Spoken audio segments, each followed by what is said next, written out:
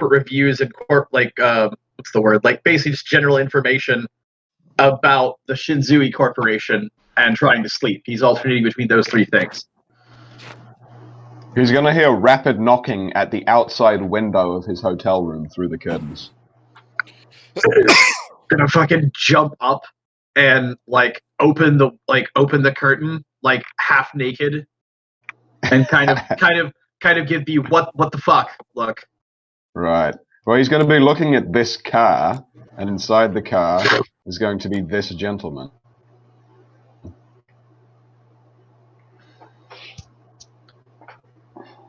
The car will be floating. I assume this is a reasonably high-up hotel room. The car will be hovering in midair. He will be leaning out of the window and rapping on the window with his knuckles. And then he sees the curtains open. He gestures for you to open the window. Well, he does, and he says, that's an occupational hazard, my dude. There's guys in suits that fucking jack people up around here for going around in flying cars. What guys in suits, mate? I don't know what you're saying. Right now, I need your help. It's like, all right, give me a second. Let me go change. All right, get your things, mate. He comes back and he says, where are we going? Look, I've got to take you to my room. You might have been there before. I got your name off a list I found in Pete's bar, mate. On a little strip of paper. So we're not going any normal place on Earth. Is that what I'm hearing? No, that's the point. The fucking men with suits can't chase us there, bro. Don't worry about it. Get in the car. Says, all right, hang on. And he goes and he's going to put on his fucking gangster outfit and then come back and get in the car. Fabulous. You're going to feel an extremely forceful bump as you almost get whiplash hitting the back of the seats as the man in the car presses the accelerator and you vanish out of real space. Mr. Conrad Kozak. Conrad is on the bridge of his ship in his robot body, tapping on a command console, firing off fucking telepathic signals, whatever. Administrating a bunch of operations. Fabulous. Well, quite suddenly, his senses are going to become aware of something around the outside of the spacecraft. Do you have a way on your bridge to be able to hone in on exactly what that thing is? Yes. With, going to be a camera that can look out there. There's multiple ships. So one of them's going to say there's that thing that we zeroed in on. Right. You're going to see a 90s brown Volvo 240 driving over the ship.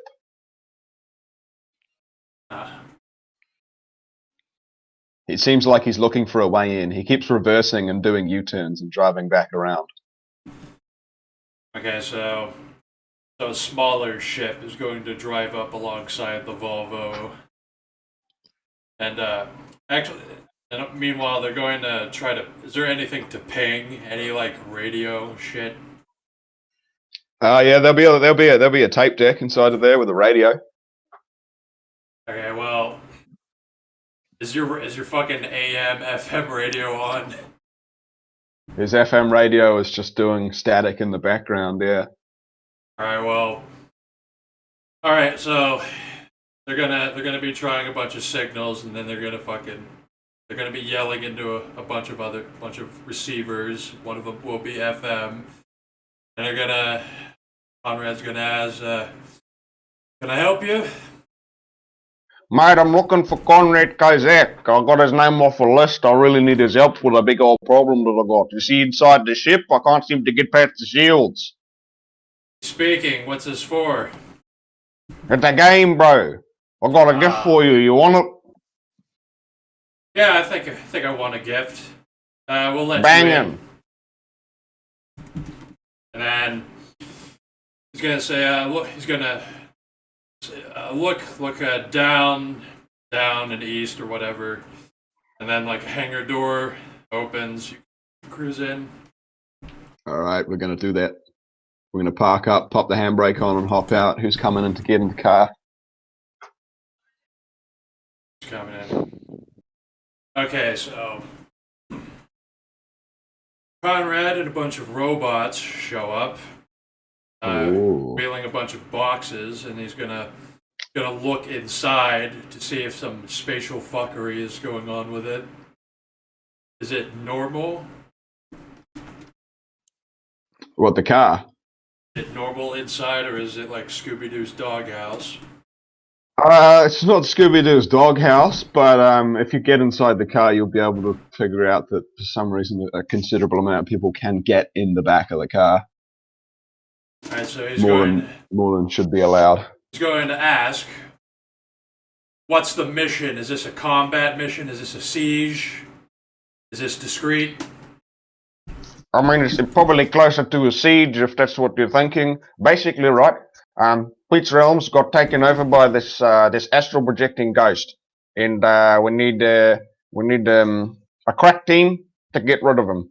He's quite a problem, and he's making a lot of evil in the land. He's manipulating the weather itself, and he's manipulating the land and all of its people, all of its culture. It's getting pretty very bad, so I came to pick up one of the crack team, and I got your name off the list, mate.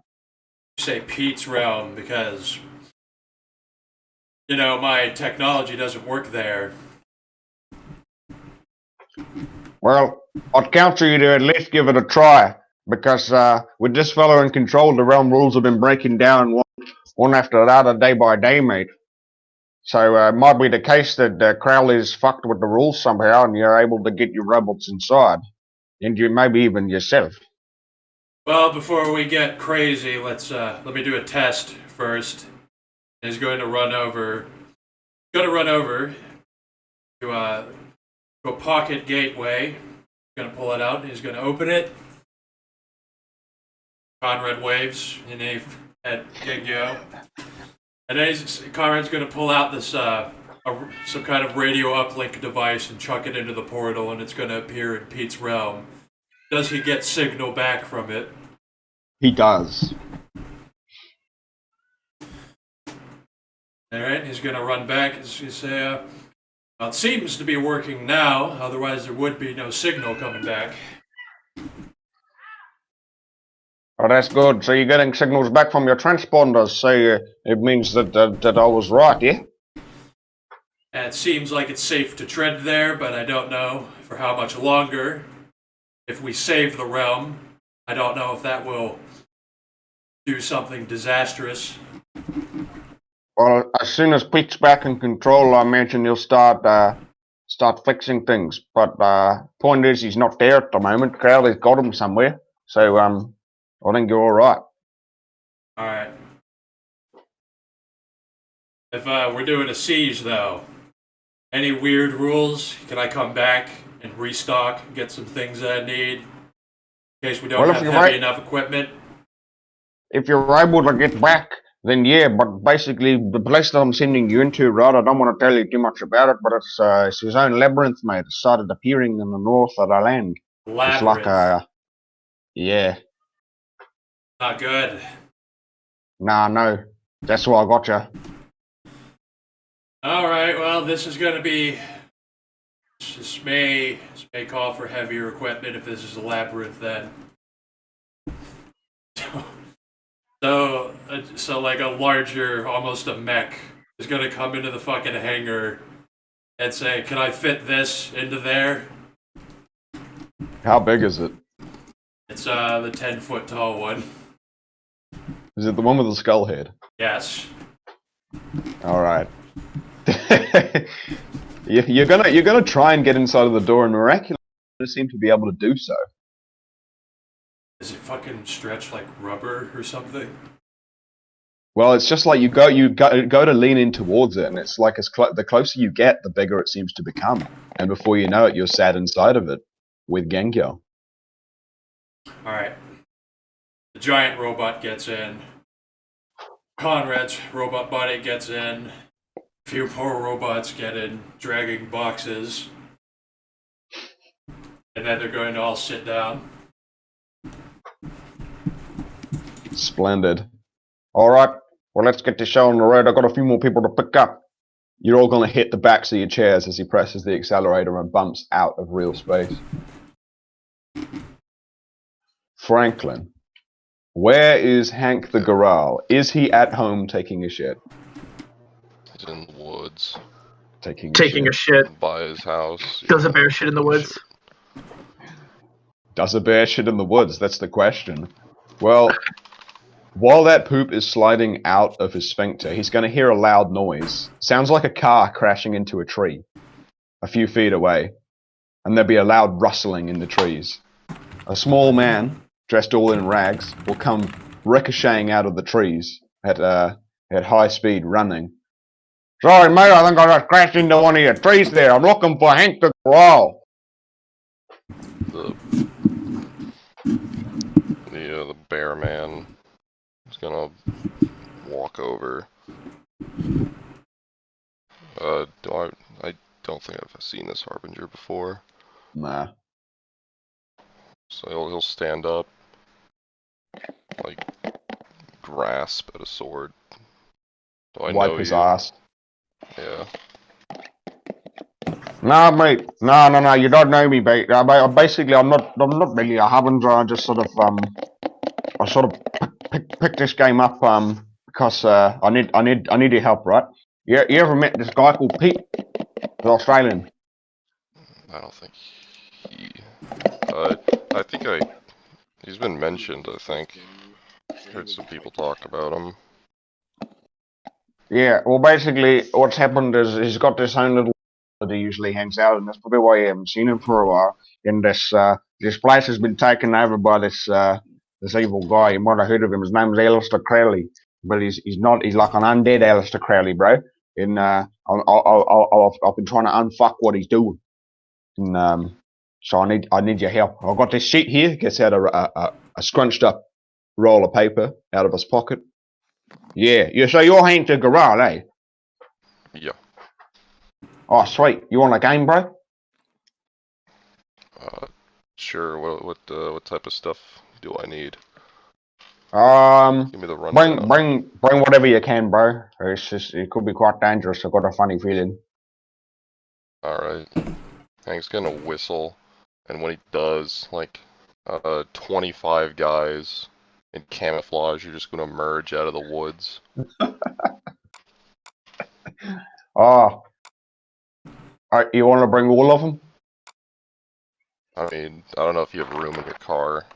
Oh no, there should be room, bro. There should be here. room. Don't worry, it's just going to be a little bit cramped. That's all. Come on. He's going to point into the trees.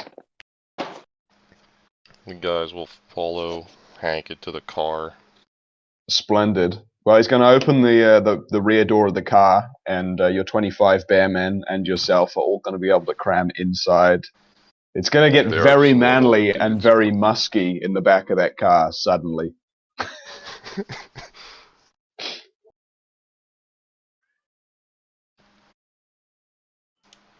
Right.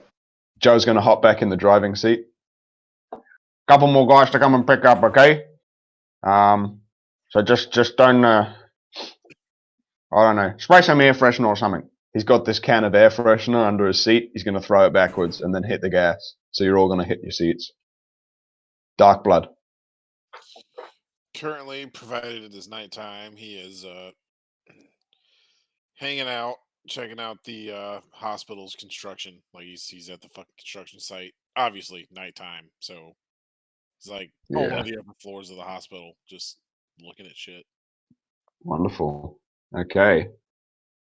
You're going to hear a loud knocking at the window of the room that you're in. Cool. There probably aren't windows here yet, but the concrete pillar's there. So he's gonna turn, and I'm assuming I'm gonna see a floating car, aren't I? Yes, you are. The window's going to wind down. Hey, mate, are you dark blood? Hey, who the fuck are you? Why's your car flat? Why am I asking questions? It's that time of the month, isn't it? Yeah, bro, I need your help, man. You ready to open the car? Fuck, where are we going? We gotta go to Pete's realm, bro. Gotta go deal with a problem. I got your name off this list, right, in this place, and I heard you're the man for the job. You wanted the crack 5.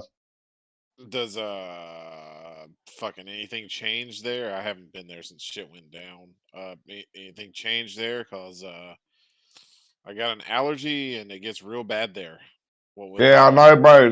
Don't worry, mate. The sun's been masked for weeks. Like, maybe it might be the case that you'll have to leave again when the sun's not masked, but, like, at the moment, you'll be sweet ass to go inside. You know, there was a time that I would have shoved a. He's saying this as he's walking towards the door. There was a time I would have just shoved a fucking brick of C4 into your trunk for that. Whatever. And he's gonna open the door and just get in without really even looking. He's just gonna assume that there's somewhere to sit, and then be a bit surprised, probably. It's a seriously slim little area to sit in right now, and the car just stinks of fucking hair. Hey, can you swing by Brand Castle? Because I got like 50 more guys we could bring. You barely finish your sentence as you feel a bang. Your head hits the back of the seat, and suddenly you're in the courtyard of Brand Castle in real space. There you go, bro. Pick up what you need. Oh, fuck, I wasn't being serious. He says as he gets out of the car, runs in the castle, comes back out with the bag. Is he going to bring his fucking retinue? No, actually, that's fucking stupid. He's just going to get back in with a bag. No, I'm not bringing those. Fuck that. Fuck that. He looks over at Hank, looks at your guys. Yeah, no, fuck that. They'd get nothing done. Nothing. Gengyo comments like, "What? Do all of you have armies now? Jesus." I've actually had one since like game 4. I just never used them. I've been working on mine for quite some time. You need an army to protect the Earth. Yes, you do. He smiles and nods at each of you and says, "But we are the army." I mean, I usually use mine for, housekeeping because I can't exactly cut the grass. While you're looking and talking to each other in the back of the car, you're gonna glance forwards if you do, and you're gonna see Joe consulting this scrunch list that he's got in his pocket and shaking his head. Fuck, any of you guys know about a Gregory astral projecting ghost that is trapped in the future? No. As he reads off the list. Who's that? Gengyo says, "Yeah, he's one of my oldest friends. I'm also pretty sure he doesn't exist." Yeah, I think is he imaginary? I'm confused about that guy. Well, that's my problem. You see, I'm looking and I'm not seeing. You know, I've opened my third eye to him, but I can't fucking find him. Everybody Where who's are you? been What on are a you game doing? with him, you may roll. And I'm gonna tell you what you're gonna fucking roll to try to Come remember on. his existence. Remember, fucking boys. What's remember. the roll? Nobody makes the roll. I don't get to go. I was coming right out saying I don't know who that is. Because I know you have that fucking gift active. Okay, does anybody have Auspex, first of all? No. Jeff does. I have to roll. I have to roll manipulation stealth. I have been on a game with Dark Blood, I think. Yes, you have. He does have all specs, though. It is nowhere near fucking 10. That doesn't matter. What is your Auspex? 1. Your Auspex is 1. Oh, okay, wonderful. I need to roll manipulation stealth. Difficulty 8, and I fucking statted him out for manipulation stealth last game. Yes. How fucking stupid can you get?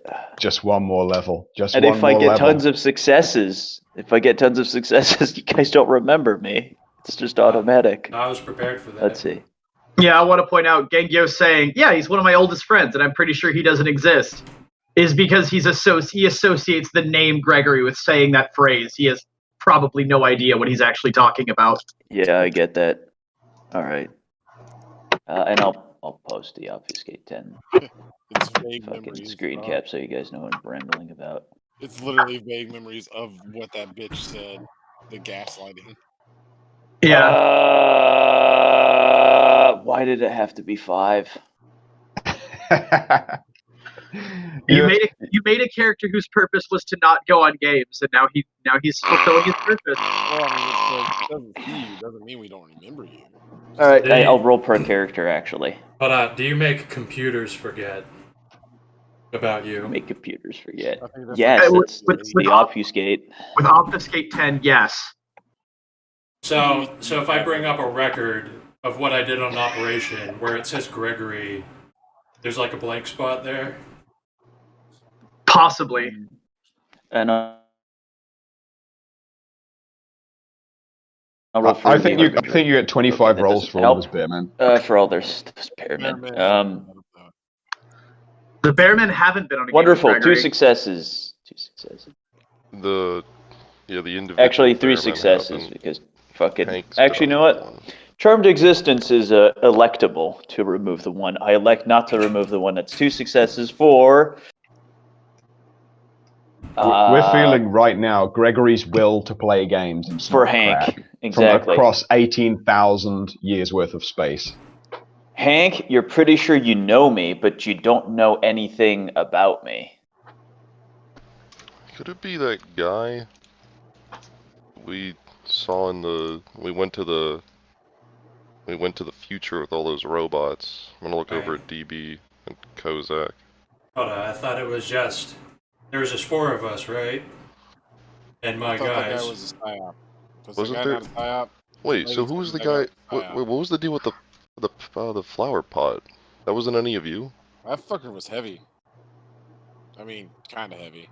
Joe's head's gonna whip around in the front. How many years in the future, bro? What was it, 18,000, right? Something? That's where I left that fucking flower pot. Genghis says, I have no idea who you're talking about. The last game I remember is when we went to Pluto, and it was just the 3 of us, wasn't it? Oh wait, fuck, we did. Oh yeah, about that. You guys should watch where you drive your ships.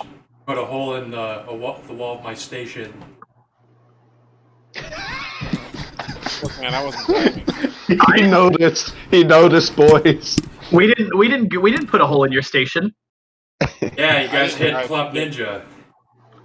Oh, No, that was Russians. No, that was the fucking Ruskies, man.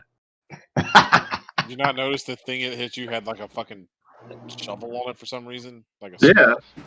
No, dude, As we any were driving. consolation, I killed the Ruskies. I also killed the Ruskies.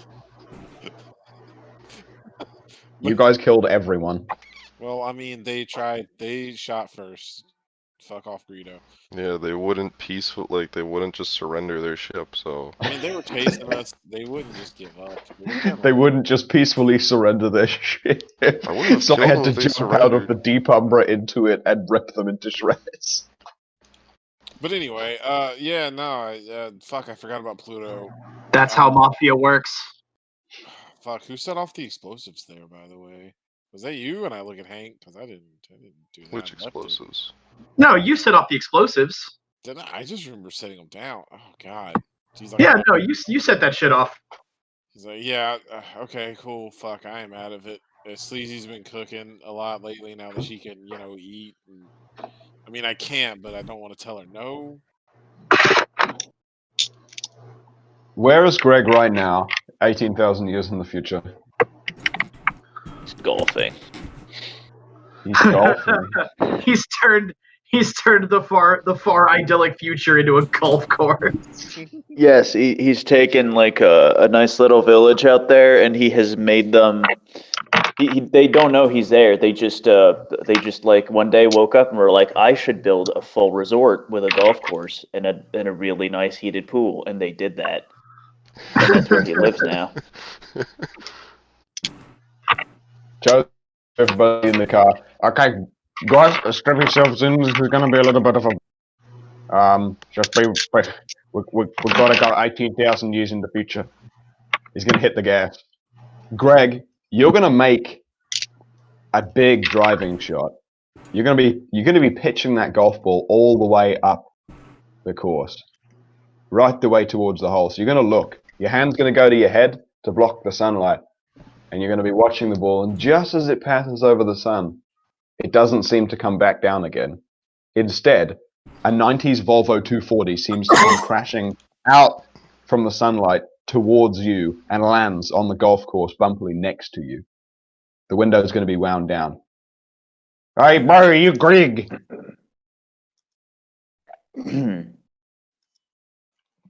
How the fuck did you get here? That's not the point, man. Do you want a gift or not? I drove, cunt.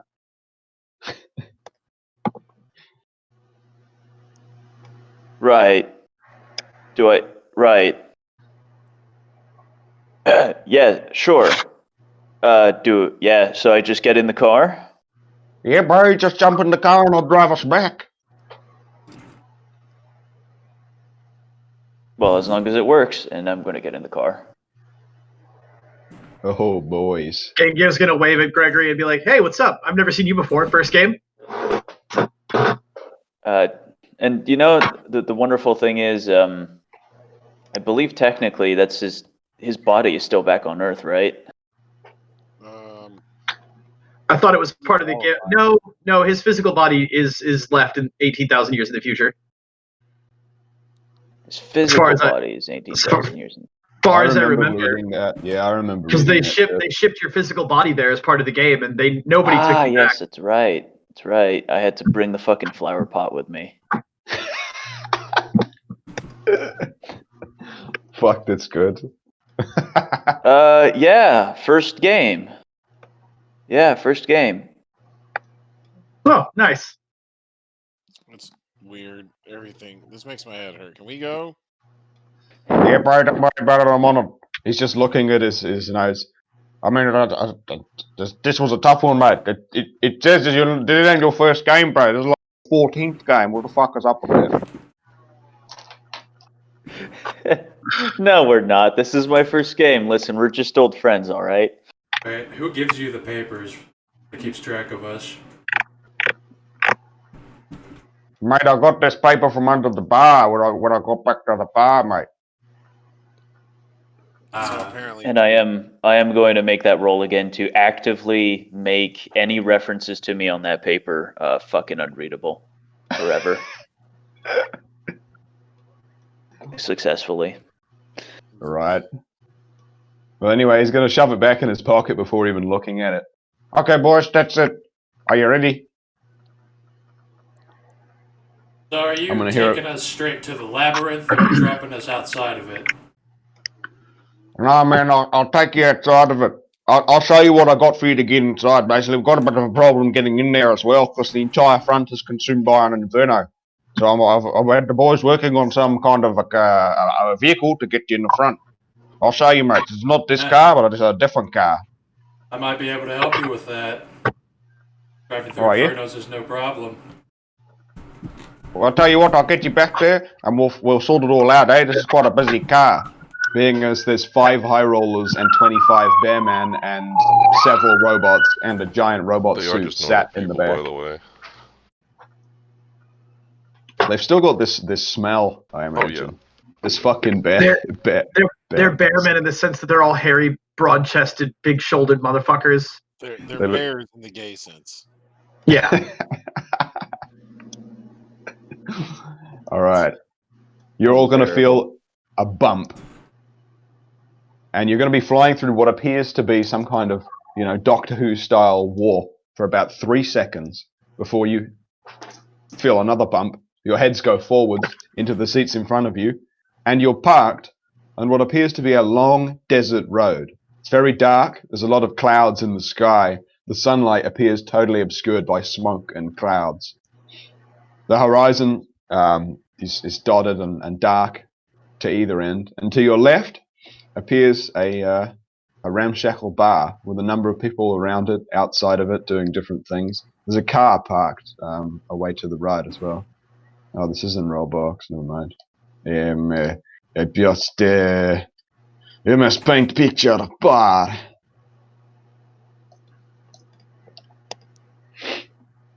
Shit. Okay. And Joe's going to hop out the car and hurry inside of the bar. I'm going to go and get a glass of water so you guys can hop out the car and communicate as you will. I'll be a minute. Joe's going to hop out, pop a cigarette, and be like, come to think of it, I haven't seen Pete since the Pluto shit. I hope he's all right. Yeah, I was kind of worried about that too. I'm saying as I tentatively get out, like sticking a hand out, see if it starts smoking. If not, then I'll fucking just get out. Gengyo's gonna turn to Conrad and fucking Gregory and be like, wherever Gregory is representing any part of himself. And he's gonna be like, yeah, hey, so by the way, you guys missed it. Last game, we totally broke the speed record between Earth and Pluto. Oh, I'm aware. And he's gonna like fist bump Darkblood and Hank. Yeah. Also, You know- Elon Musk is a cool guy. Just saying. Funny thing Hank about will those turn to- Ruskies you mentioned, I was looking at Hank's ship he brought back. Had a Yeah. lot of I took Cyrillic. it from the Ruskies. Hey, whoa, Hanks. I mean, I helped. Come on, man. Not that I Listen, need I'm it, not. but, you know. Listen, those stations get dinged up all the time. I'm not too worried about it. Just don't make a habit of it. Gigio says, I learned, Conrad, by the way, that I'm actually a pretty amazing spaceship pilot. Is I that had right? teleport thing, but with missiles this time. It's pretty cool. Wouldn't have expected that. He says, yeah, well, I mean, as long as I can communicate with the commie of the ship, right? I mean, I can make it do some crazy shit. Oh, that might come in handy. Like, what kind of crazy shit? Mostly just make it go stupid fast. Stupid fast. Yeah, like however fast it normally goes, I can make it go faster. It was that- the second fastest I'd ever passed Uranus. So that's Wink. how you guys were moving that fast. That is pretty fast. Yeah, no, it's great. Just formed a bond with the commie, and then relieved us of our karmic burdens, so that we could go faster. You're explaining kami physics to Conrad. Yeah, exactly. So, Well, GM, That's do have Kami to- with a C. you have to dump the pollution somewhere to make the machine move, I suppose. Yeah, you got to dump pollutions. You got to dump, carbon. Like, you got to dump what chlorofluorocarbons and shit like that. You also got to dump guilt and regret and fear, right? Anything that would burden you, really. quick question, GM. When Darkblood stuck his hand out in the sunlight or in the outside of the car, did it start burning him? Did he start taking damage or no? No, he didn't start taking damage. Okay, cool. Then nothing changes. He's going to So, be able to help out the car and do his thing. Like, if I don't know what the hell we're gonna do about Shinzui, Conrad. I've been looking into them, but it's gonna be a tough nut to crack. But also consider if you need someone to break the cannonball run, whatever the space equivalent of the cannonball run is. I'm your boy. We can do that as repayment for you finding that reporter for me. I'll keep that in mind, but if your powerful connections work out, it shouldn't be that hard because I do have history with them. It's just they're pretty reclusive. Yeah, I'm working on that. They're. He says like, okay, so there's reclusive, and then there's Japanese corporation reclusive, and then he puts his hand like way out to the side, and then there's Shinzui, and I'm trying to figure out why that is. Well, they're not too adverse to letting foreigners work on their projects. They just very compartmentalize it. Yeah, it's weird as shit. Like what really fucked me up is that what really fucked me up is that most of my contacts in the Yakuza have somebody on somebody sniffing around the base of any given large business, and yeah, they don't have any of those guys on Shinzui. Like not even close. That's what's really fucking weird. Well, they run a tight ship. It was very impressive when I was there. They run an airtight ship. Very sterile, one might say.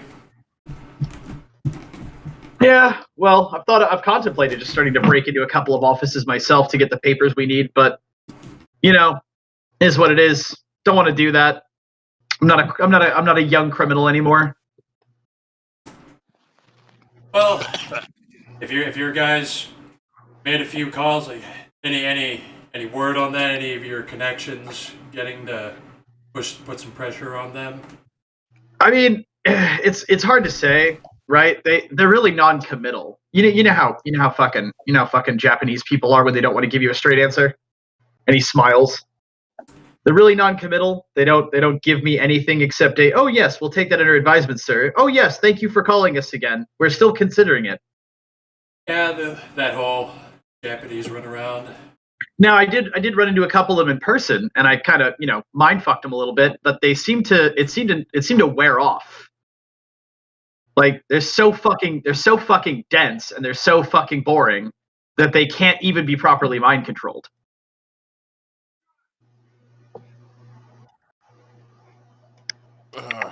Good, Well, interesting information. this is a neat thread on finance. We should figure out what we're doing here. Yeah, it's That's not the- really. It's not really finance. I'm trying to get revenge for somebody that I'm trying to get revenge for a friend of mine that got murdered. Yeah, no, I'm down with that. I just hold on a sec. He's gonna walk around the back of the car, and you're gonna fucking hear Dark Blood throwing up. Like fucking spaghetti. Why? So, Bishop, tell me about. You said that there was dark, like the horizon is darkened, like there's trouble in the distance. Yeah, if you look into the north up the highway, the way the car is parked, you're going to see brewing clouds, and the horizon is masked. It just seems to disappear in darkness. Okay, so, but where we are, it's like clear sky and sunny. It's not clear sky. It's not sunny. It's definitely it's like overcast but thicker. The cloud is just a thick layer of smoke and smog. It's like L.A. smog in the 70s. They're after Alright. like a hurricane or a volcano. That's the word. Well, this place looks a lot darker than I remember the last time I was allowed to come in here. Yeah, I really hope Pete's okay. Yeah, me too. Oh boy. As you're saying this, Joe comes hurrying back over. Okay, boys, it's all ready. Come and have a look. And he's going to gesture for you to follow him around the back of the bar. Alright. I will do so. Lads, we're gonna follow Yes. Hank around. Yeah, I'm gonna go in the thing. All right. Well, you guys are going to see all of these individuals who I posted stood around expectantly waiting for you guys to come and look at it. This vehicle parked out the back of Pete's bar.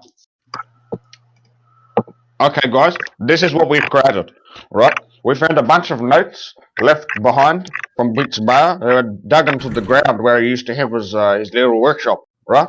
And it showed us how to build this heat-proof car. Because what deal is, right? Is there's this inferno, okay? It's guarding the entrance to Crowley's labyrinth, and none of us have, well, from what I can gather, none of us will be able to get through. So we built this car, and it should be able to propel you straight through the inferno into the front of the labyrinth. Gengyo raises his hand and says, "Did you just say Crowley?" Yeah, bro, Alistair Crowley. Fuck that guy. Yeah, fuck that guy. Is he behind all this? Yeah, man. By his bones. I should have mentioned that before. So Alistair Crowley, I'm glad that you've all met him before. Well, some of you have at least met him before. He's what happened was we tried to catch him inside of this ghostly car, and he escaped. And he's been mind controlling everybody and manipulating this entire place to his own will. And he's also, it seems like he's somehow constructed a labyrinth from the more. From the reports that we're hearing. Gengyo's gonna turn to Hank and be like, Crowley's that worm, that thing you call worm shit that we encountered on Pluto. Oh yeah, He's an the asshole, robe big guy. ass. I remember. And then he's gonna turn to Conrad and Gregory and be like, for those of you who haven't met him, he's from hell and he worships the devil, essentially. I've heard of him. And not the cool devil, not the one that I'm palling around with. No, he's If you some say so. fucking Eldritch That's what they god. all say. Shit. Eldritch. Yeah. So, No, I mean like when you say Eldritch, what do you mean by that? York's fucking. I can't. Out of character, I don't remember his fucking name. Yog-Sothoth. Yog-Sothoth, yeah, that fucker. Yog-Sothoth. The bird fucked sleazy. And... Gengyo says, picture a mushroom. And now picture like an acne-covered teenager's face. Now picture the two of them had a baby, and the baby was raised by a really ugly woman. And now imagine that thing's about as tall as, I don't know, 3 or 4 Empire State Buildings stacked on top of each other, and that's what he worships.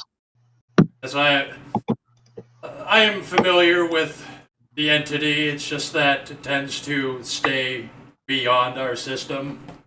Yeah, well, So- he kicks the car and says, brought his agents back, I guess. So this realm has a big problem then, because there's some pretty big entities, and I I don't know if you people are familiar with the term, but an actual Nefandus seeking to take over this location. He says, yeah, somebody called me that one time. That guy was retarded. I mean, Well, I mean, I don't know if you're. I guess you're not familiar with the term. But maybe it's for the best. He shrugs. Says, yeah, whatever. Doesn't matter. What I know is that he's an unenlightened loser, and even worse, he's boring. So we should go take care of him. Well, lucky for Pete's realm is that this is where we refer to as the near Umbra, and we cannot allow such a entropic cesspit to exist so close to Earth. Glad you agree, says Joe. Gengyo looks at Hank and says, he said Umbra. Do you know what the fuck he's talking about? So it's like the subspace. Latin, it's the shadow of Earth. Yeah, no, I mean, realm. you've mentioned the Umbra. You talked about it. I mean, all the other shit he said. Entropic entity, blah blah blah. Basically, this is a section. This is a section of subspace that is right on top of Earth, and it is not good if it has a lot of bad stuff in it, polluting it and polluting the surrounding Earth and realms. Yeah, that makes sense. Let's go. Right. He's polluting the spirit world. Let's go fuck him up. Let's go kick him square in his fucking fake ass Satanist nuts, I'm saying, as I get in the fucking passenger seat. And then he says, actually, I've never punched a spirit, and I don't know if I can. Shit, I really should do that Giovanni bullshit I learned. Well, as Gengyo moves towards the car, if he's making a move towards the car, the Sasquatch is going to move forwards towards Gengyo. He's going to lean in very, very closely. I'm going to slap a photo right there. Gengyo about to leave. Oh, mate. One more thing. Before you go. Here. He's going to pass Gengyo what looks like a little joint. I'm going to fucking yell at Gengyo from next to the car. Don't fucking smoke that. You'll end up in werewolf hell. Gengyo takes it and says, is this going to take me back to the fucking primordial realm or wherever the fuck I was stuck for a month? Alright. Nah, mate. But take it with you anyway. If there ever be a time along your journey where you find yourself lost, smoke this, mate. You'll be found. He nods. Says, alright, that makes sense. And he just sticks it behind his ear. Oh, also, remember this. Once you open that door and you go through it, you can never go back. He's so close you can smell him. And then he retracts. Fuck that. Good luck, mates. Gengyo bows and says, it's okay, I never go back. Now Conrad's going to examine the vehicle and he's going to ask, so what do you mean this is it? Is this some sort of wacky vehicle that drives through fire? I mean, you've met Pete, right? Yes, that's why I ask. Yeah, I'm pretty sure it's exactly that, and probably a bit more. I'm in the passenger seat, just like, yo, the shifter knob's like I swear to God, there's just a piece of bamboo. And like a crab. Tell me. The tinfoil hat dude with the great big hat is going to look in towards you. He's going to say, yes, we've actually engineered this so that it should be entirely fire resistant. It's entirely untested, of course, at the same time. But we are fully confident that it should be able to withstand the flames at the front of Crowley's Labyrinth. All you got to do is point it up the highway and hit the gas. And it should take you straight on the beeline towards the entrance for the labyrinth. You should see it. You got a knife? I'm asking the guy with the tinfoil hat. Is this the dude with the plaid shirt? Yes. Okay, yeah, I'm asking him. Do you got a knife? Might have one inside. Why?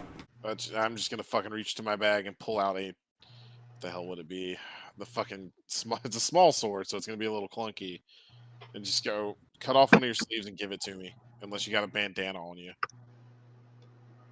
What do you want my sleeve for, bro? I need a blindfold. Oh, you don't like driving, eh? I'm in the passenger. Oh fuck! Wait, is the steering wheel on the right side or left side of this car? You're in the passenger seat. Just I need a blindfold. Goddamn it! Just give me a blindfold. Vampires have a weakness to fire.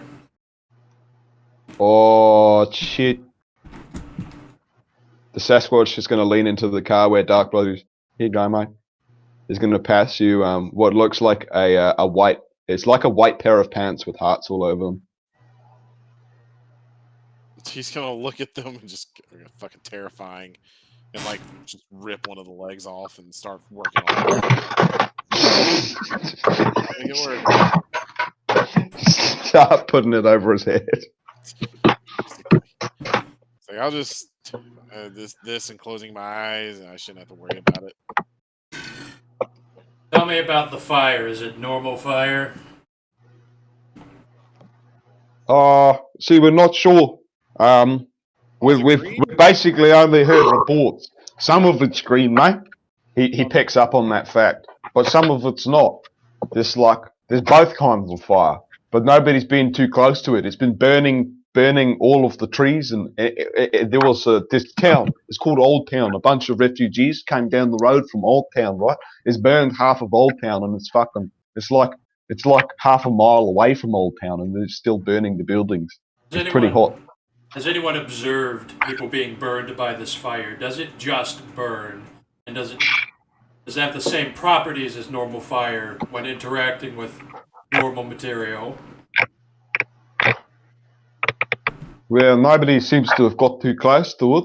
Well, none of us. Maybe I'll go inside and ask if any of the people who were holed up in there have been there close to the fire.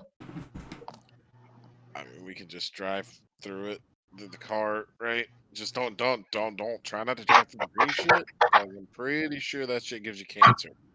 You made sure you got it pretty good one time. By which I mean, he used to hang out and it's fucking weird.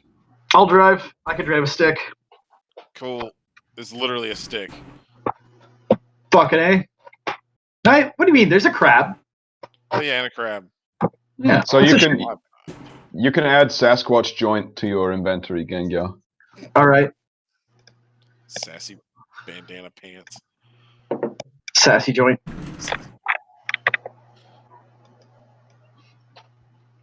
Well, you guys are going to be able to pile on the car if that's what you want to do. Well, drive it out onto the highway, and Conrad is not going to get in. He's going to pull out something, set it in the back seat, like a radio contraption. Going to say, just not that I don't have faith in this, but it helps to test. And if you guys are willing to test, I need to see what's going to happen when anything attempts to pass this fire. Gengo shrugs. Says, all right, man. Just be advised that we might not be able to come back out and get your ass. Well, I just want to see if your people still exist to an extent when you get through there, and then I'll come in after you if it looks safe. He says, look, man, there's exactly one person in all of the multiverses that I would trust to get me through this fire in a beat up jalopy like this, and it's Pete. I am absolutely confident we will make it. Blindfolded Dark Blood fucking just nods in agreement. His pant leg tied around his eyes.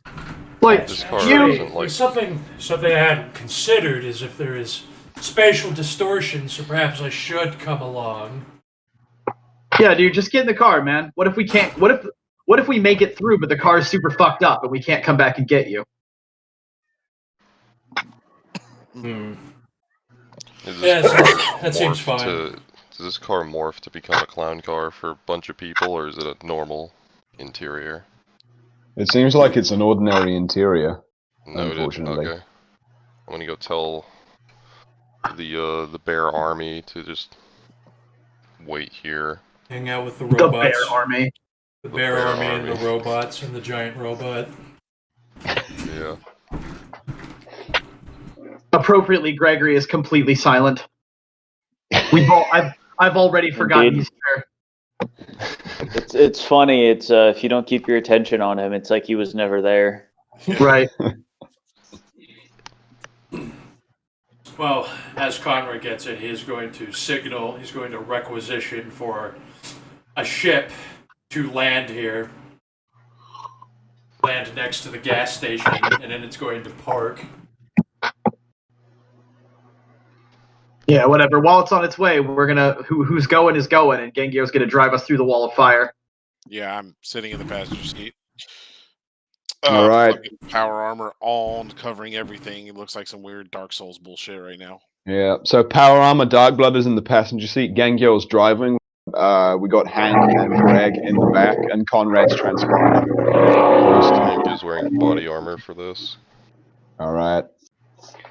Well, just in case. Gangyo's going to press the gas, and almost immediately, you're all going to be moving at about 200 or 300 miles an hour down the road.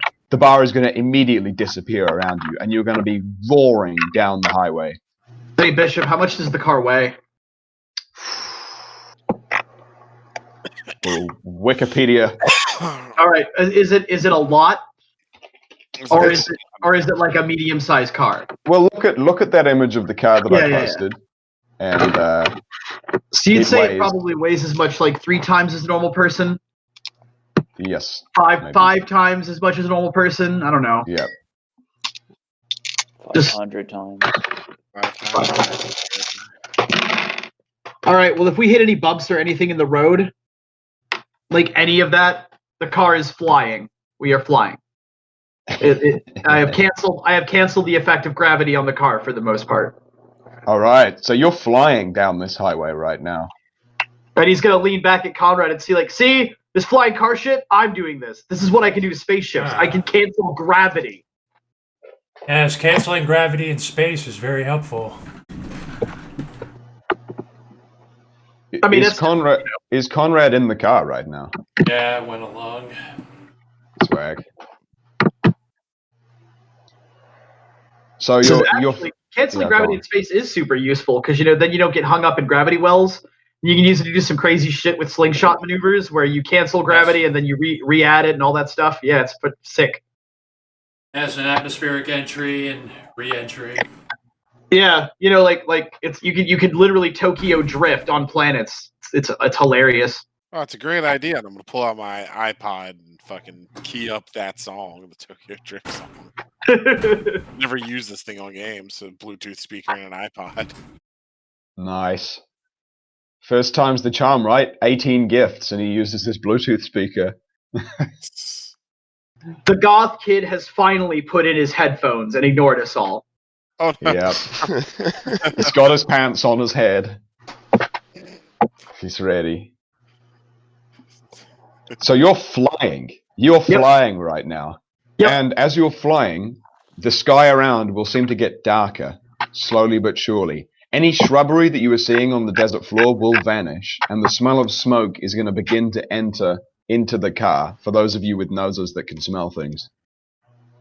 After you crest the next sort of sloping hill, you're going to see a wall of fire, a literal wall of burning fire, green and red, stretching right the way from end to end on the horizon.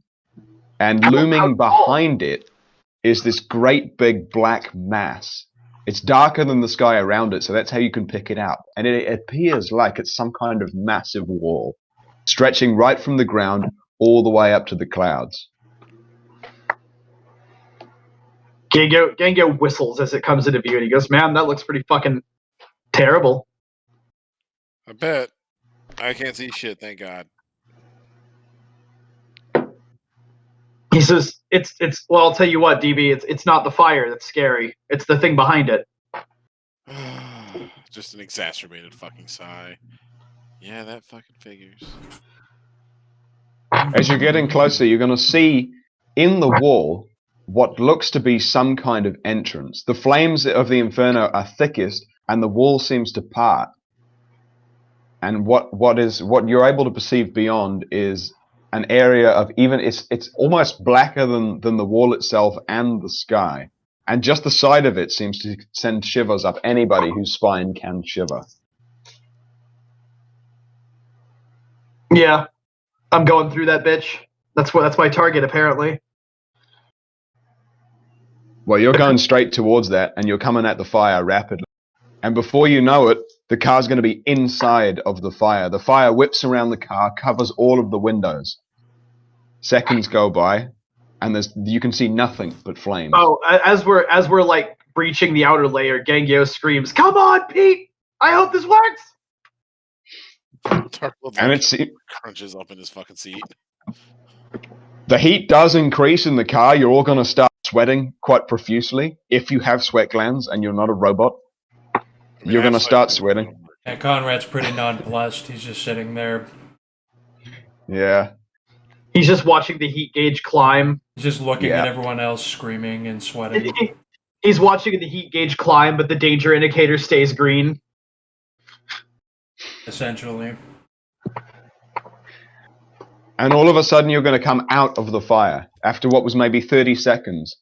And suddenly, straight out of the fire, what was before you is this great yawning darkness. You're between two massive sections of wall that go right from the ground all the way up to the sky, as far as you can see upwards. But you won't be able to see upwards because you're in a car. What you're looking at is just the yawning darkness beyond and the space to move between them. Gengyo is stomping the gas, so it probably isn't. That doesn't mean anything. All right, you're going to keep going. I'm going to remove my blindfold, feeling the temperature drop. We're through? We made it? Through the fire? Yes. I'm asking that like tentatively. Oh, Looks thank like fuck. it. Good. Okay, cool. Gengyo looks at you while yelling and then looks back out the windshield. All right. So you're flying into what seems it's so dark you can't see the path in front of you, and it's dark all the way around you, 360 degrees. It's like you're just driving. It almost doesn't even feel like you're driving anymore because you can't see any point of focus at all. But you're still moving, and you can tell that by the way that you feel inside of the car. You can feel the bumps and the jolts and the G-force changing. Slowly but surely, you're going to see a spot on the horizon. Tiny little greenish point of light. And gradually that's going to be getting bigger and bigger as you move towards it. Gengyo says, "Doesn't that remind you guys of flying toward Pluto?" A little bit. Not as many dead Russians, though. Yeah. Suddenly there's a bang out of the car. The heat gauge goes all the way to maximum. The car slumps slightly. You're able to maintain course, but as you get within maybe 500 or 600 meters of this light, you're able to perceive that it is a doorway, and there is something beyond it. The car rolls to a halt. Smoke pours out of the engine. Gengyo's gonna open the door, leave it open for like a second and a half, and close it. Does all the air get sucked out of the car? No, it does not. He's gonna open the door and then he's gonna stick his foot out and try to kick the ground. Is there solid mass there? There appears to be solid mass there. It feels like hard stone. Gengyo's gonna put his weight on it. Does he fall through? He does not. And he says, "All right, guys. Yep, there's a sidewalk here. I guess we're walking." Yep, sounds good. And I'm gonna get out of the car. How close are we to this door? Well, 500-600 meters. Okay, that's still a decent hike. I'm gonna turn on my gleam of red eyes, so my eyes are gonna start glowing red, and I see in the dark now. That's what that is. All right. Good luck seeing anything at all inside of this space, except for that point of light. Oh, okay. So I still can't see like my hand in front of my face, essentially. Well, you'll be able to see your own body, and you're going to be able to see the bodies of those around you. But outside of that is going to be masked to you. Gengyo's gonna request. Anybody got a stick or something we can use as a stick? I'll actually reach into What my bag and for? pull out a sword cane that I haven't used since game Well, one. if we're walking up there, right? We get like 500 yards, right? What if there's a hole in the ground that we can't see, right? Just kind of want to have the put a stick out there. Yeah, that's a good idea. I mean, I can fucking fly, so it's no big deal for me. But Yeah, okay. sticks. I'm standing there with this gaudy ass fucking sword cane. I'm like, all right, I guess I got a stick. I'm gonna use that sword cane like a blind cane in front of us and just fucking sweep left and right across the path as we walk towards the door. Yep. All right. So the blind man goth kid is going to lead the path towards the light. Gengyo does crack a joke about the blind leading the blind. He says to the guy with glowing eyes right now. Right, Gengo's on point today. He's got him coming out of every angle. He's ready. Yep. He's had a lot of time to meditate on life, the universe, and everything, and what everything means to him. He's motivated. Existentially. And he's come to the conclusion that after all that existential thinking, he needs to murder Crowley. No.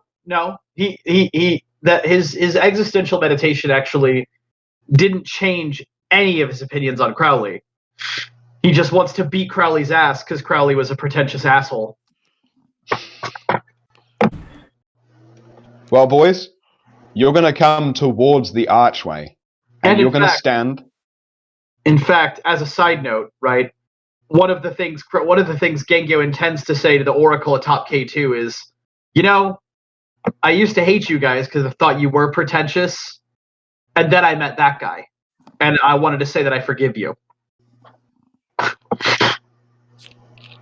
You're going to be looking into the space beyond the archway, all stood at the very edge. In front of you is a stone courtyard.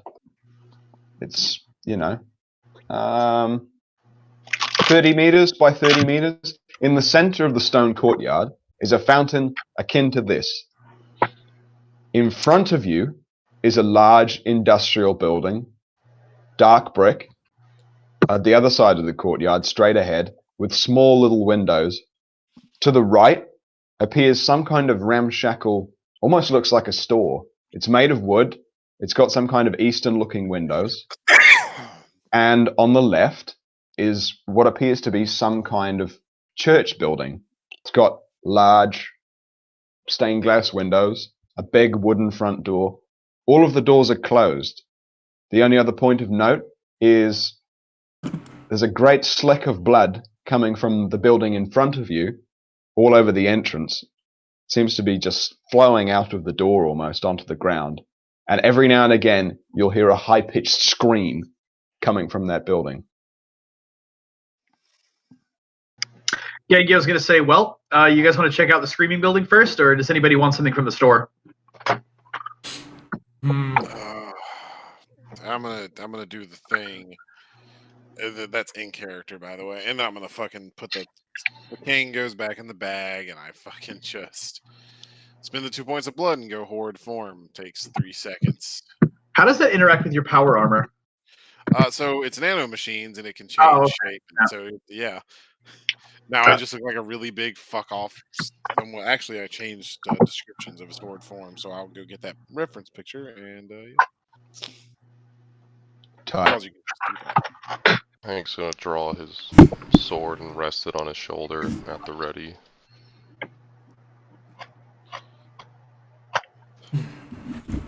Gengyo like sees, everybody going all like war mode, and he says, it's the one problem being a martial artist, right? You don't actually have a weapon to dramatically pull out. Well, I mean, when you are the weapon, it's a good and bad thing, I feel like I should just pose, but that doesn't really work if you're not already in a fight, Appropriately very furry art. Wow, you should be ashamed of yourself. I should be. Very furry. I tried to find like actually cool looking shit of this SCP, but it turned into porn in about 2 seconds. So it's all porn all the time. Thank you for saving us that, at least. Humans can fetishize anything, right? Humans will fuck anything. Alright, so Conrad wants to talk to his the navigation computer on his one ship that landed in this dimension. I assume I can because umbral communications. Well, so Conrad's going to be checking with the ship to to see where exactly he is. Is that what he's doing? Well, first I'm seeing if I can see if it landed, and then I'm going to try to tell it. I'm going to try to beam to it my fucking location, and I will help the navigation computer get here. All right.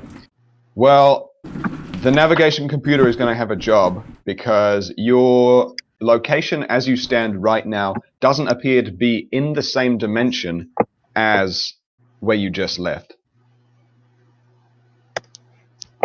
Expected as much. It's one of those where it's like you could beam your location to Google Earth, but you're so fucking far from Earth that it still takes like several minutes to even update and get a signal. Like, I mean, we could talk about how subspace works, like how you can step sideways, find a shortcut, and end up in Andromeda. I'll ask the question. So, will this pinpoint a dimensional location for Conrad if it exists somewhere that he's mapped? Yeah, I mean, I'm not a dimensional scientist. I don't know how it really works, but it does help to have an actual beacon, and then like him and the computer working out their cosmology to get there. Yep. Well, you've got how many dots in cosmology? 5 and intelligence 6. All right, I'm going to hit you with the question. Has Conrad ever been to Malphaeus? So, I'm going to have to say it's an inevitability that he has.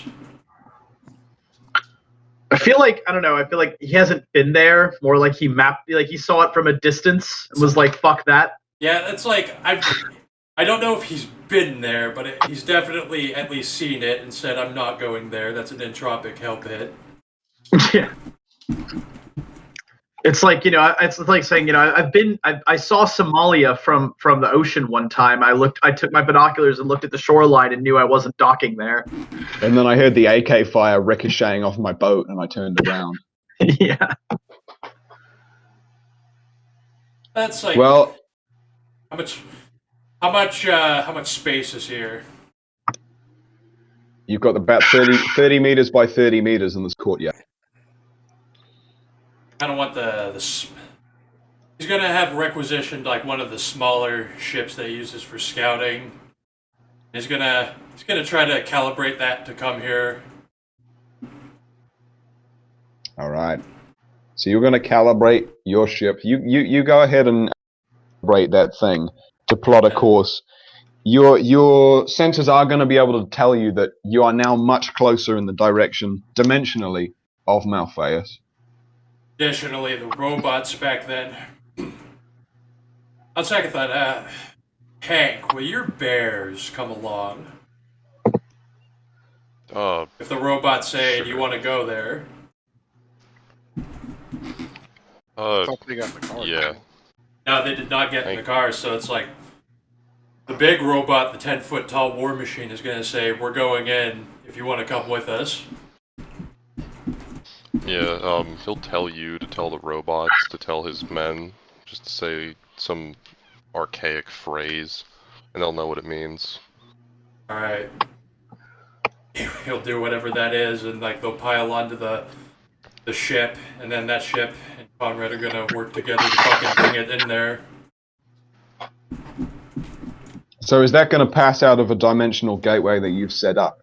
Or is that going to go through Humble space to get there? Yeah, it's gonna jump. Well, you're gonna have a fucking job getting here.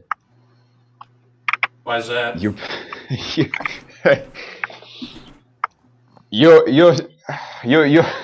ship's computers are going to pinpoint Conrad's robot location in this courtyard as a section of the central duchy of Malphaeus. Wait.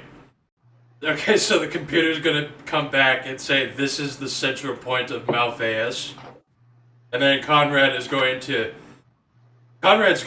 If anyone looks at him, his eyes are gonna go wide, and he's gonna fucking like shudder for a second in horror. Everything good? Everything good, Robot Man? Why did you robots with the ability to shudder in fear? It's human consciousness in a robot. Yeah, but you still gotta like lay out the nerve. This is in character, by the way. Feel free to ignore Darkblood's under his breath mumbling. Just Genghis, are you good, man? I don't know. We are in a very bad location. If it wasn't already obvious, and I'm trying to requisition for reinforcements. He's gonna say that. I'm gonna activate sense pattern breaker. What's the difficulty?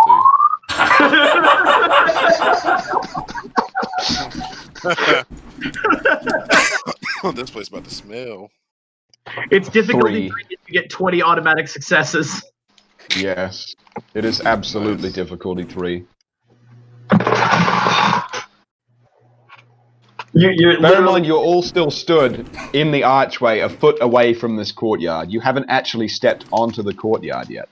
Gengyo's gonna be like, well, if you're calling for reinforcements, I'm gonna go get something from the shop, and he's gonna walk through the archway. Yeah, and He's gonna take a big deep breath through his nose, and then his eyes are gonna water, and he's just gonna like start hacking.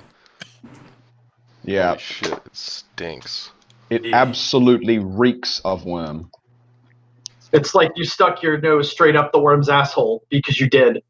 Yeah. It's like being on a planet of rotting corpses and shit. Right. So everybody who's just stepped forwards into the courtyard, open this, put 1 dot of this on your character sheet. As well as that, put 1 dot of taint on your character sheet.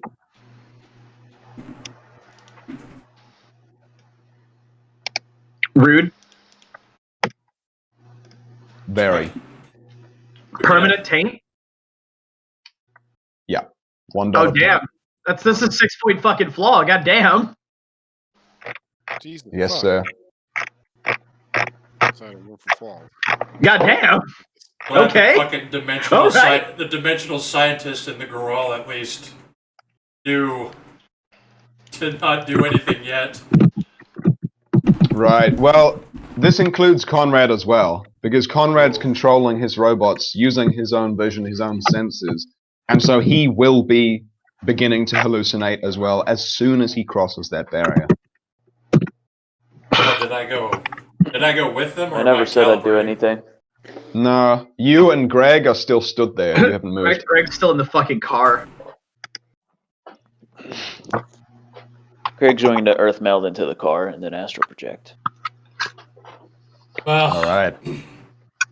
If I'm going to wait, Greg took his body. Yeah, he's gonna leave it in the car though. You can't. You can't earth meld into a fucking car. He Greg's won't earth leaving. meld. He'll just kind of like, he'll be in the cushions. All right. Well, Greg's going to gain both of these floors as well. He's going to gain 1 permanent taint and 1 point of hallucination. Gengyo's, upon gaining the taint, Gengyo's nose is going to wrinkle. And he's going to be like, oh, damn it.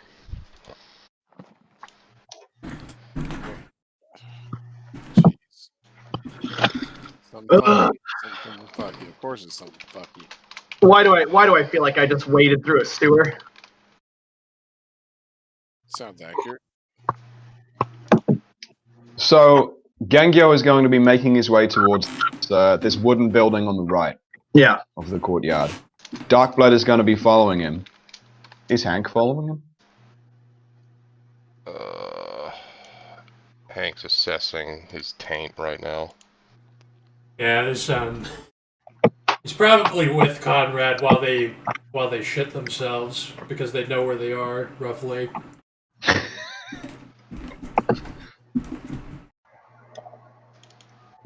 All right. So you guys are still going to stay there, and you're not going to follow these two into the building on the right.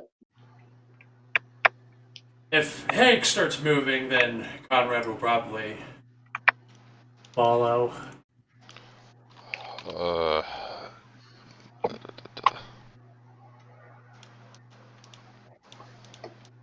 And, you know, obviously, getting paranoid, seeing movement in his peripherals.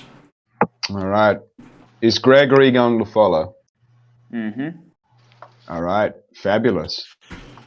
In which case, you're all going to enter one after the other into what appears to be a small store.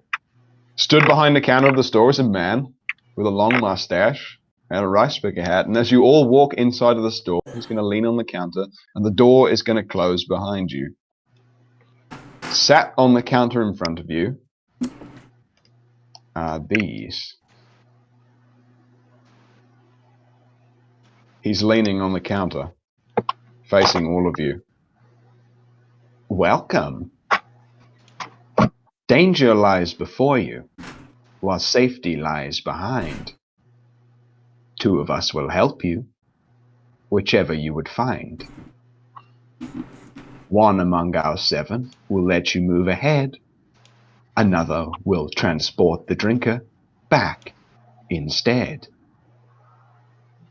2 among our number hold only red wine. 3 of us are killers, waiting hidden in line. Choose, unless you wish to stay here forevermore. To help you in your choice, I will give you these clues 4. First, however slyly the poison tries to hide, you will always find some on red wine's left side.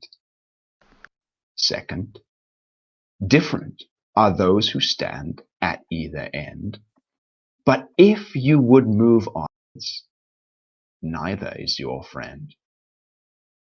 Third, as you see clearly, all are different size. Neither dwarf nor giant holds death in their insides.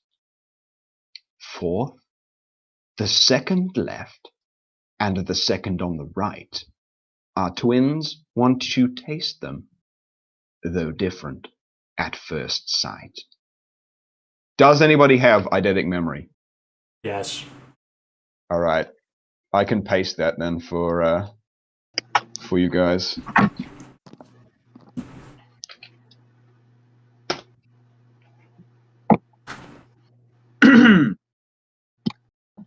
Gengyo sniffs. He smells nothing but worm and filth. And Gengyo holds up a hand and says, and we only get to pick one, right? Correct. There should be enough in each bottle for all. But if I just walk up and grab one, then they can't pick one? Well, walk up and grab one and see how many of you are able to continue. He smiles. Sharing is caring, my good sir. Gengyo smiles and says, fair enough.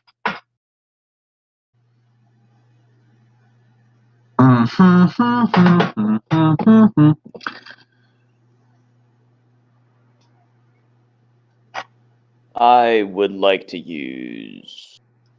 Actually, no. I'll take it back. It's not going to work. Hang on, I think this is actually pretty easy to solve. I just can't fucking focus out of character.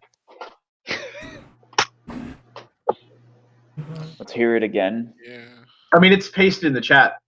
Oh yeah, my bad. Yeah. Conrad has eidetic memory and will therefore be able to recite it for you. Yeah. Convenient, thank you. Okay, so neither the big black bottle nor the small blue bottle are poison, right? Now, there's always poison on red wine's left side. Red wine's left side, so I don't know if that means our left looking at it or the left, like, basically opposite, like mirror, I would right? think it's our left looking at it. Yeah, actually it would have to be because the bottle is round. It doesn't have like a sense of direction. So that means that's not poisonous. We know But then he said something. The second bottle from the left is safe because it's the twin of the second bottle from the right. the red and black, I think, are wine. Yeah, I think that's probably legit. The giant one said can't harm you, so the giant one's probably wine. Mm-hmm. And then, yeah, because it said the second left and second right are they taste the same, but they're different. And since the black one's the giant one, it won't harm you. Yeah. Maybe blue. I'm thinking it's. No, wait a second. Yeah. It's one of the middle ones, I think. It's one of those 3 in the middle.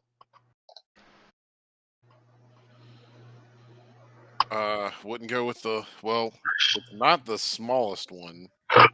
Right. It's It's a Well, at least it won't dwarf. kill us. Well, kill you, but Yeah. So now, not killing us could be moving us forward.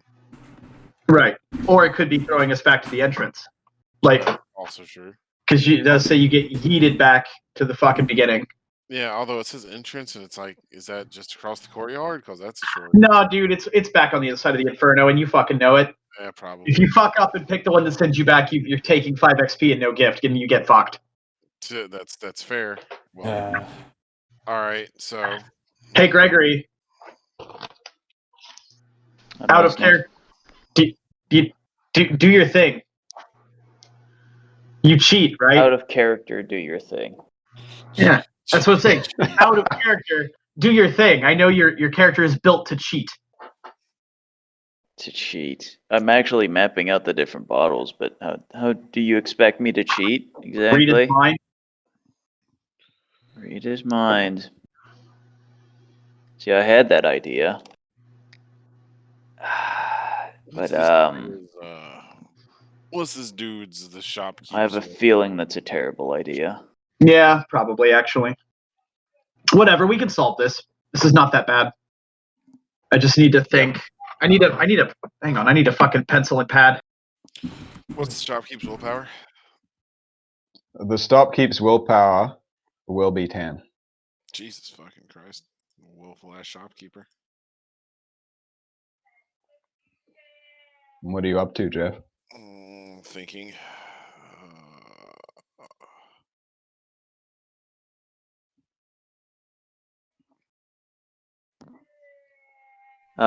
We could test. All right, so let's see. We have No, never mind.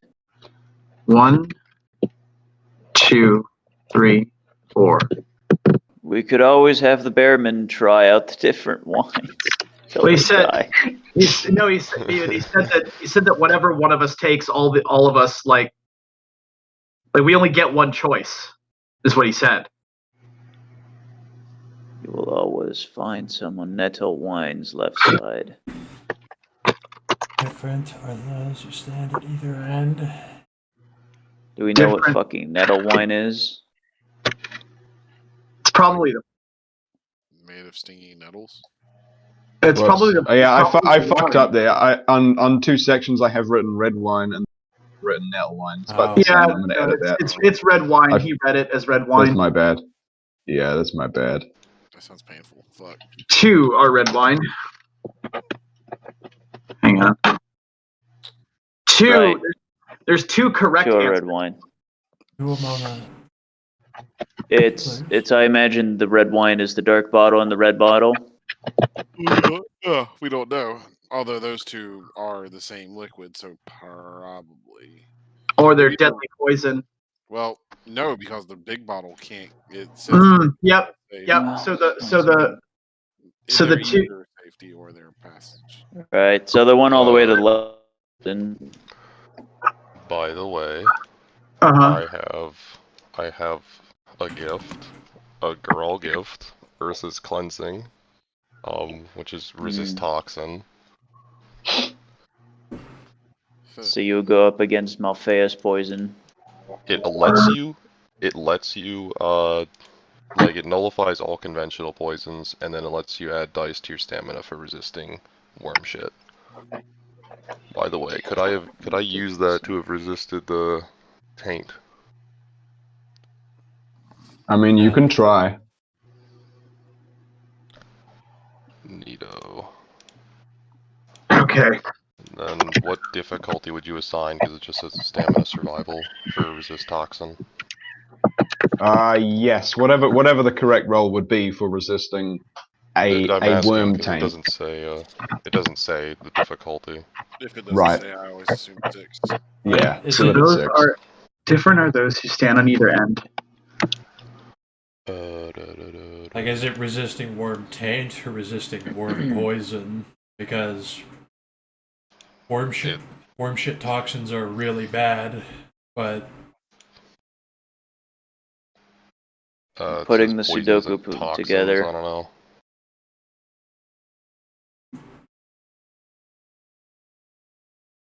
Fucking glad you guys are I good. mean, the taint just kind of happened, so I don't know if that would.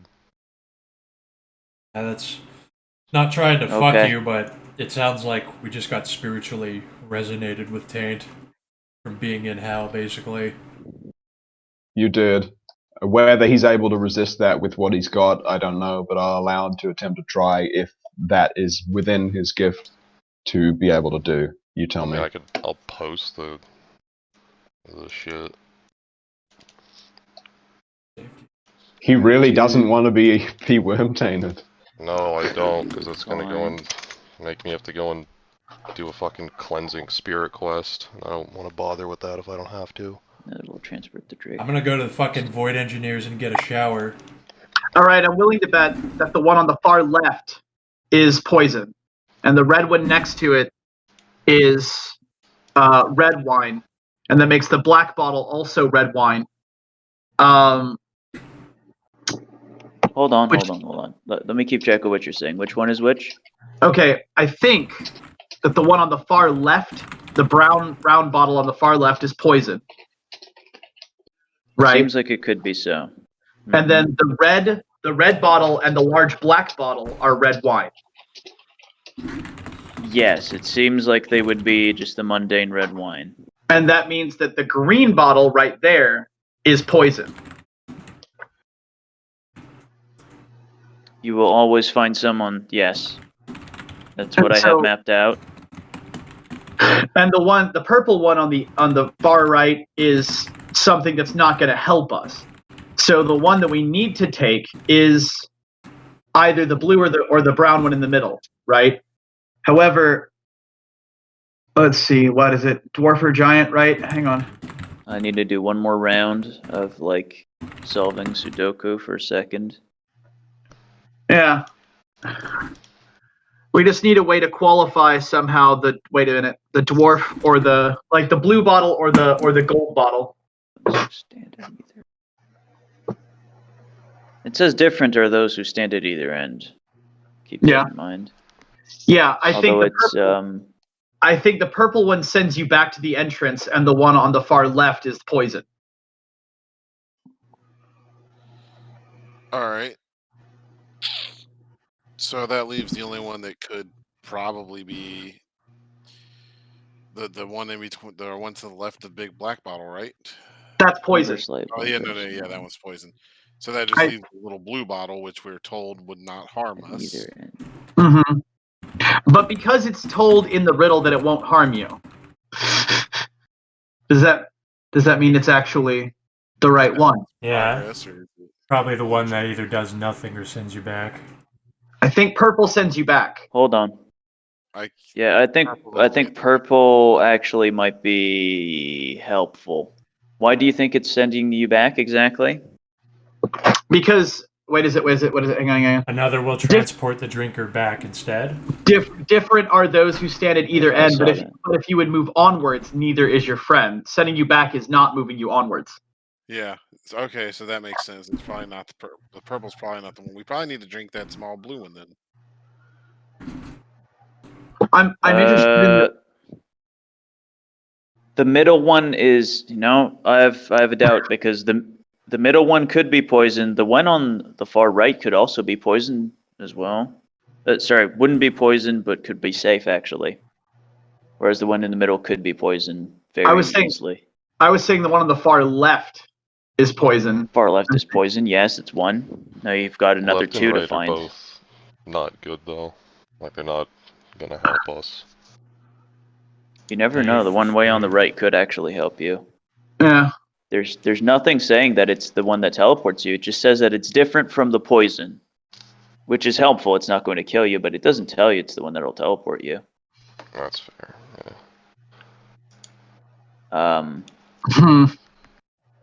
Yes, neither is your friend. So how many of them are good for you? 2 of us will help you. 2 of them can help you. So we know, yeah, this one doesn't help you. Yeah, taking the blue bottle seems like the safe choice. Well, who's betting their life on it? Fuck it. The far right one? I can't drink them. Or The blue one. Oh, the third The blue one. Only one is blue. Yeah. Bottle 3. Mm-hmm. Yeah, left, From right. the left, yeah. As he hears you come to the conclusion, he pushes that bottle slightly forwards and gestures for everybody who can drink to take a drink. Yeah, fuck it. My mouth still tastes like spaghetti. I'll do it. Then I'm gonna walk up and take a swig out of the bottle. I don't think the gold bottle could be. I don't think the gold bottle could be poison if we determine that the big black bottle and the red one are poison, or if we determine that the big black bottle and the red bottle are red wine. I don't think the gold bottle would be poison because there's only 2 poison bottles. There's 3 poison bottles. 3 of us are killers. Ah, fuck. Well, then hold on. And it's definitely not the one on the Wait, right because the one wait. on the right is different from. 3 of us are killers, but only 2 of them are red wine. No, the red wine doesn't kill you. No, yeah, 3 of us are killers, but only 2 of them are red wine. And there's always poison to the left of red wine. Yes. That means And so we know already 2 of them, which is the little green bottle and the one on the far left are poison. We know that for sure. Yeah. And we know means the one on the far right is different from the one on the far left. So the one on the far right isn't poison, which only leaves the little blue bottle. I think that means you're right. I think the gold bottle is poison then. Mm-hmm. Okay, yeah. I'm gonna drink. Fuck it. Gengyo's gonna join the crew and drink. All right. Taking a swig from the blue bottle. Blue one. Yep. We all instantly die because the riddle was a lie all the time.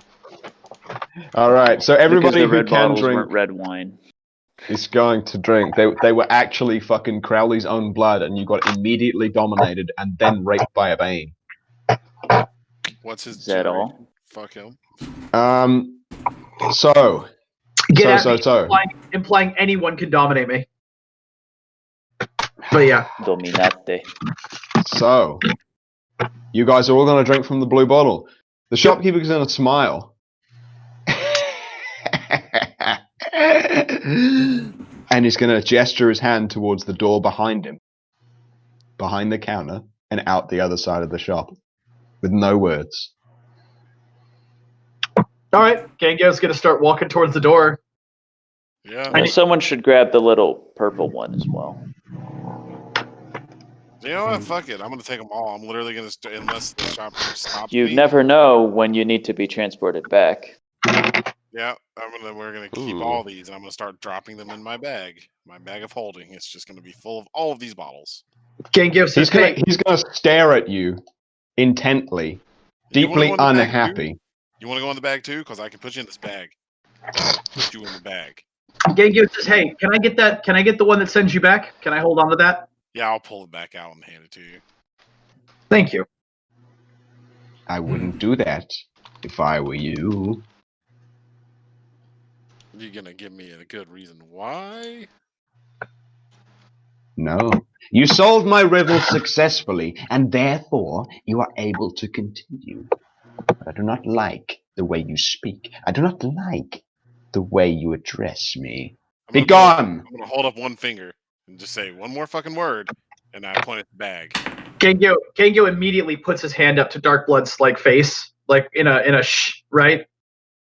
And he's gonna walk over to the shopkeep and bow and say, "How much for the bottle on the far right, sir? Do you take dollars?" Take it and be gone before I change my mind. Gengyo's gonna pull out $200 and put it in the place of the purple bottle on the end, and take the purple bottle. Yep. Go. Go! He says, pointing angrily at the door. There you go. Goes to the door. All right. You're all going to step through a door, the same as the one that you stepped through into the shop, outside of the shop, and a warm blast of air is going to hit you as you step back out into what appears to be a twisting, cobbled street. Looking left, you're going to be able to see a crossroads. On the left side of the crossroads, on the other side, you're going to see what looks like some kind of strange office block that is made of black metal. On the right of that crossroads is going to be a building that's fed by a number of pipes that all seem to be running from overhead. It seems to be the occasional flash coming from the small windows in the side of that building.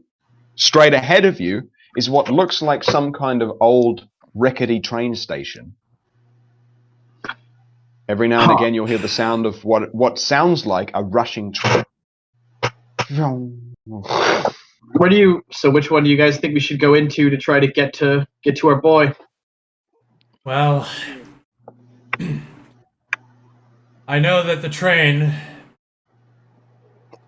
may take us deeper if such a thing is possible. I have heard of this train, but oh well, they're pretty ironic in here, I think. Perhaps they have a mock corporate environment in the building. Perhaps someone is the foreman of the factory we can speak to. Wonder what's in the tubes. I don't think I want As to you're know talking, what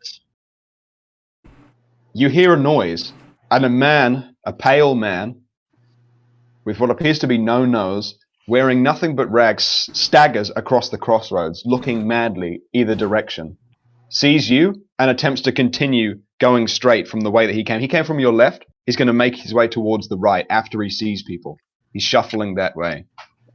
Gengyo's gonna call out and be like, "Excuse me, sir. Can you?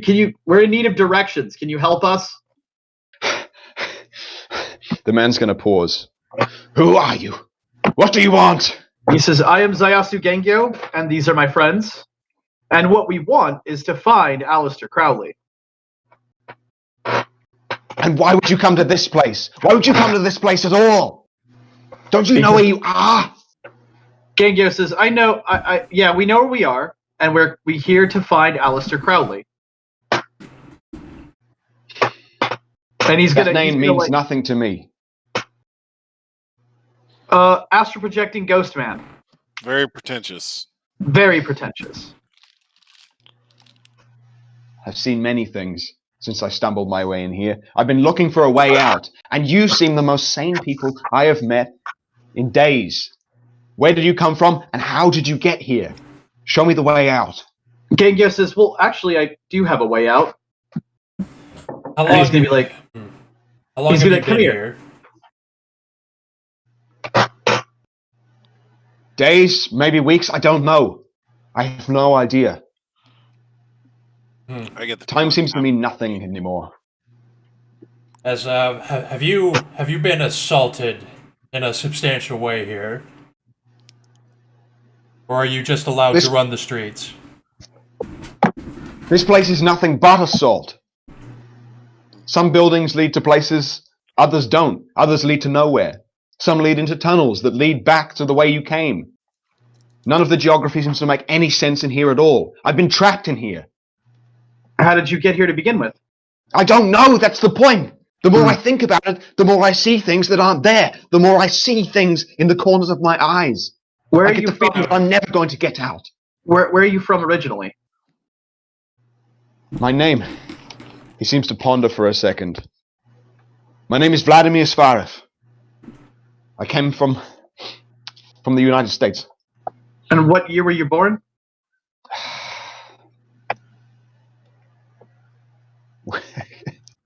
1904? I don't fucking know. 300 BC. Gengyo says, "Well, 300 BC. I have news for you. You've been here a lot longer than a few days. Where we're from. It's the year 2021." His eyes widen as you say this. What have you been eating? Yeah, what have you been eating? As Darkblood addresses him, he looks at Darkblood. Know that we share the same blood, and food is not what I need to consume. What I need is a way out to preserve my sanity. Hold on. I may be able to assist you. If you assist us in finding our way around here, I can ensure that when this is over, I can get you out of here. Gengyo says I could get you out of here right now if you can help us find Aleister Crowley. I'll let you out of here on one condition, Vladimir. Name your condition. Well, do you study martial arts, Vladimir? I can't claim to have ever studied martial arts in my time outside of this place. Why do you ask? He says, well, because I'm running a school, and if I let you out of here, you will acknowledge me as your sensei, and I will teach you the way. Well, he's a damn good teacher, Vlad. Hold on one sec, guys. What? You said same blood. Who was your sire? Like, we'll just cut the shit, right? My sire. He seems to stand pondering for a second, a long time. Now, why is that in any way relevant to what you need and what I need? I mean, there's a lot of things relevant, and I can help you depending on who made you. I'm like holding up a hand. Listen to them. Assist my friends. I have no problem letting you have a spoonful of this liquid that'll get you home. Yeah. So. Yeah. Oh, wonderful! This is taking too long. I'm going to dominate him. Well, I don't know that Gregory's doing that, so I'm going to say to him, I just need to know who made you and what clan you're from. What is his permanent willpower? His willpower will be 10. Wonderful. Does he also have Iron Will? No, he does not. 10 dice of counter magic. How unfortunate. 10 dice of counter magic. Ooh, that's what I need to get on Gengyo. What I really want. I can punch through that anyways. Alright. Alright. That would be 3 successes. Okay. Gregory got bored of waiting. Yep. You guys just out of midair. It kind of shakes you because you forgot he was there. You just hear "obey me," and that's it. All right. Okay. Now tell them whatever they want to know. You know what? Your sire is not that important. What clan? Who are you? What are you? Clan. I have been entirely taken from the place that I was on Earth and used for the sake of this game. I don't know where I was or who I was. I've been trapped in here for aeons. I wasn't born in 1904, and I know exactly who Aleister Crowley is. He's been inside of my mind for many years. Well, tell us. See, can you get a message to him? No, I cannot. He sent me with a message and sent me out. And it seems he's no longer inside of my mind. Therefore, my information is irrelevant to you. What's the message? The message? To lead you wrong, of course. Oh, okay. He's entirely aware of your presence here. Then where were you going to lead us? In there. He gestures towards the office block. Okay. Thank you. You're very helpful. It's wonderful. I really didn't want to go in there. And he bows to the man and says, "I'm sorry this happened to you, my friend, and no one deserves to be subjugated to a place like this." And he fucking reaches in his pocket and he pulls out the little purple thingy. He says, "I'm going to give him like a spoonful." He turns to the group and says, "I'm going to give him like a spoonful. Send him back. If it comes to time we need it, and I voluntarily give up my share." Any problem with that? No argument here. All right, I'm gonna basically give the guy like a little bit of the liquid until he poofs. All right. He is going to do exactly that. You're going to give it to him. He's going to stand for a second, looking around, and then he's going to vanish. Before I do that, Gengyo is going to tell the guy to go to the UK and go to the fucking place where I'm living right now and report for training as soon as he's like mentally stable. His glazed eyes don't even seem to comprehend what you said to him. Being as he's still dominated by Gregory. I have mythic manipulation. He'll remember it. You're gonna mythic manipulation people into becoming your fucking Padawans. Yes. Demon, I dig. I'm a Out of Christ. midair, you hear "obey him," and then that'll be it. So Alright. not only am I going to mythic manipulation them into being my Padawans, Gregory's going to dominate them into it. Well, what's just happened is Alistair Crowley was inside of a head, and Gregory just pushed him out and made him homeless. Good. Fuck him. But yeah, I'm going to give the guy the liquid, make him go poof. I'm going to cork the bottle and put it back in my pocket. All right, he's gone poof. You're stood alone at the crossroads. On your left, well, on your front left is the great big office block that he gestured to. On your right is the building that all the pipes from overhead seem to lead into, with the occasional loud flash. On your rear right is the building that looked like the train station. On your rear left is the building that you came from. So Gengyo's going to turn to Conrad and say, okay, so you know a thing or two about that train. Do you think it's where we should go or where we shouldn't go? Because our choices are pretty clear. Office block is bullshit, right? Pipe building or train station. And it all depends, Conrad, on what you know about the train station. I've heard tales of this train station, and it runs through numerous dimensions. At least 2. This will take us either deeper into this one or out of it completely into another one that may be bad in another way. I see.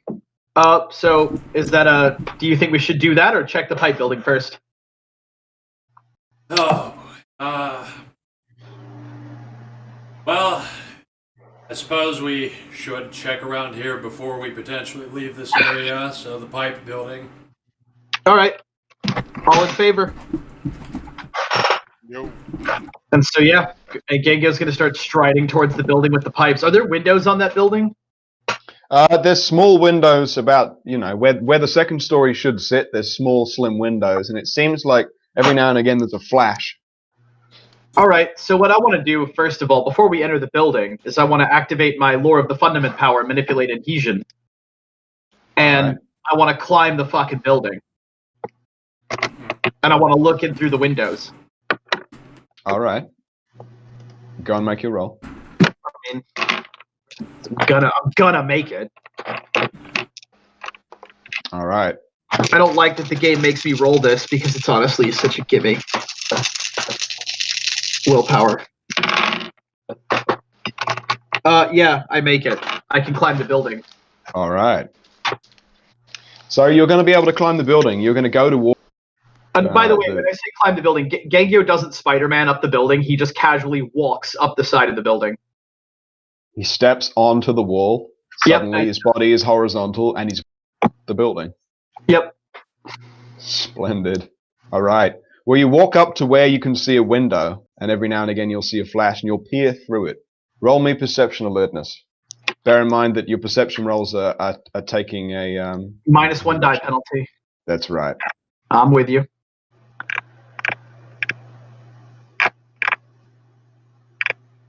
Hang on 1 second. I have to read something. Anybody else feel free to make a roll or do another thing, but I have to check something real quick.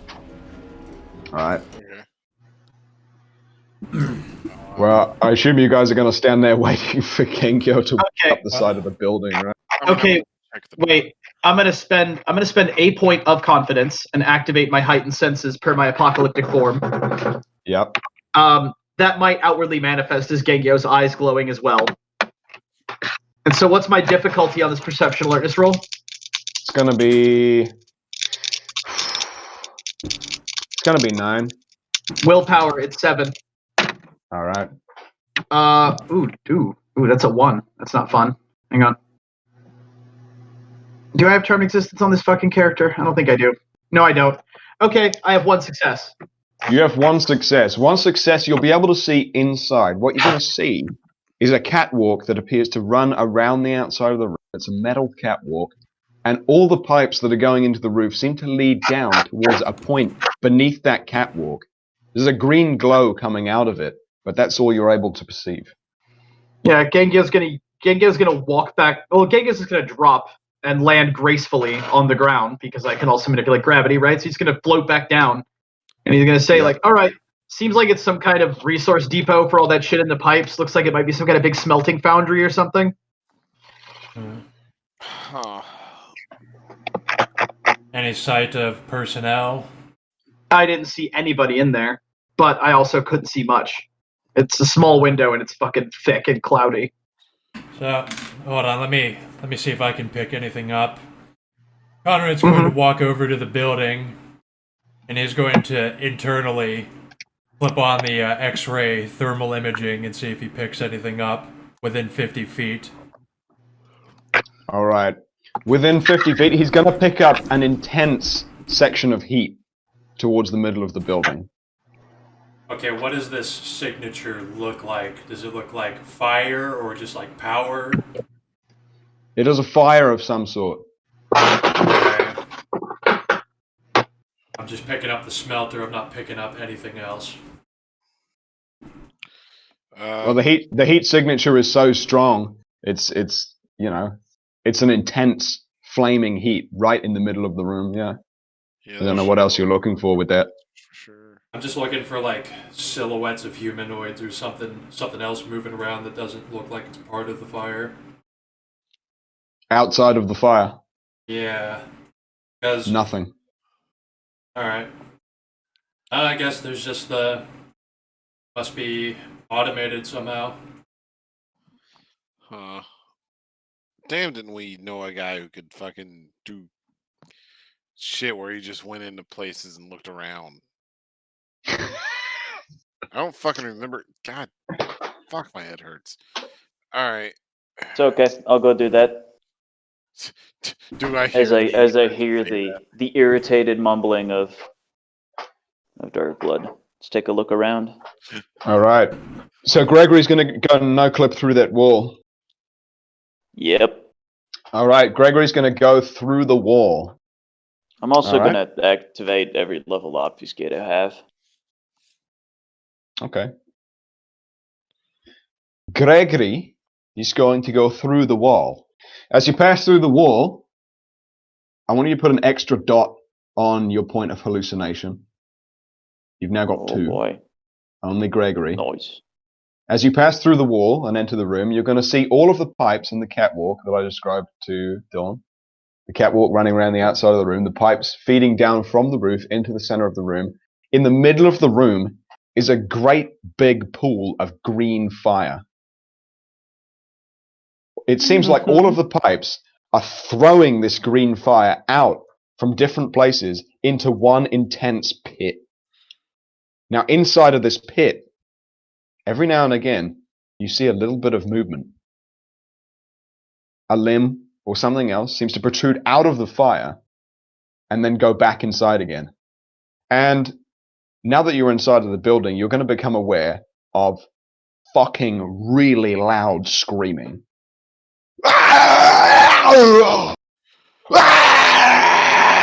Okay, that was.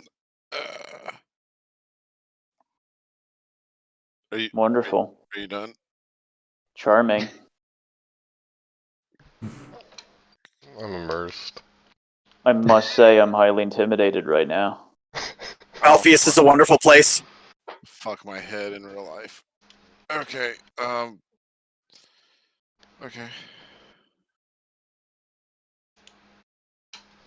Does Gregory come back out and tell us or whatever? Yeah, gonna pop back out, tell you guys. Let the gang know what's going Would I be able down. to come to the conclusion that the green fire is quite clearly balefire? I mean, Darkblood knows what balefire is, so he would straight up just say, Hank knows what balefire is. Too. yeah. Like, dude, if Gengyo's gonna say, "What is that shit?" it's bad, like super fire. It doesn't the trigger my Radioactive It's fire, the fire essentially. of the worm. Yeah, that So- both of those things. Fomor like to hang out in it. Like literally, I like, used to know a couple of guys who would literally bathe in it, and it made You know how normal fire is like purifying and all that? This is the opposite. Yeah, sure. Okay. This is the Well, complete opposite. Genghis says, "Well, that's the problem I have with Crowley and his ilk, right? Their aesthetics are just too dirty." That's Greg, the only other thing of note that you're going to be able to report is the fact that there was some kind of a manhole on the edge of the catwalk leading into somewhere else. But that's it. Okay. Huh. You said there's things in the fire. That's not good. That's not. You guys know Erwin? You guys ever met Erwin? No, who's Who? that? Who the fuck is Erwin? Gengyo says yes. Gengyo says yes. Yeah, how do you think he got so fucked? Gengyo says yes. Fucking Fuck that guy. Yeah, well, all I'm saying is that's how he got so fucked.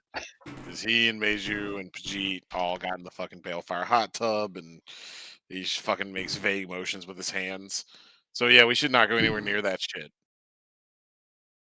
Gengyo says, yeah, fuck that guy. I'm gonna beat his ass one day.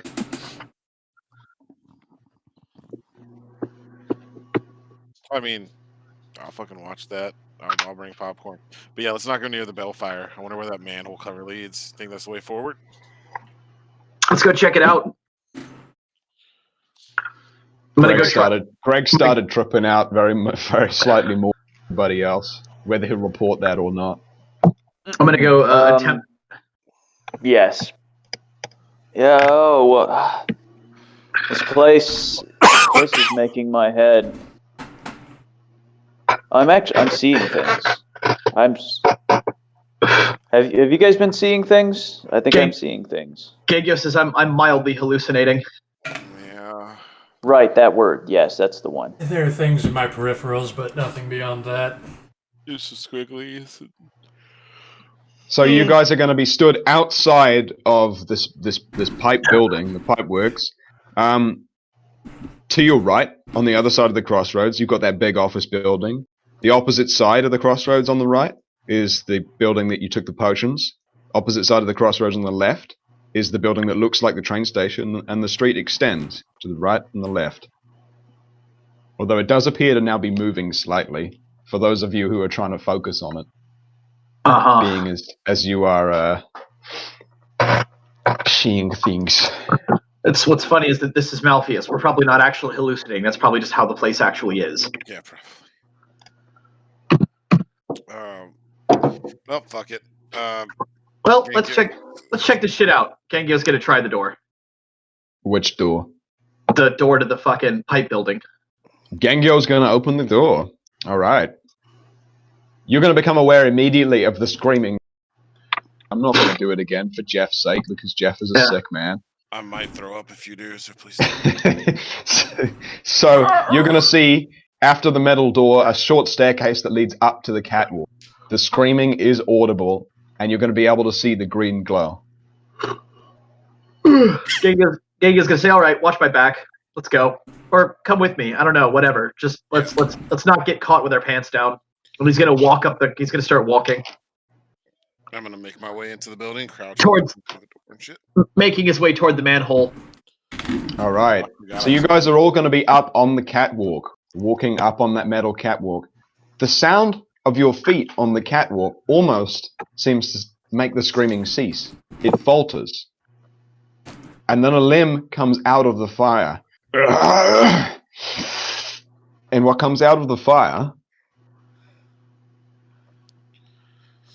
and appears to perceive your presence. Okay, wrong channel. I'll throw it in here. Oh god, my head. It's sending. Give me 2 seconds. My internet is garbage. Everybody add that second point of hallucinations. Unless you're Gregory and you had the third, or...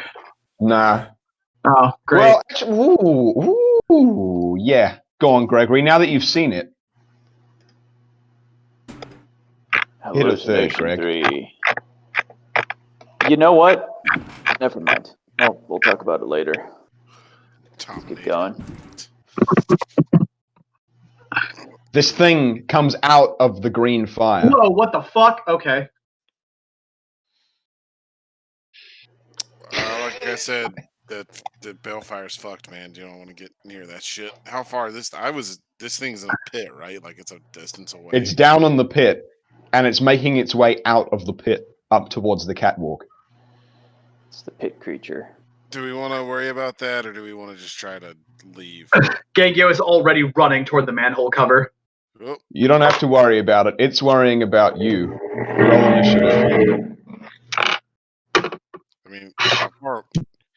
I'm having a problem with sense of scale here. How far away is this thing? Bishop, what the fuck is this goddamn thing holy shit. Anyway. So it's down in the pit. It's going to make a leap, Jeff. It's going to jump. You're going to see it jump before it lands. You're going to be able to roll initiative for it. Oh, okay. All right, that makes sense. 24. 24. Boy, am I glad that I am in horde form right now. Hank is in his comfort zone. Oh, Hank beat me. I got 23. What the fuck? There's a fast fucking balefire creature. Well, I got 19. This is a Nexus crawler, boys. I mean, we're fucking dead then. Who's got higher dex? Dag or Definitely Dark Blood. He's currently sitting at See if 8. it can catch me. all right. Who's gonna get Nexus crawled? What was your Greg was 12. Where's Gangyo on this? 16. 16. All right. So Hank, you get an action. How close is he? He's going to land on the catwalk between He's like Gangyo right near us. and the manhole. Yeah, as Gangyo was running forwards first. Okay. I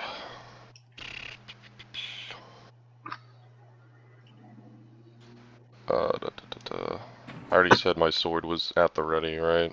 Yep. Nice. Okay. I will use one of my maneuvers.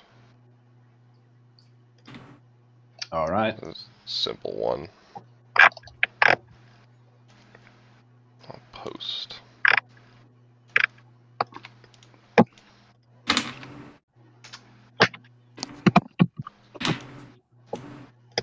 And then okay, Dex. And then what's the deal with the hallucinations? Is physical include combat rolls or? Yeah, it's going to include combat rolls as well. I thought it was Christ. Fucking hell. That jump from rank 1 to rank 2 is a real bitch. it really is. Good. We should be getting fucked harder for being here. Okay. Yeah, going to Malpheus is it's a tall order for 15 gift high rollers. One would argue we would be dead already. Very possibly. Technically, being in Malpheus defines you as dead. I was dead when I got here, bro. I'm just saying. Difficulty 5, 2, 3. Man, that guy was gonna become a primogen, and then he had to go and be a human or something.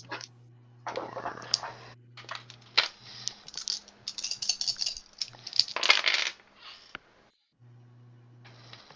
Five, 6, 7, 8. 8 successes. All right. Okay, so I am going to roll. Soak. Like, when you think about it, walk into a black spiral dancer hive, it's basically rocks fall, everyone dies, and we're in Malpheus now. I mean, it's not really rocks fall Really every isn't, time, though. because that's Malpheus like a is regular very thing big. for wear shit. It's like No, because Entry level. you're getting attacked by so much crazy shit and their fetishes all at once that it's like Yeah, He it's just still soaked not. that. It's still not rocks fall, everyone dies. Like Hank going swings into his It's sword what this towards is happening right now. towards the Fomor, and the sword passes into it, but passes out the other side of it. There's a spray of blood and bits that come off it, but it doesn't seem harmed. This You is said a it's a premium foam one? sword, by the way. This is made of premium. Like, it is designed to kill supernatural shit. All right. So does it do an extra It does bonus damage with some aggravated magic? damage against vampires, Well, mages, allegedly, Soak is werewolves, lethal. Soak is lethal, but then it's aggravated damage after it hits. Do supernatural bullshit. And so he's No, able to it's soak soaked as lethal. ag. Like, if you can soak ag, it's aggravated damage, but it's soakable aggravated. Right. Okay. In that case, I'm gonna count the success as if I was doing it at 8 difficult and see how much damage he takes. There's 1, 2, I haven't rolled damage. 3, 4, Or is it 5. special?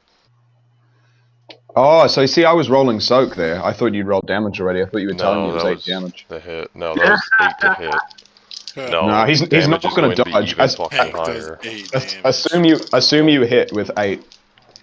Oh boy. Oh Jesus! That's why I was Okay. saying this. So that's Rip for man. strength plus. He's just rolled 12 dice of soak, or 20 dice Second, of I forgot soak. what the damage on this shit was.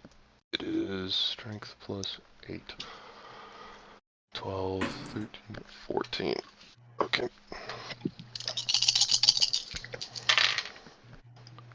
And that is 1, 2.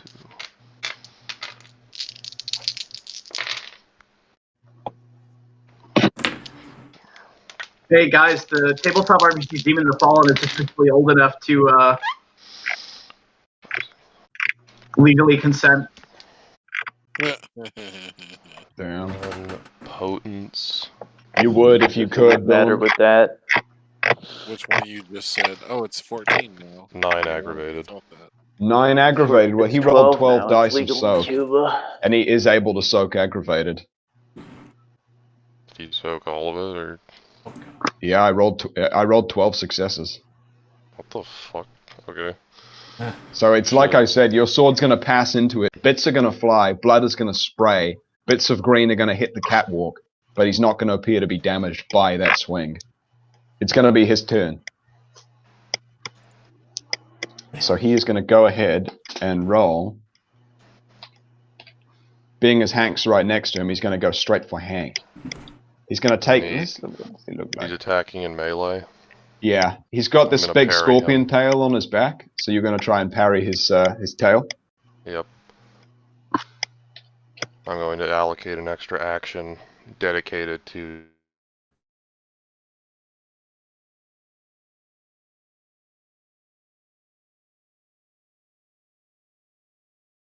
God. Jesus Oh fuck. boy. Okay. Bad roll, actually.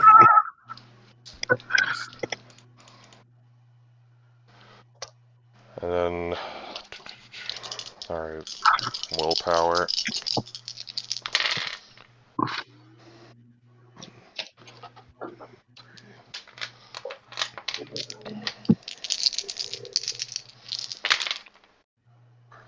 Six, 7, and then Oh.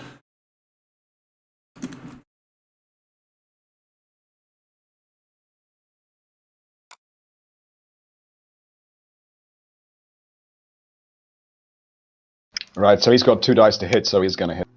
Alright, rolling damage. Hank ain't no bitch.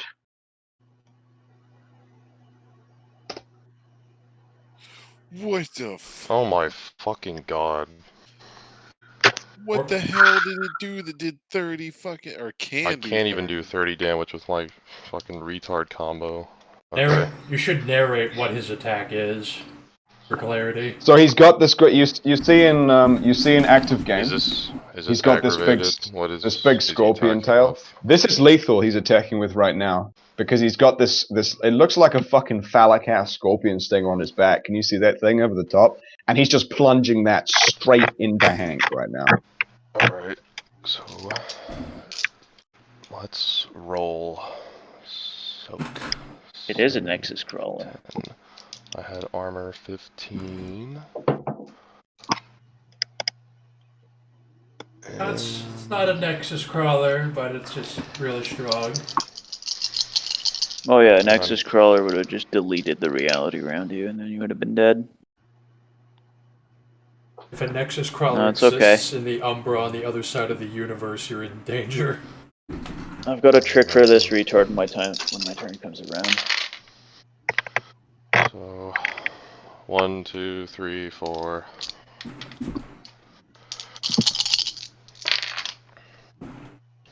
Five, 6, 7, 8, 9. 10, 11, 12, 13. I soak at difficulty 4.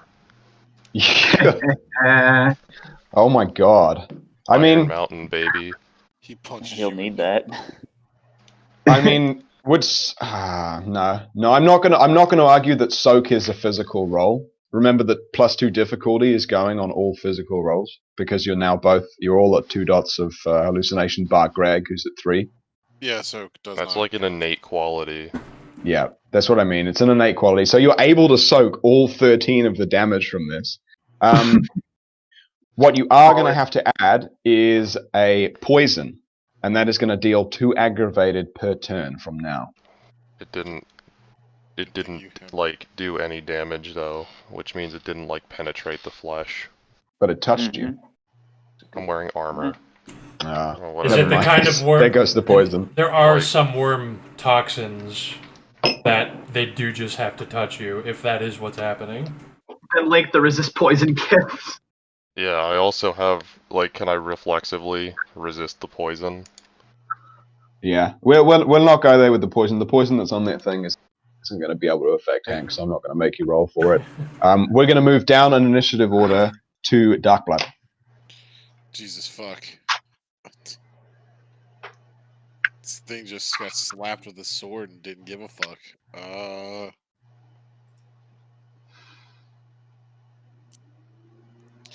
Alright, so we're all on the catwalk, right? Yeah? Yep. Just verifying. The 2 in front are Hank and Gengyo. Yeah. Before the this monster. thing in front of them, yeah. I have to find something. Hang on. Well, when it's my turn, I'll let you know. I'll worry about it when it's my turn. Oh, Jesus. Let me get a look at this thing's picture again. I think I know what I'm going to try to do.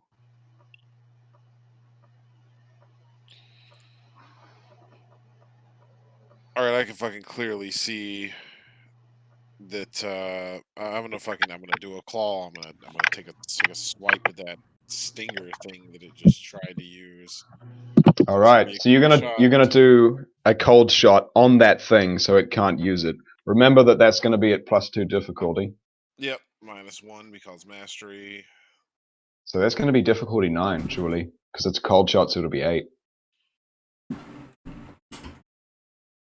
Well, you would Am I think wrong? it would. Yeah, I guess it would be 9. Fucking willpower. Oh, and I spend a point of blood to activate celerity. I do have to declare that. Oh, and Cool. a point of blood to blood buff. Let's get myself that extra die. Fuck it, why not? All right. Activate the power of salary. That's 5 successes. Wait, 6. I said fucking yeah, cause willpower. So hold on. 1, 2. How many 10s do I got there? 3, 4. Let me reroll those.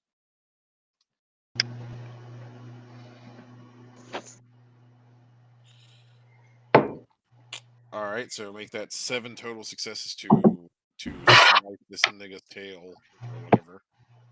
All right. So that was 4 successes, and you rolled 4 successes as damage. So is that 2? No. That's 5 successes to hit on the first roll, and then I rerolled 10s because I used willpower on the first. Right. roll. Okay. So you got 6 successes to hit. 7 successes to hit. I don't know if it's Okay. dodging or not. It's not going to dodge. All Roll right. your 7. Oh, it's much more than 7. First off, it's going to take there's 5 automatic aggravated to the limb because that's my potence rating, and then I roll strength +2, which is going to be all right. 10d10. Oh fuck. Okay, that's a good ass. That's a good ass amount of damage. It's 11 Yeah, 11 egg to the tail. All right. Being as that's a cold shot directly, ooh, nice. I might halve his soak roll because you're not going directly for the body. You're going for a different part of him. Yeah, I'm attempting to sever that. Whatever. Yeah. Fuck. Yeah. Which does mean he's still got 10 dice of soak, and he does soak 7.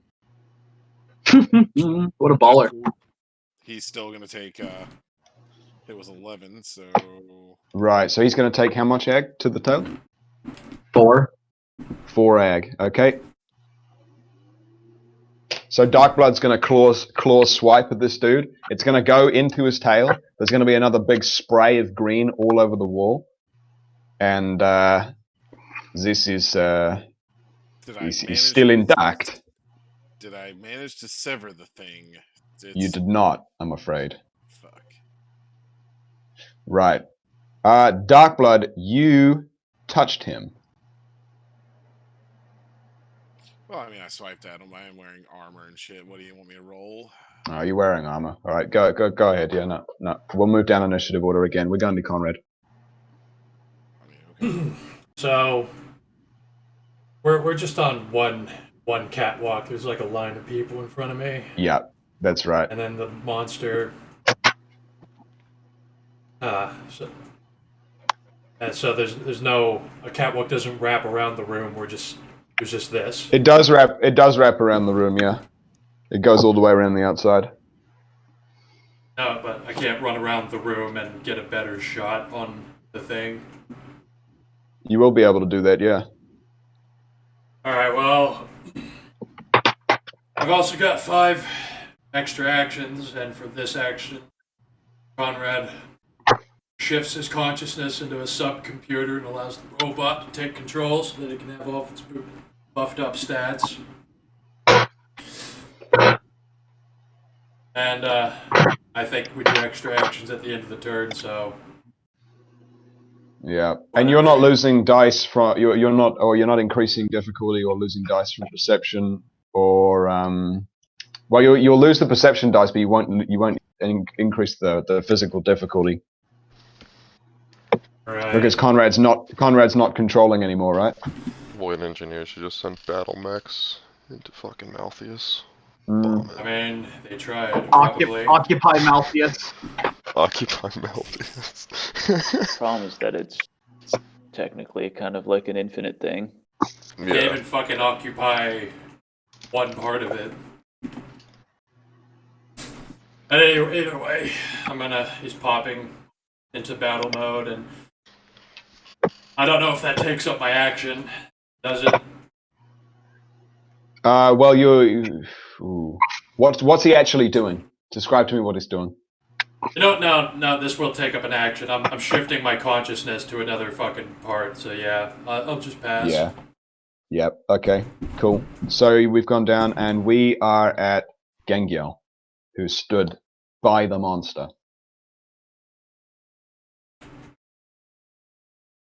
Gengyel, I summon you. Return from your smoke break, from whence you came. I'm not smoking. Okay, so I'm looking at this photo, right? And am I seeing a bunch of eyes all over this thing? Would it be fair to say that I have met its gaze, or it has met my gaze? Yes. All right. First thing I'm going to do is I'm going to spend my confidence. I'm going to spend 1 confidence and 1 doubt, and activate my apocalyptic form. Pick related. Yep. So Gengyo turns into the demon of drip, right? He's got the fit now. And I spent the 1 doubt I'm going to spend another confidence to activate an extra action at the end of this turn. Yep. But my first action is going to be to dread gaze him. All right. Dread gaze is per Demon the Fallen, not vampire. I'm pulling up those rules right now. What's the fucking demon? What's the fucking thing's courage? Courage. Well, Yeah, I've statted him as a spirit, and his willpower is a 25. All right. Well, do we want to say it's 5? His courage. Yeah. Yeah, put it at 5. Okay. Courage is meaningless to this thing. It's just gonna it's not gonna think. I think 5 is a fair number. You could even, I don't know, make it 6 if you want. I mean, by the book, they just have the 3 stats that they use for everything. Yeah, that's what makes this iffy. You know, that's what makes it weird. I'm tentative to make you. I mean, I think I should be able to resist whatever you're doing. Yeah, he can. It's he also rolls his willpower to resist.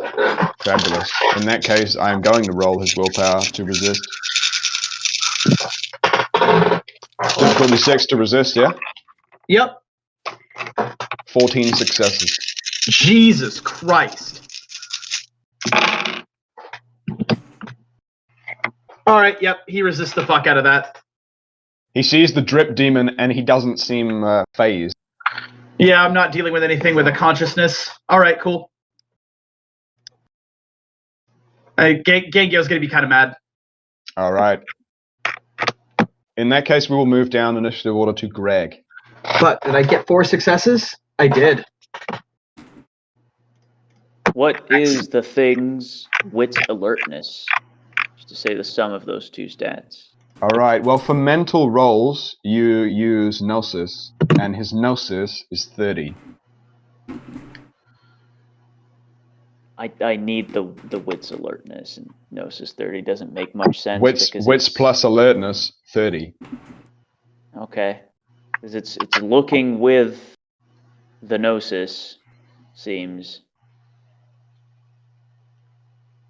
Well, that's how spirits are started. Yeah, fuck Okay. the way spirits are statted. It's such garbage. Okay. Like, honestly, No wit's alertness. But I will still extend. So there's no point rolling for it. It fails automatically. Actually, no. I think it says here maximum of 10. So it's maxed out at 10. Yeah, I think you should be maxed out at 10. I don't think you should be at the difficulty of the wit's alertness. I think the difficulty should be how difficult is this enemy to be able to get inside of, and that should be done on a 1 to 10 thing. Wonderful. I will extend. No, we'll say. Well, we're in Malphas. It can see us. I will extend my powers of obfuscate to everybody.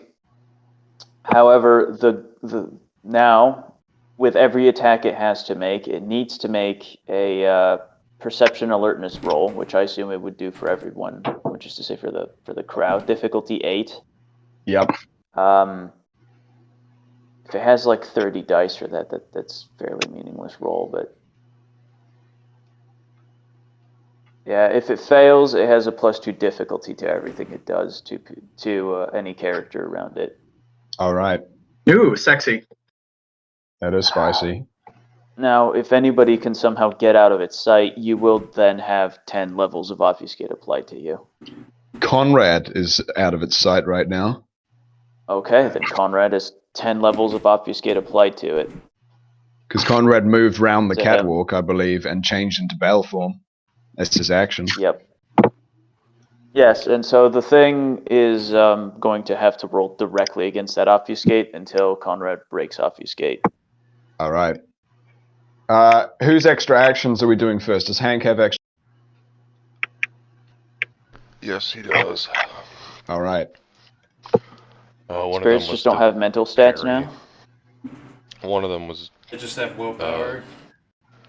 This is rage and essence. That's it? Yeah. They actually have 4 stats, and then that's it. You have to use those for everything. But anyway, one of his is to parry, just parry. The next one is I'll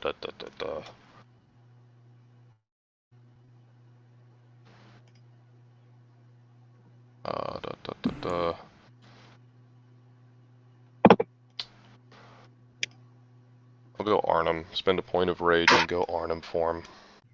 All right. So Hank's gonna transform into Bear Man.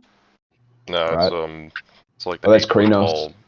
Yeah, this is the 8 foot tall wild man. He grows more and gets hairier. Yes.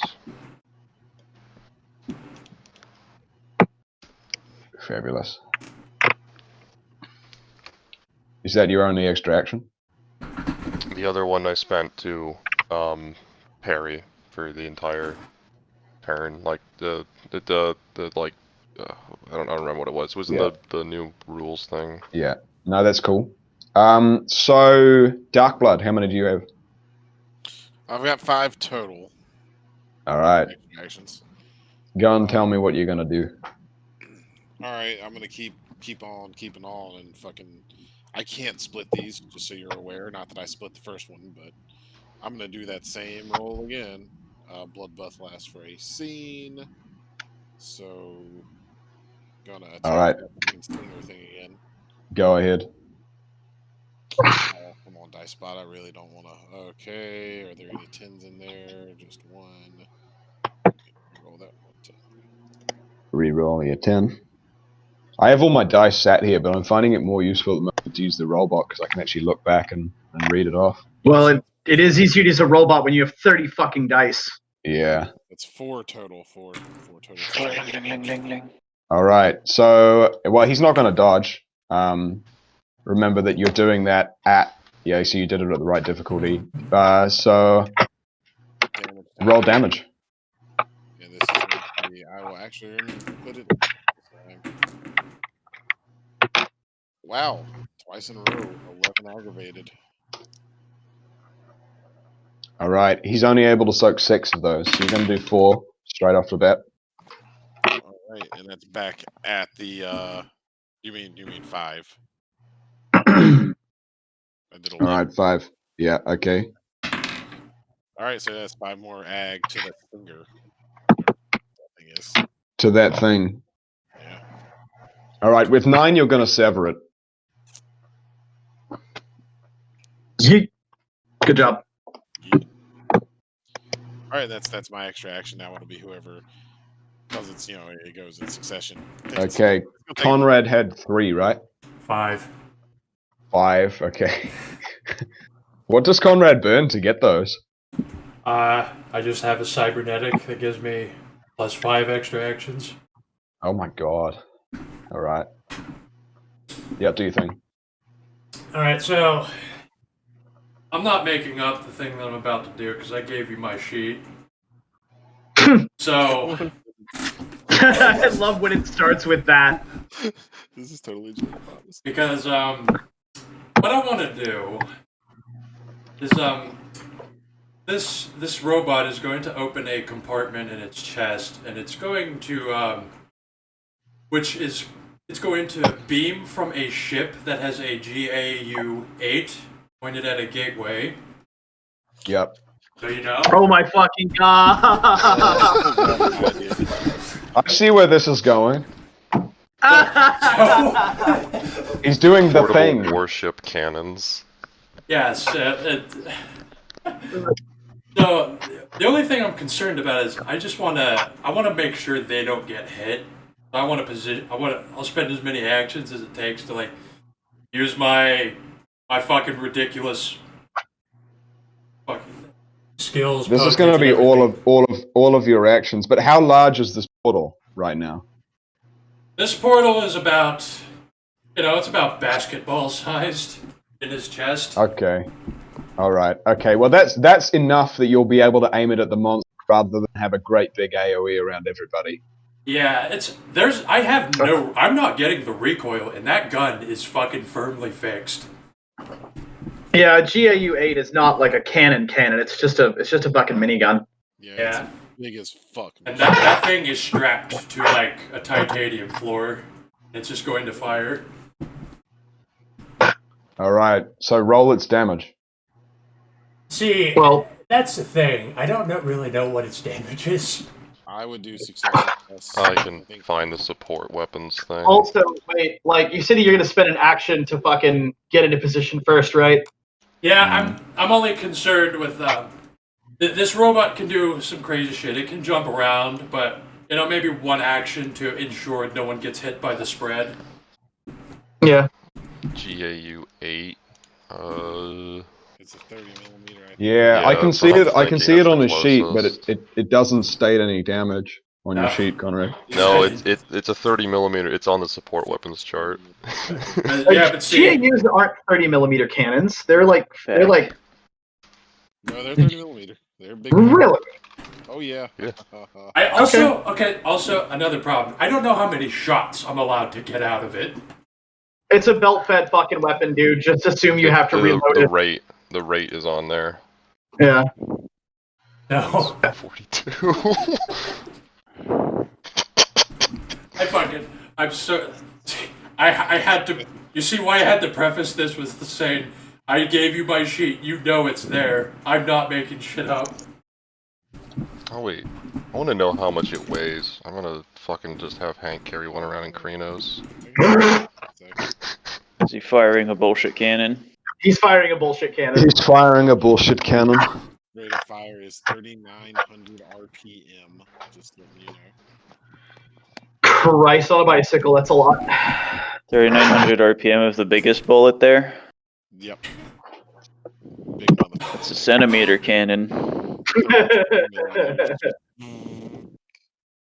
How much does this motherfucker weigh? That is 58 rounds a second.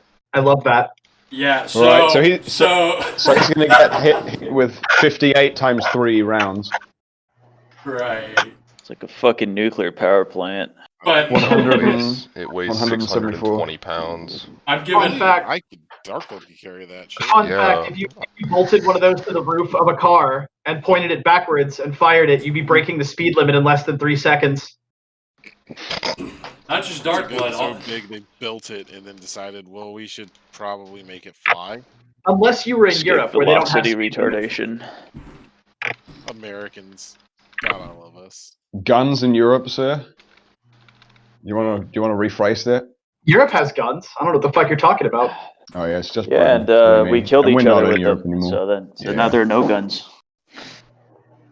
How big that motherfucker Like is. America buys most of its the American military buys a lot of its guns from Europe. All right, Dag, think make they your mean make your civilian. make your bullshit cannon run of how many rounds you're gonna fire. I'll burn. Well- I mean, if I have to position myself, that's what I'm doing this turn, or this action. Right. I mean, Well, a you bullshit have- gun like this would be made in Europe. Okay, so you opened the Is link, it Rheinmetall? transmitted the signal to be able to set the portal by the GUA whatever gun, Yeah. and you've opened your chest, ready to fire. By a bunch Yes. of German university students. Oh, And this Alright. one is my American. next action, I'm lighting this bitch up. It's made by- Okay. So Greg doesn't have any, or no, Gengar will have extra actions, won't he? That is correct. What's his Yep. willpower? His willpower is 25. What the fuck? How is that even? What the fuck? You can't swag on him. He's insane, and he's a giant blob. You can't swag on him. Insane in the membrane. All right. That's a Bullet warfare. He doesn't care about your trousers. All right. Oh, all right. really? I'm gonna make him reconsider that when it's my turn. I'm gonna spend a doubt to activate my fucking other shit, and another Yeah. doubt. Well, no, I don't. Yeah, I'm gonna spend another doubt to activate my other shit. So let's go. All right. Right. Okay. Gengar is big now, and he has claws. Gengar big. Gengar now like not small Asian man. He's like Shaq size now and has claws. Shack sized. still I like the that. smallest person in the party. Next Yeah. Probably still the smallest person in the party, but you know, Is he black They- now? maybe. Mm, The demon immediately recoils. Oh god, a black person. racist. Oh god. All right. I'm using the following maneuver with my fucking claws, or rather Ooh, my I hope. my premium wingtip shoes. Okay, remember it's a +2 difficulty because you're hallucinating. Can I spend a willpower to ignore that with jaded? Because I have the jaded merit. That would be clear-sighted. I think so. I mean, I don't know. I'm tripping. Shout- Let me shake it off. Right? It seems like a jaded thing. But you can't shake off the fact that it's actually manipulating your view and what you're seeing, and what you're seeing is directly it directly corresponds to how accurate you're going to be when making a physical. Okay, whatever. Fuck this cunt. I hope we meet Kobe in Malphaeus. We'll meet Harambe in Malphaeus. Hey, can I get Daredevil though for charging this fucking thing? Yeah, you can have Daredevil dice go. Can I have Daredevil for karate kicking this fucking thing? If you're gonna try karate kick it, absolutely. Go. I mean, go you know, for gold. I'm wearing expensive shoes. Go for gold, my good sir. All right, so +2 difficulty, but my normal difficulty is. Okay, there we go. He's not dodging, correct? No. All right, Dodging. give me a moment. Give me a moment while I chew it over with Twix. Oh, this is a good roll. This is a good fucking roll. Holy shit. What about this? Oh god. It's possible. Okay, so with the willpower. You can do it. Just Darkblood can do it. Yeah. Not even in word form, Darkblood can do it. 10. That's 10 successes to hit him, which he is not dodging. 10 successes to hit. Yep. That's for the claws. Or that's for the natural weapons, I guess. I think at 1 inch it's no longer sheet metal. That's a stupid one right there. That's for the maneuver.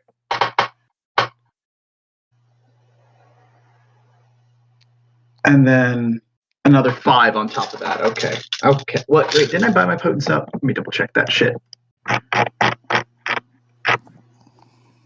Oh, yeah. So I didn't buy my potence up, but I did increase my strength with that ability. So to getting big. So. All right. Roll his soak, Bishop. All right. Bishop is rolling his soak. Roll his punk ass soak.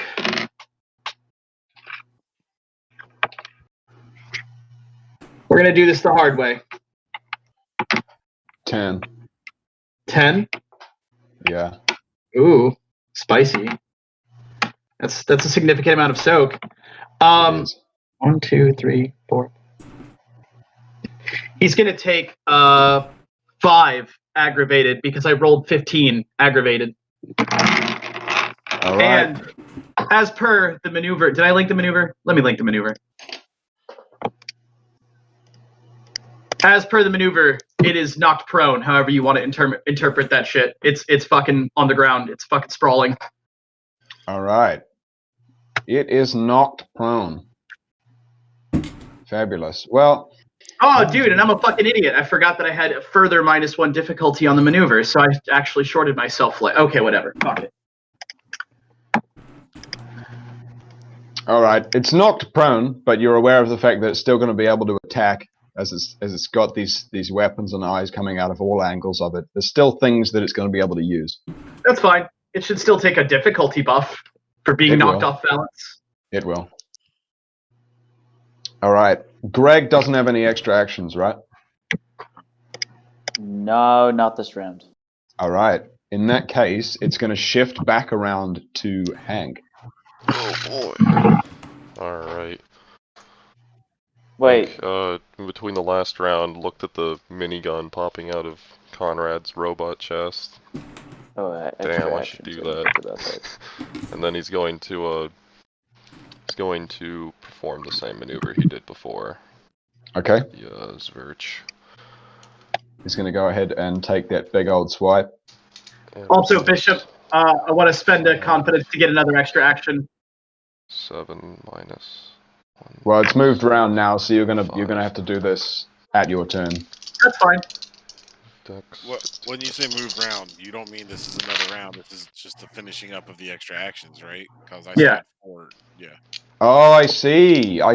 So you just keep doing rotations and filing off your extra actions. You don't go through them and do all of each character's extra actions. Yes. No, not at once. Like that. You right. Sequentially. Gotcha. I got you. Okay, no, yep, we're going through it. We're going through the order.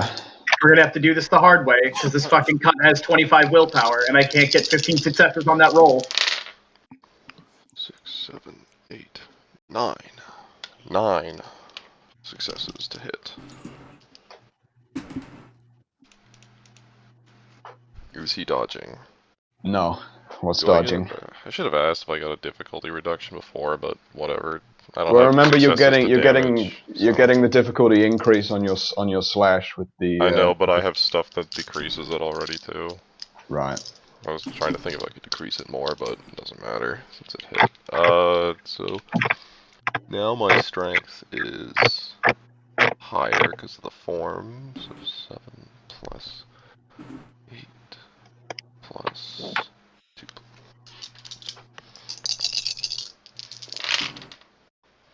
1, 2, 3.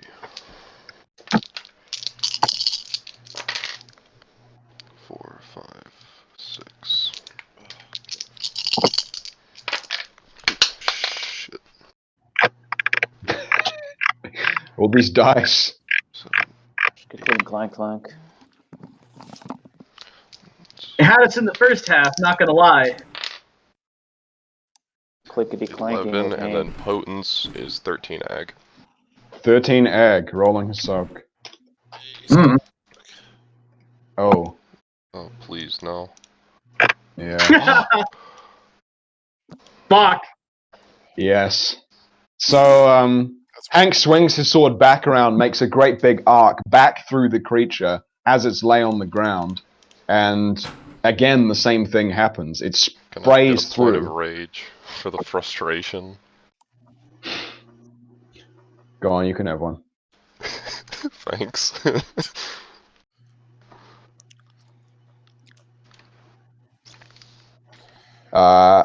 Extra action next will be Dark Blood.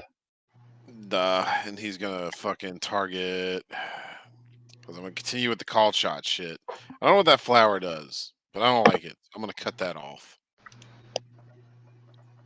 All right, go ahead. You're rolling a difficulty 9. Same roll. Second verse, same as the first.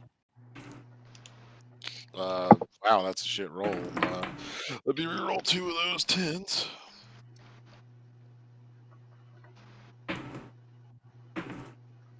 Okay, so 3 successes to hit. F. Oh, you hit. You hit with 1. Based. You got the shittest. Oh no, wait, no. You're gonna. But that's his soak roll anyway. Ignore me. I keep getting mixed up between the damage. You can see it roll. Here's his fucking diggity. Make sure I'm doing this right. 8, 9, 10, 11. Okay. Oh shit! I wasn't rolling nearly enough dice for fucking damage. Derp. I finally have a reason to buy a maneuver versus Bane Spirits now. All right, so that is 13 aggravated because potence. I have 5 potence. 13 aggravated. All right. Yeah. He's going to take 13 aggravated that he's not able to soak. The flower comes off as you go for it. Why is it not able to soak it? He tried to soak it. Oh, okay, you just fucked it up. Yeah, Jeff was cold shotting, and he tried to soak it, and he couldn't soak 13 ag, so he did enough damage to be able to sever it anyway. All right, now it's on to whoever had other extra actions. I think Conrad. Conrad and then me. I think so, yeah. So, do I roll Dex firearms for this to try to hit? What's firearms? I think Dex Yeah. firearms, or if you have it, Dex fucking heavy weapons or whatever. Alright, so... difficulty just a point. A portal? 6. I mean, you're aiming the fucking gun at him. It's still aiming a gun. Yeah, Still aiming. without the recoil, though, basically. Yeah, well, like you haven't fired it yet. Alright. Like recoil is not a factor in aiming a gun Ooh. before you fire it. All right. These shits don't make any sense. Period. Mm. Firearms. Yeah. I do get a 3 to hit. Well, you're going to hit. What a fucking terrible roll. Yeah. Okay, so tell me, how are we gonna do damage here? It said success is plus 15, if I read that right. That's Now, I just- don't know if you're firing a single shot, but that's what it seems like you rolled. Well, I wasn't going to fire a single shot. I'm just pointing this portal, and then that gun is going to open fire. What's the number in parentheses mean? I don't know. Right. Give me a there's sec. I have 10 the book. because there's 10 and then 15. See, I remember we used 10 as the successes plus 10 for the 20 millimeters. So Then what's the 15? that's a good question. See, that's what I thought the 15 Give me a was. second. I'll check. Da. There's the chart. Oh, I think that's structural. That would be good. Let me. Fuck. Where did they put it? It's 174 rounds in your extra action is going to be able to be fired off. 174 rounds. Well, Yeah. that's the rate is how many rounds can be fired per combat turn, Oh, I see. Okay. I see. and the parentheses is how many are fired per. Okay. So the option is Okay. so you can either choose to use the rate I think it's best to use the one in parentheses. Because Right. the alternative is you use the damage and the rate to calculate how many rounds are being fired or something. I don't know. It's weird. I'll just fire eight shots per action. Yep. And 42 is the max number you can shoot per turn. Okay.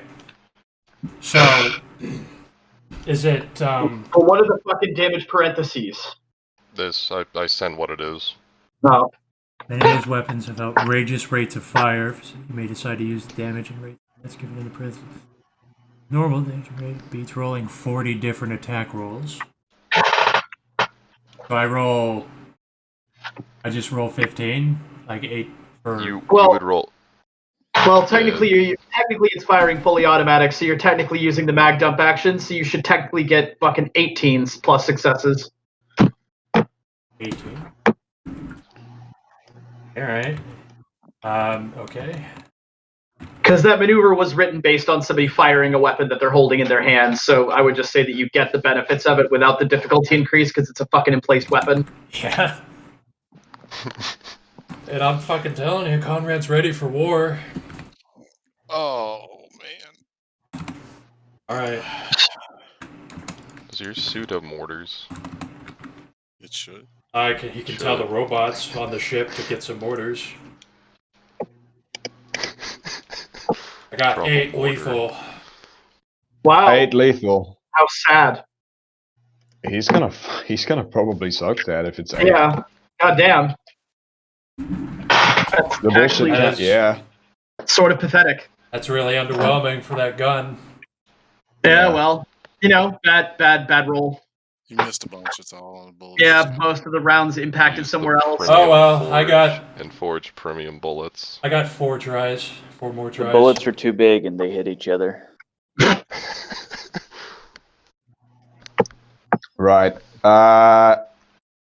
Gengyo. All right. Now, he hasn't stood up yet, so I'm just No. going to use the following maneuver. You're gonna elbow drop him. I'm going to elbow drop him. With my demon fucking arm blades and shit. Remember your difficulty increase. with that. I know. Remember my difficulty decrease because I'm fucking brawl mastery. All right. That's what that's 2, 4, 6. That's dexterity. And then 5, that's melee. And then 4, that's brawl mastery. And then yeet. Willpower.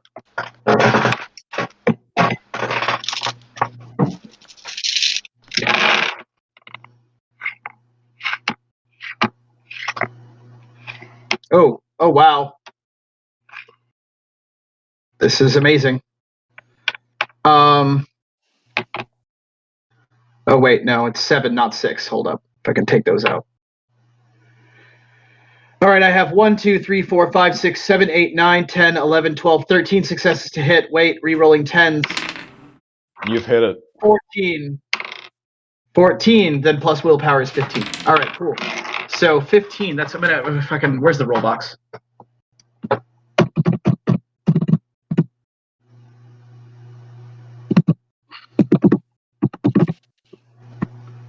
Roll your damage, sir. Yeah, I am. Okay.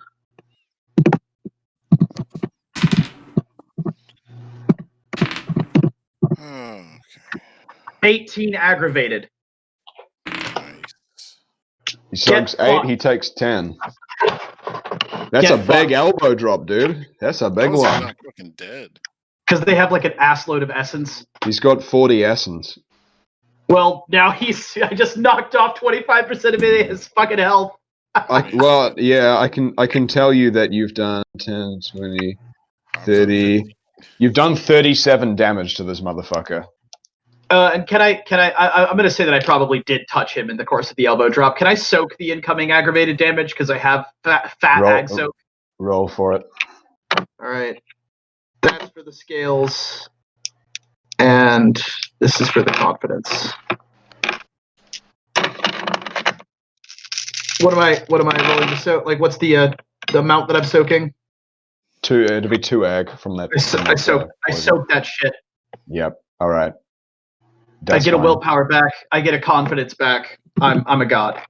Okay. Hank doesn't have any more extra actions, right? I'm out. Yep. Darkblood does. All right. Oh boy. Oh shit. Well, only one thing to do, and that is to hit this motherfucker again. What the fuck? I want to target something.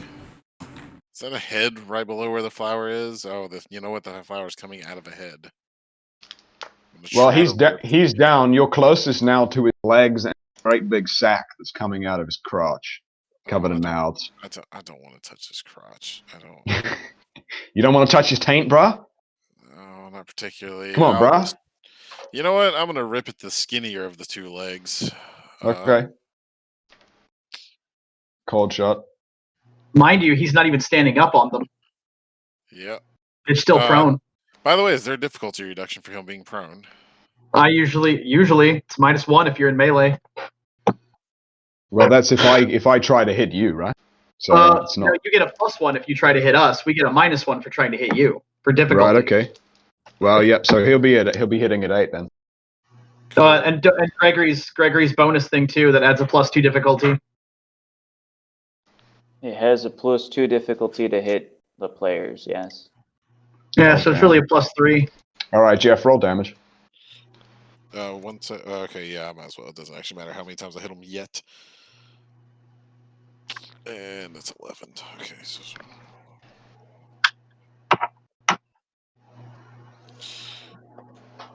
And add 5 to that. That's 11. Again.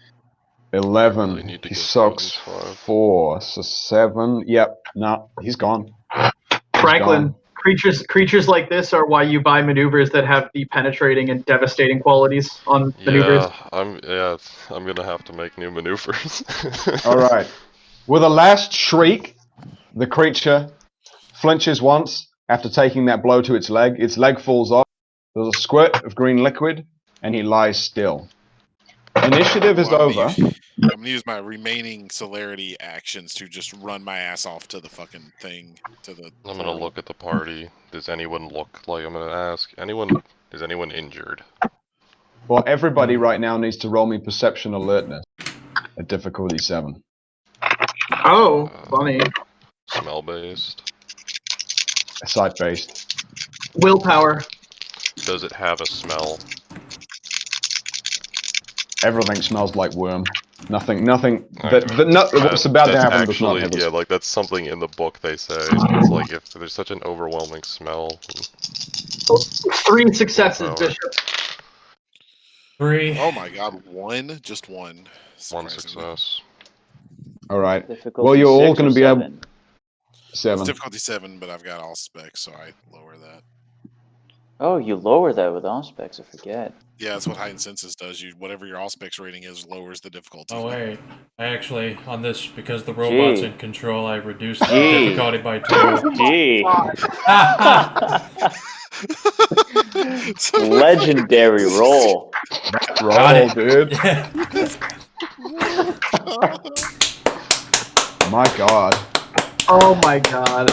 Cursed. Cursed as fuck. Absolutely beautiful. Gregory blisses over at 3 dots of hallucination. No. This He's is the too gold. embarrassing. I'm re-rolling that. I use luck. 9. Oh, wow. 9. 9 out of 9. 6. It never happened, boys. It never happened. It was just a hallucination. That is a 12-point difference in successes. Gregory saw the alternate reality of him getting a botch, and then he glanced back to ours and realized that he couldn't do that. So you're all acutely aware of the fact that the creature's body is rapidly bulging and looks like it is about to burst. Oh, I'm glad I ran away from it. Duck out of the way.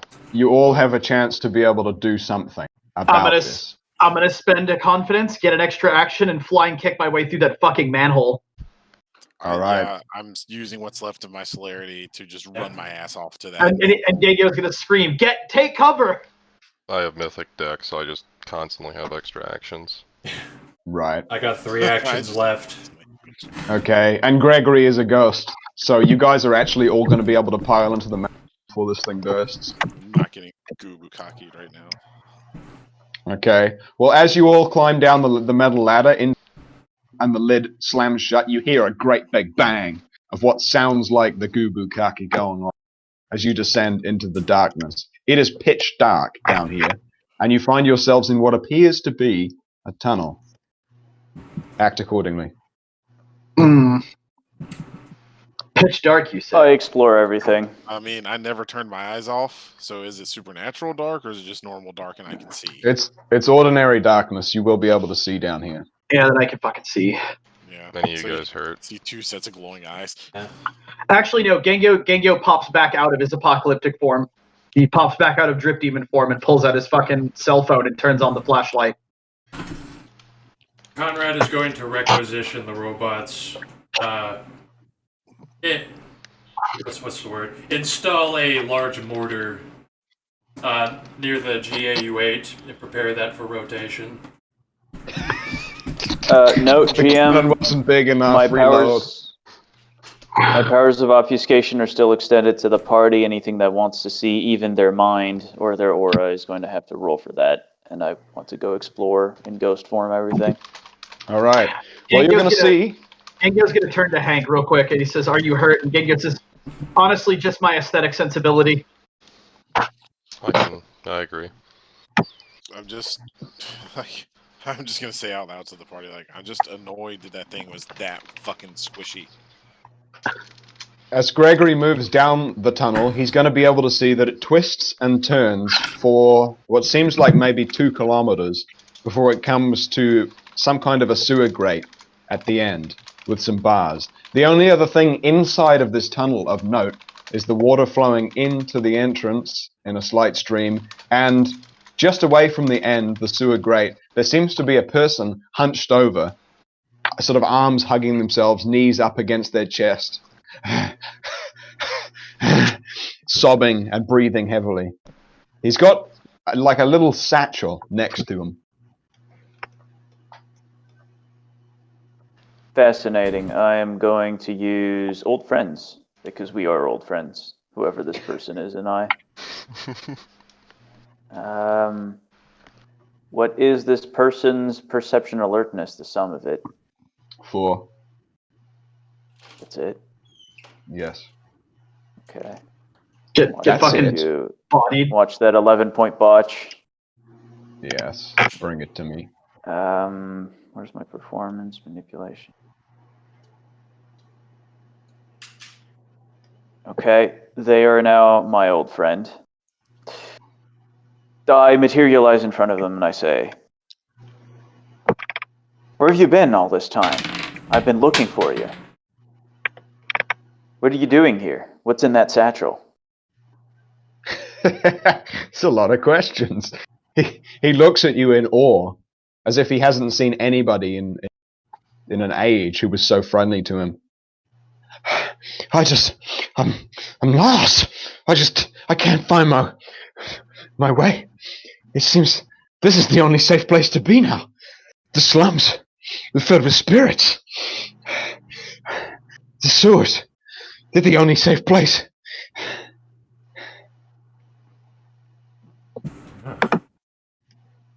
Gorgeous, what is his willpower? 5. Open your mind to me, I say. And then I Yes. would like to search his memories through telepathy. All right. His memories. He was living in not all that far away. Him and his fellow slum dwellers are oppressed, heavily oppressed, by the Banes that seem to rule that area. At random, they'll have their gnosis tapped, or somebody will get dragged away to a furnace burned, or a corpse will get used for something heinous. It's not a nice life. He was the only village healer, but he got chased out for being the village healer.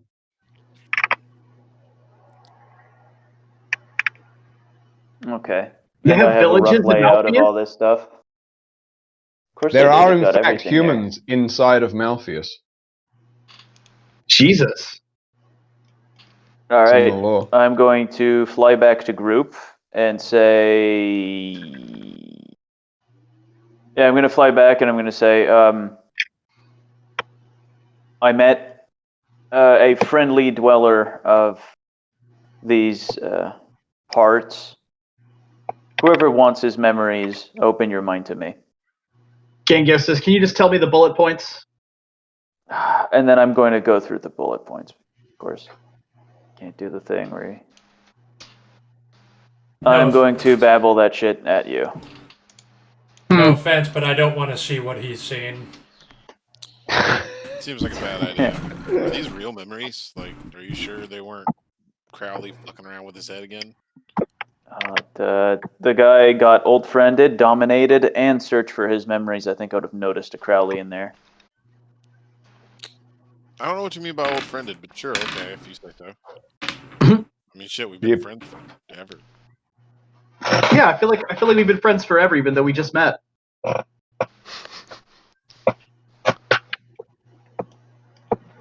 Anyway, All right, Gengyo's well, gonna fucking I'm glad light a I smoke. could... Go ahead. Yeah. I'm glad I could inform you, and I'm going to fly back, and I will meditate for an hour. I will inform everyone that I'm doing this. And Okay. GM, the point of this meditation is to try to get rid of my hallucinations. So you're meditating to get rid of your mouth hallucinations. As well, and recover willpower. How many successes Alright. would you say is required for that? Or rather, Well, you can. does that raise the difficulty? You're not going to be able to remove your hallucinations by meditating. When you open your eyes, they're still going to be here because you're still in this place. You can go ahead and regain willpower however you'd like. Okay. And I will do the meditation So you're gonna go Useless meditate for meditation. an hour. and regain a single... I didn't even spend willpower. No, I did spend one. Okay. Yeah, I'm going to be meditating in front of this person that's huddled up in this hallway for the next Alright. hour, yes. Okay. Back to the party. Yeah, Gengyo is going to say, all right, that's all good and shit, but how the fuck do we find Crowley? This place sucks, and I want to find him. Yeah, this is spiritually draining. Yeah, it smells bad. You think it smells bad to you? Oh, I'm sure it's much worse. It smells pretty fucking bad to me, too. I should point out I'm still in horde form, just... Oh, I'm gonna go back to Hamid.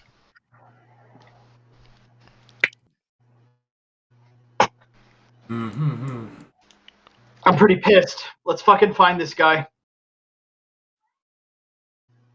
So you guys are going to charge down the tunnel, correct? I mean, walk. Yeah. this is a walk. I don't see a reason to sprint forward into booby traps. That's fine. You can go ahead and walk, and you're not actually going to come across any. The darkness is also going to ease off very slightly as you do round a corner in the tunnel, and you're going to see the grate that I described at the end, with enough space for a person to move between the bars. The water by the grate is about sort of waist deep, and then it sort of peters off, gets ankle deep, and then there's none. And just before the water ends, or just after the water ends, rather, I should say, is this hunched figure. He's going to hear the noise, and you're going to see the light in his eyes as he turns and looks at you madly.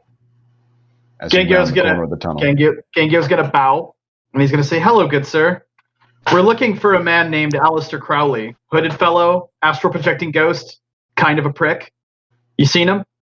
Crowley.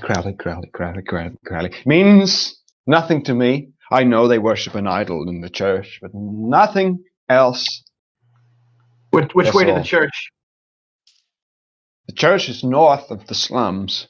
I wouldn't go in the church if I were you. It's a bad, bad place. They drag us off there. Yeah, we're gonna. Yeah, okay. Where is the? How do we get there from here? Go outside of the grate. Go through the slums to the other side. There you'll find the temple. Okay, thank you. Also, would you like to get out of here? Get out. Get out. What do you mean, get out? There is no out. I'm going to reach in my pocket. Pull out the purple liquid, and I'm going to say, like, acknowledge me as your sensei, and you will leave this place. Well, what about our shares? Gengyo looks at Hank and says, "Do we really think we're going to try to leave without completing this job?" I mean, you would extend your hand to me. Look at this. Well, look at this man. Look at this man, Hank. Do we really want to leave him here? I mean, Hank, really, we only need one bit of that, because you guys can just get in the bag, and then I mime drinking. Fine, there you go. That's fair. Or, we could just teleport out anyway. That too. He gestures the dark blood. So to tell the guy, acknowledge me as your sensei, and drink. Well, if you say that there is a way out, I cannot refuse. But... And I'm going to tell him, go to the United Kingdom. When you get to where, when you get back to Earth, go to the United Kingdom and fucking find me. If you will offer me such a treasure, would it not be my duty as healer to heal any of you who have received hurt? Actually, how are you with hallucinations? Hallucinations? Yeah. Not this word. What do you speak of? Gengyo's gonna say, like, brain images, problems with my eyes and perception. Right there. His eyes seem to light up. This affliction affects many inside of the slums. I have been known to ease such a thing. If you will allow me to do so. We would appreciate that, yes. He's going to reach, he's going to rummage inside of his satchel bag, and he's going to produce a little black bottle. He's going to sort of jiggle it a little bit and uncork it. Gengyo says, "I don't know, Hank. You're probably the expert on whether or not we can trust him." Yeah, but this place is making it really difficult to discern. What's his willpower? I know you said it earlier, but I wasn't paying attention. Actually, yeah, what is his willpower? 5. Cool. All right. So the way it works in horde form is my social stats are reduced to 0. But when it comes to dominate and using social roles, I can, with GM's permission, substitute strength in place of manipulation or whatever. And this is I'm dominating him. So it would normally be a manipulation, intimidation. So can I use strength intimidation? That's fucking disgusting. It is disgusting. Wait, so you're gonna fucking just loom over the dude, be intimidating, and try to dominate him with that? Yeah, I mean that's. I mean, wait. I want to do something. Can you let me do my thing first, Jeff? Yeah. I mean, you can. All right. Because what I want to do is I want to use mythic manipulation. What's his willpower? 5. All right. I also use a confidence to activate Lordly Mien, Lordly Mine, All right. Lordly Mien. I don't know how to pronounce it, but Yep. either way, I look regal as fuck for a second while I tell him this, and I say, "Now acknowledge me as your sensei, and don't You be look false." regal. Oh shit. Yes, All right. Sensei. Allow me to heal you of your All right. hurt. I'm using mythic manipulation to give him the flaw pre-exclusion us. Pray exclusion you. That's creative. I great. fuck with that. That's fucking Morales tier. So like if we couldn't trust him before, we can now because he can't fuck with us. Yeah, which would be means for Darkblood not to do the thing he was gonna do. And Coulson's like, oh well, fuck shit. Okay. All right. Yep. He says, "Go ahead and distribute it however you want." And then Gengyo's going to say, "I volunteer to take the last dose in case there's not enough for all of us." All right. He's going to offer around the bottle. Fuck it. Gengyo says he's clean. I'll take whatever. However, I All don't know how right. this is being distributed. Well, he's Okay. offering the bottle, so you can just take it. Oh, I just take like a swig. Yeah. Okay, I thought it was like a small vial. You take the little black bottle out of its hand and you take a swig. It tastes awful, and you hand it across. Yeah, I'll hand it to Hank. I'm not even sure if Robot Man can take it because he's a robot. Yeah, he's not look going at to the be able bottle to. and smell it. It smells Smell bad. putrid. It smells putrid. Funnily enough, it stinks of worm. Ugh. Franklin's Stink gonna of worm. Hank's gonna puke soon. What the fuck? Yeah, what the fuck here doesn't stink of worm? I'm gonna look at Gengyo. You sure it's good? It's fine.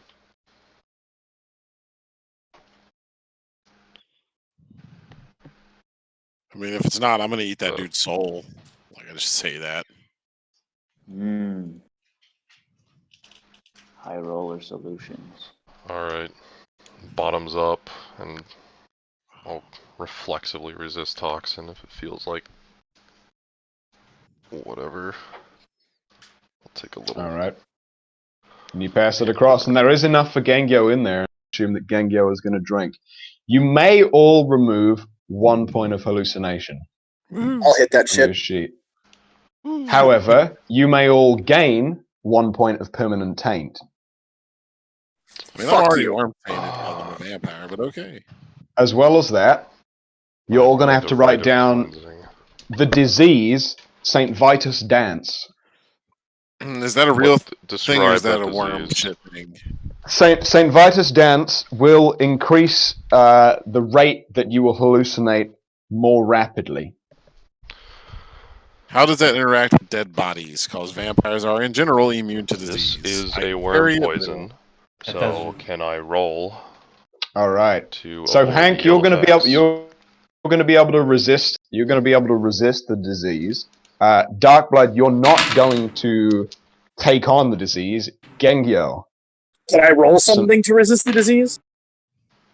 I think you should be able to roll stamina at the very least. Yeah, usually Like- stamina endurance to resist. All right. whatever. Roll stamina endurance at 9. Cool.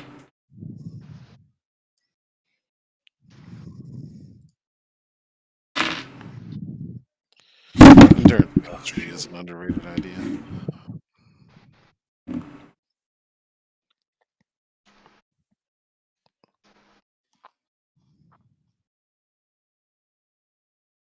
Two points of taint. Oh, It's cool. Darkblood could take you to Erebus. You can probably fix that there. He thinks he doesn't know. I'm just gonna buy the Rite of Cleansing after this. How long does it take to clean with that? All right. A day.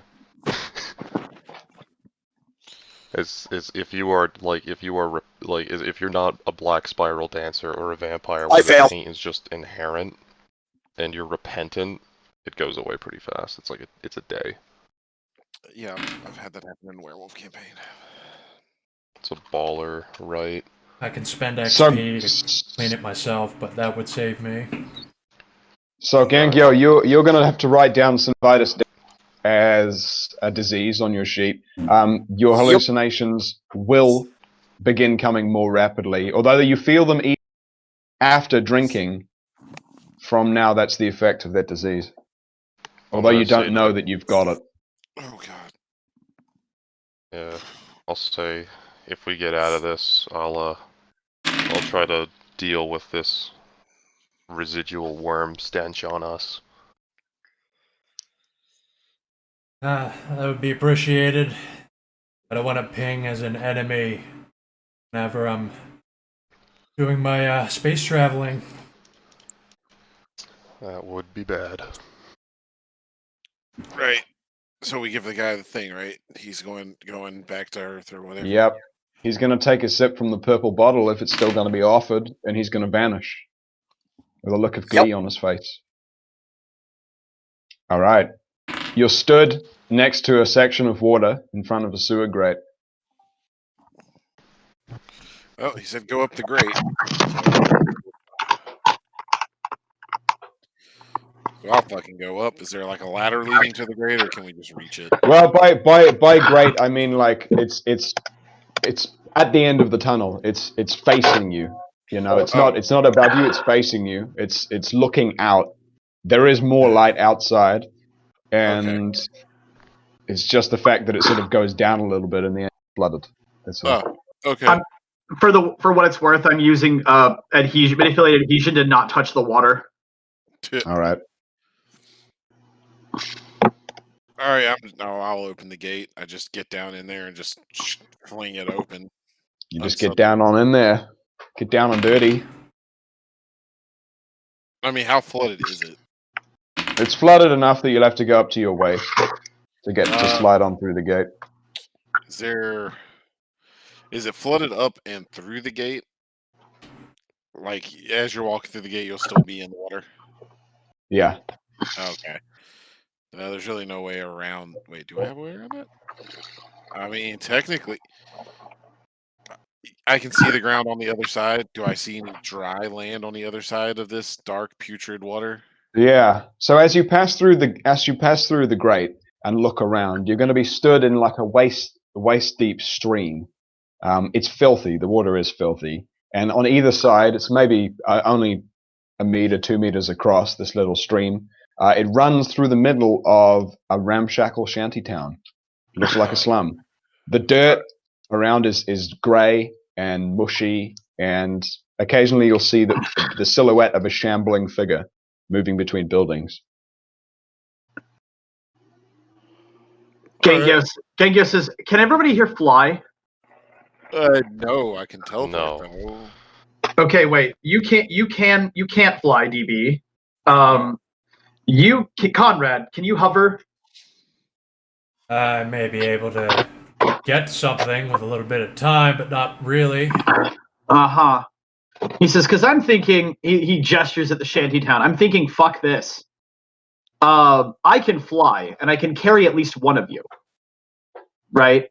But, I mean, we're all pretty fast. We're all pretty strong, right? And Greg, wherever he is, can be wherever he wants to be, right? He's still meditating. And yeah, he's in the tunnel. Or at least that's what I think about him, because I don't know that guy. Out of character, I retconned that. I didn't say that because I don't know shit about Gregory. So you know, I don't know where the fuck that Greg guy went, but I'm pretty sure he can figure things out. So you guys wanna just fucking bail through this, like just run really fast, jump really high, fly if we can, and just blast through this place?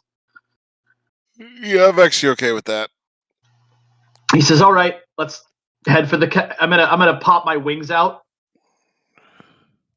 So Gengyo's gonna pop his wings and he's gonna fly up, and he says, I'm gonna look for the chapel and I'm gonna circle it, and you guys head toward that point. Right. And I'm gonna take wing and fly up and fly over and look for the chapel. All right, you're gonna fly up. Upon leaving the ground, you're gonna hear a screech, or a number of screeches, as you look down towards the slums. There's things moving between the buildings of the slums, and they're going to become aware of you as you rise upwards. Uh-huh. They're also going to begin to rise if you continue rising. Oh, they're going to rise? Yeah. All right, I'm gonna spend a doubt and pop my other fucking power, which is Lordly Mayen. And Gengyo's gonna yell, "Hey guys, you see this shit?" Yeah, The we things probably that- see this. And I'm gonna yell in English, "Hey, all of you creatures, can you understand me?"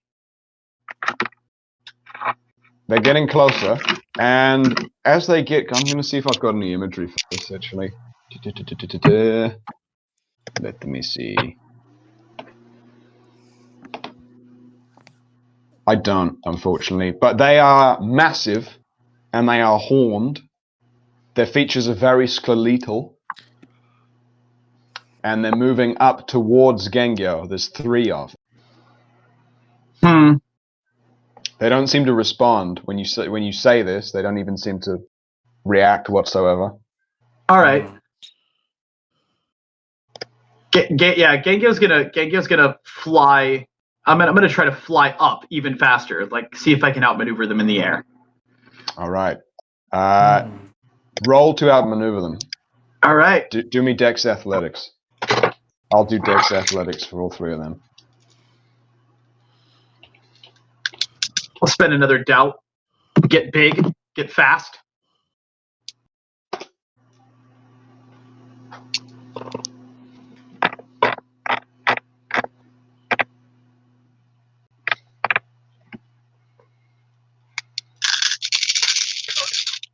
Willpower. Oh shit, that's pretty good. Yeah, are they? I have 6 successes. All right. To be So better you're able to rise up faster than they are. They're not going to be able to rise as quickly, but they're going to. You guys from the ground are going to see Gengyo rise, hear a shriek, and then see things rising out of the slums chasing after him. Are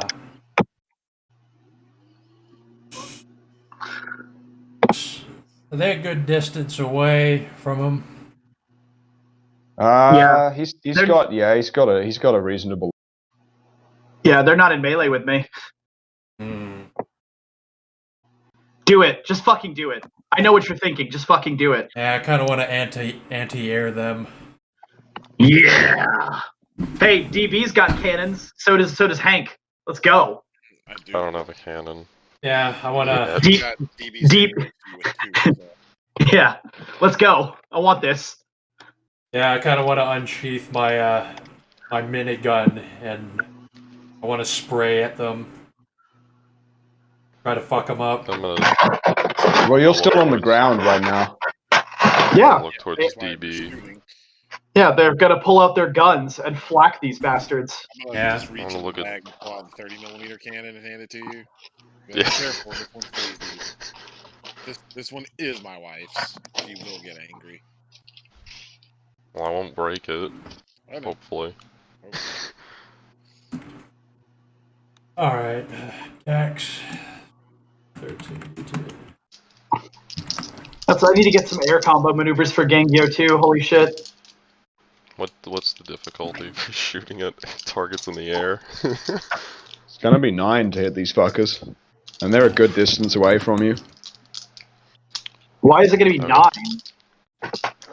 Because they're in the air, flying rapidly, and these motherfuckers ground. Why would it not be 9? It's still shooting a target.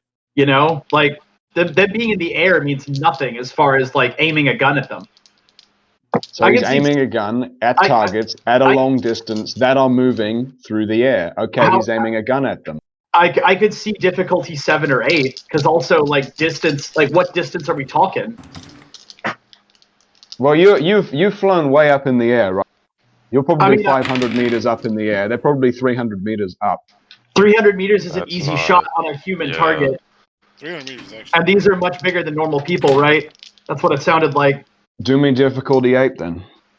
Sick. Alright. Willpower. I can make 300 meter shots on a human-sized target that's partially concealed with iron sights pretty reliably. Good for you. And I'm not even as good as these characters. Is there... I guess I would split the strafe? Like strafe them? Yeah, that's what it would have to be. Sounds I can like split up like 2 shots for each of them. Yeah. Oh, he actually has a good amount of shots and firearms. Good. Damn. 7 successes. I'm just taking a shot at one of them. I'm just taking a shot at one. I didn't split. Yeah, so whichever one Hank's not shooting at. I'm gonna shoot at 2 of them. Fucking 2 successes. What a bad roll. Shoot at 2 of them here. I could have just taken Amber and Sleazy out and be like, you girls do your thing with the guns, but they're nowhere near as good as Hank. They're in the bag. Hank has all of the mastery, all of the firearms masteries. Wait. I also have fucking extra actions. That counts. I'm not spending my blood. What's the damage on this one? It was 15 for the 30 millimeter. It was 10 for the 20, and I'm using the 20. 15. Holy shit. I know, right? Fucking 22. And these are silver nitrate. Because he got these because fuck werebears originally. So the werebear calls him a fail a game. So whichever one I pegged gets 8 points of ag damage. As a All right. silver nitrate railroad spike pierces it. All right, you peg him. Poison is supposed to do like 1 ag for 3 turns after that because that's, but whatever. I don't know, actually. I got nasty bullets, but I don't remember how they work. 9. All right. Oh, my head is killing me. I do have 2 That's on only 2 the of them.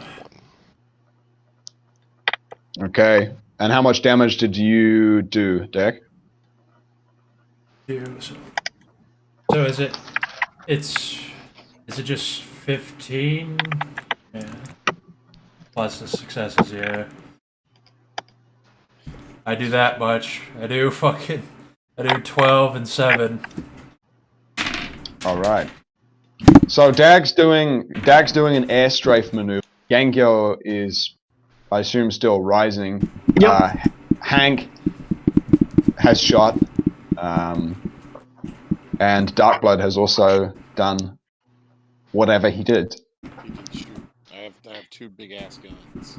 You did enough damage to take these things out of the sky. They're going to feel themselves getting penetrated by rounds.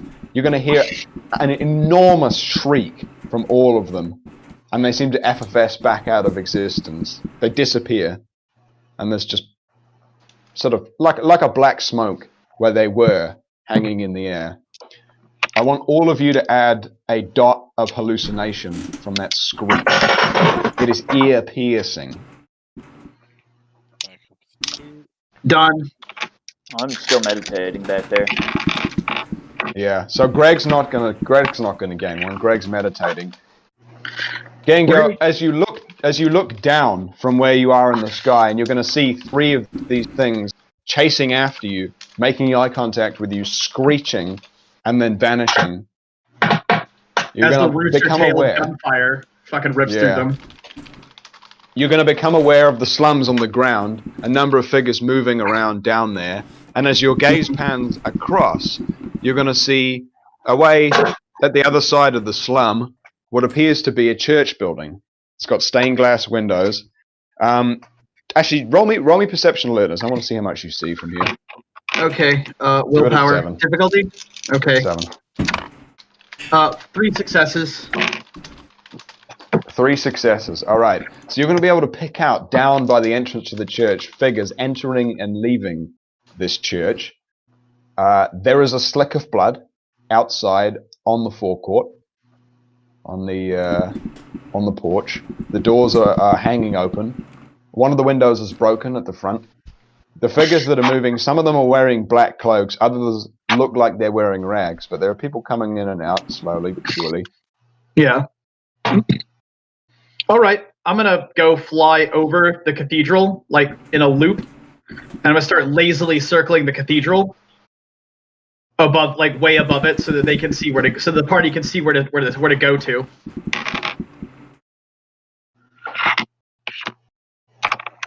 Can I see like cathedral stairs or anything now that I know where? Can you see what? Like the cathedral stairs or anything like that? Well, yeah, you're going to be able to see where he's flying. Are you flying? Yep. All right, so you guys are all flying. Well, not all of us. Well, I'm flying. Yeah. My bad. I mean, I can see. You know, if that's enough, then I'll just teleport us over there. All right, are you able to teleport without a roll? No, but it's a manipulation occult roll. It's a really good roll for me. All right, well, you're going to be doing it at difficulty 10. All right, cool. That's a funny way to say it.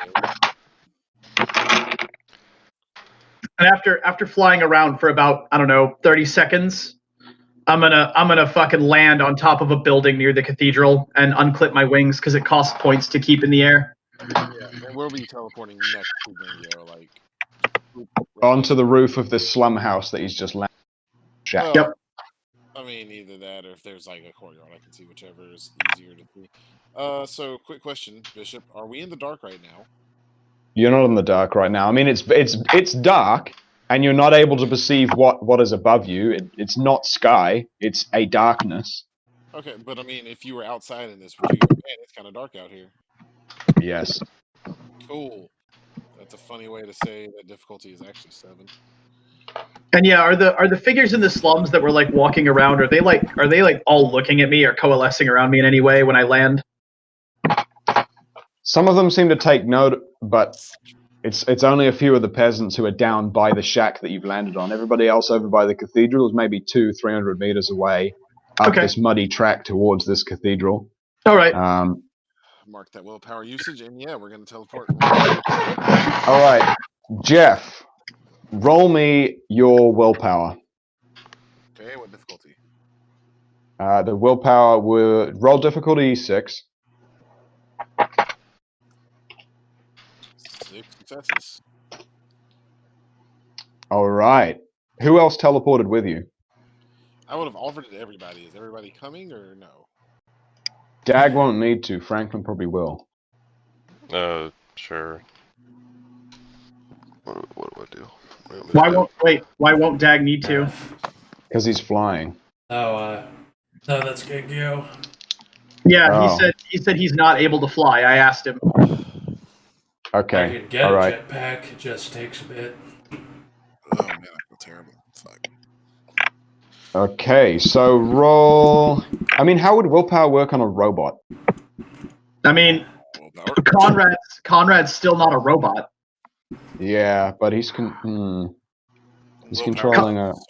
Conrad has willpower on his character sheet, therefore he still rolls it. Okay, both of you boys, give me a willpower roll. Just drop the dice. Give me a second. If it's a sapient being, then it has willpower. And Conrad is in fact a sapient being.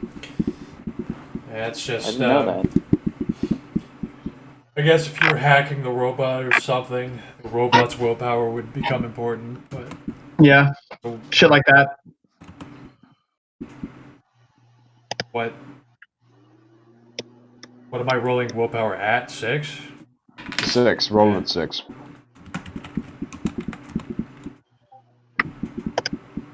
No. Ooh.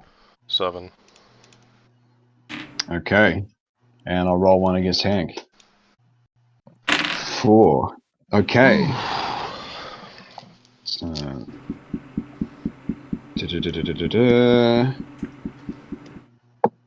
Conrad, roll again. As you appear on the roof of this slum building, you get the distinct sense, all of you do, that something is trying to enter inside of you as you ported through the space in here. Something's trying to get inside of your mind. Uh-oh. Probably getting fucked this time. All right. So, Conrad, you're going to lose a willpower because I got more successes than you. Let's focus on one at a time. separately. Yeah, that's I gonna be know, way. If you're doing what I Yeah. think you're doing, it's one at a time is gonna be way easier. Yeah. Okay. So so Conrad, lose 1 temporary willpower. Okay. Are you using the roll that I sent you, Bishop? I'm using something along those lines. Okay. All right. Never mind then. I'll keep my mouth shut. Roll again, Dag. We're gonna keep doing this. Oof. It's getting worse. 1, 2. All right, lose another. I think I know what he's doing. This is bad. I'm getting banned. I don't even care. Yeah, he'll come off the least bad from this. I would say the least bad, if that's the word. Oh my god. All right, lose another. Jesus. All right. 6. Okay, I'm gonna lose 1. And again. I mean, if this goes on forever, I'm just gonna lose.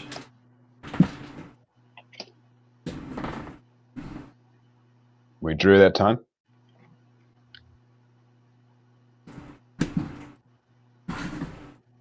Ty goes to defender, so Dag wins that one. Ooh, okay. So I lose another 1. All right. Do I get anything for counter? Does counter magic help here? Counter magic should 100% apply to any of this. Yes. So my difficulty Yes. should be increased. Is that right? Counter magic takes away dice Oh, from the Christ. attacker's die pool. So he's going to have to roll twice for each one of these.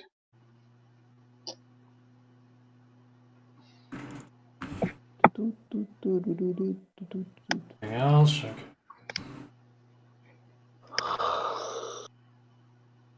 All right, do that, and then roll your counter magic, and I'll roll.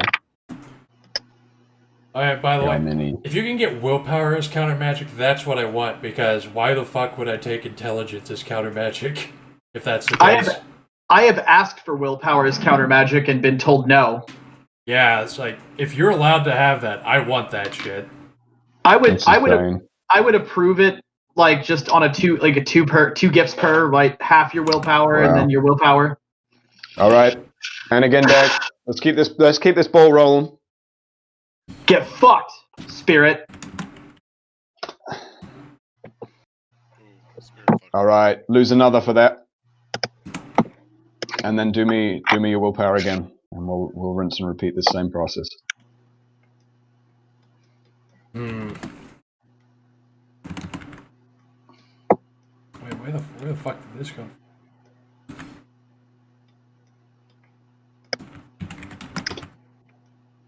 Oof. You might Get not fucked. lose this. Yeah. No, he's gonna win. Go Dag. All right, Come roll on, counter Dag. magic. Fucking, I've already won that. Yep, you got that. All right, and again. Get bodied, you fucking loser. Fuck Baines. Oof. Damn. How Fuck the Baines, fuck? apparently. I should not be winning by fucking averages. Yeah, but you are because you have counter magic. This is what I have Conrad's counter- thinking right now. Yeah, because I knew that counter magic applied after I lost like 4. All right, counter magic. I've got 9 successes there. Ooh, god damn it. 4, 5, 6, 7. Yeah, no, you're going to lose another one.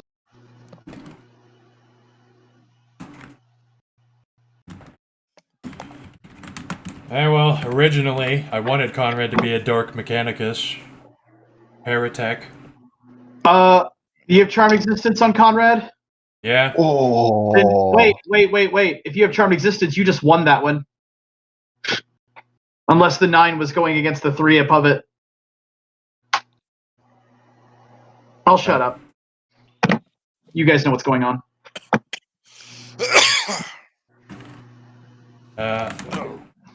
Roll counter magic into that 10. Yep. Oh god. So I get 5, fuck. Yeah, 9. I win that. You win that. Charmed existence. Yeah. You're coming out with some good ass rolls. God damn. Don't even Get count out. magic that way. Get bodied, you Bane bitch. He's trying to get inside his circuitry. It's trying to work. I mean, I'm more. Hey, I'll fucking fall to the worm, but if Conrad fucking survives this, then that's just like, that's fate, that he has to exterminate all evil in the world. I will not let Conrad fall to the worm. I will let Conrad fall to anything but the worm.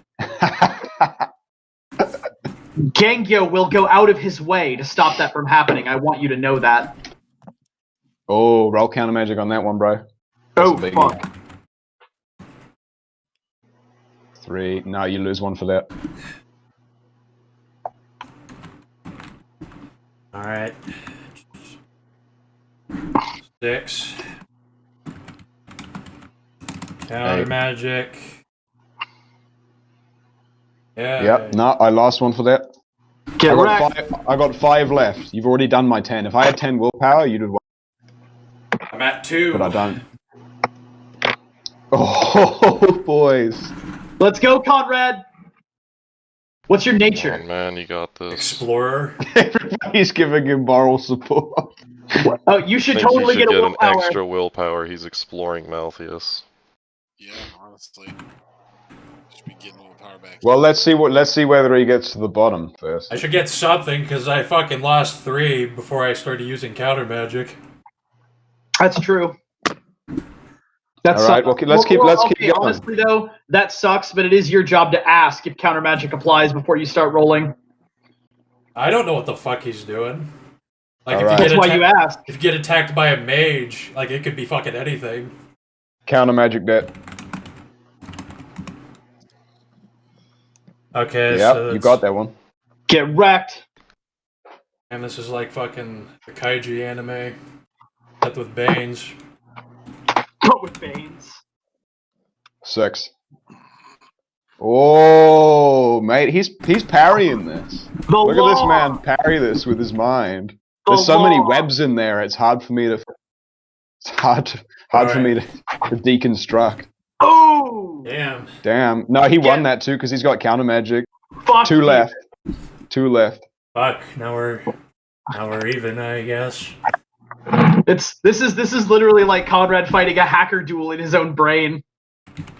Oh, it's not the This first is time. like the hacking and I define cybermancy. Fuck yeah. I win, I think. There's one more.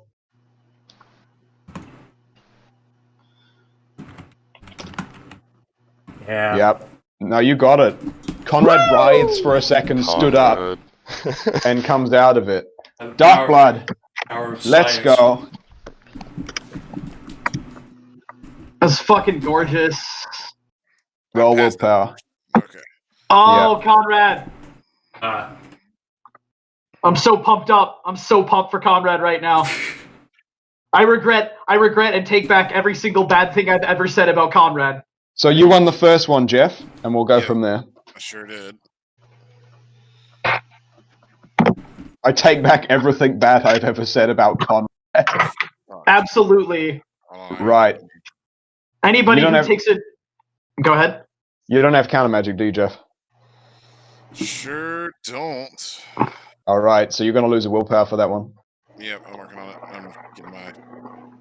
Although, it is worth pointing out vampires cannot be possessed. Well, actually, no, that's a lie. They can only be Bloodhounds. possessed by 2 types of Banes. Yeah. So if it's any other type of Bane, it get fucked. But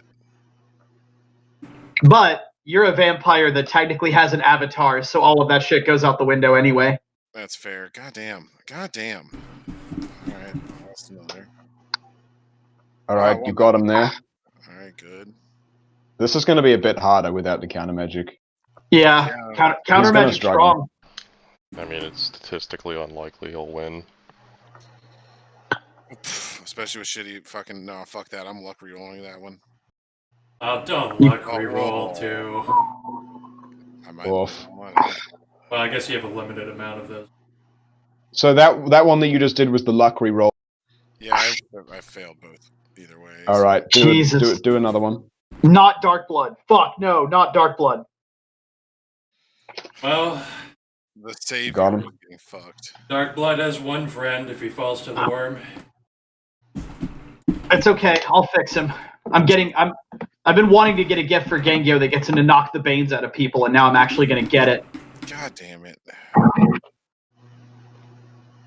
I'm getting Rite of Cleansing powered by Gengyo's confidence.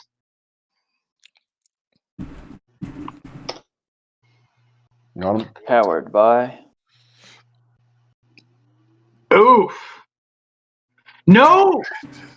Wait, you have Charmed Existence, right, Jeff? I do. Then you win that.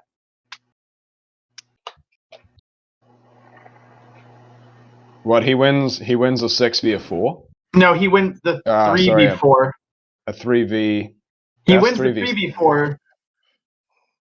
Oh, wait, okay, never mind. You're doing it in a different order than I thought. Fuck!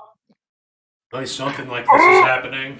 God damn it. Ugh! All right, let me mark it. Fucking hell. All right, here we go.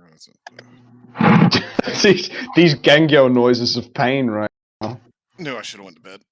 This is honestly, Fuck, alright. this is way more lenient than Malpheus actually is still. Really? I mean, you know, we could be in the nicer part, like the nice neighborhood. See, the thing Or- is Yeah, that it's got slums and everything. It could be a fucking Umbral Realm that's pretending to be Malpheus. Oh my god. That would be. So- That would actually probably be what Malpheus would try. the problem is that does someone immediately know that they've been baned? No, not usually. Yeah, so we're not. And like, if you just became more edgy to the world and wanted to burn the world down, you would rationalize that as yourself. I mean, that's also not what happens when somebody gets gets turned into a Fomor. Right. Their personality So- doesn't necessarily change that much. That's good, because I really didn't want to So, HQ being fucked up. Dark Blood has been baned. Yay! I knew it. Vampires can't be trusted. They have the worm in them. So you already have tainted on your sheet, don't you, Jeff? Yeah, well, yes, from this game, in fact. All right. So is it at 6 points? Fuck no. It's now at 6 points. Ouch. Okay. No, wait, what? What? Oh, never mind. I mean, This is not what I'm used to, so, but okay. All right. Well, what are you guys used to in terms of somebody getting baned? Well, Yeah, it's Vampire Fomor. 6 points. 6 point tainted flaw means you have a permanent taint or an extra permanent taint, right? Right. If he's baned, if he's actually a Fomor, it would be all the way to 10 permanent taint. Like Yeah. that's it. If you're a Fomor, Okay. you're a Fomor. You're gone, nigga. Like Now you gotta Yeah. start rolling on the fucking. You gotta give me my powers and taints list here. well, they don't have to Okay. manifest right away. yeah, they don't necessarily manifest immediately. I suppose we just usually do that. Right. Do we? I can load up Freak Legions. I've got it. Well, I would say that what you should do, Bishop, is look at the Bane that's possessing him, and if it's one that usually makes Yeah. Fomori, give him that template. Oh, Right. man, make him procreate. He would love that. It will know- be. You know, wait, it's funny. It's funny because what my buddy Peter played a werewolf, played a Black Spiral Fomor as a villain in a vampire campaign, and that was his thing. He was a metis that became a Fomor and got the procreate power, and went around raping vampires to produce more Banes. I recall this story. Yeah, it's Yeah. Savage Genitalia too. Yeah, Natick the Unclean. No, we're gonna do this. We're gonna do this. So we roll for powers and taints right now. Not necessarily. As the GM, you get to pick. Pick or roll. Oh, fabulous. Like rolling, you can roll if you want to, but that's you deciding to roll like however many times, right? As the GM though, you know what kind of Bane's on him. You have authorial power for his powers and taints. All right. Well, being as these are banes that exist in the slum area, I'm gonna choose these because you're right in that they will have. I'll be back while you go through this. You're getting mutoid cancer. Ouch. What That does that even? that legitimately sucks. I mean, I have fucking super amped ass regen, so that. No, that's not what it is. Way worse. It's way worse. All right. So write that down anyway. If you write them down, back to them. Ooh. And we do three taints, don't we? It's up to you. Don't make me as strong as a starting Fomor can be, is my Nah. advice. But I'll be real. As soon as we finish this fucking game, I'm just gonna burn the gift to get rid of it because I'm not doing that. Walking bomb. I reserve the right to laugh because you laughed at me, Jeff. No I don't cancer. remember banning you. Oh yeah, you remember what happened to And- Zane? I get to laugh now. I didn't bane Zane. No, you laughed at Zane. You helped him get fucking tortured for a month. You were laughing. Right. I get to laugh now. Well, All right, can we? You're getting mental de-evolution on manipulation, which means you'll have to make a willpower roll every time you want manipulation.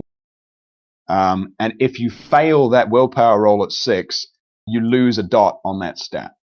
Okay. My further question is, what the fuck do the other two do? Because if they're manifesting now, Yeah. they're pertinent to this game. Yeah, that's right. Let me scroll down. Let me find them. Taints. Bishop, when you read what mutoid cancer actually does, don't go back on it.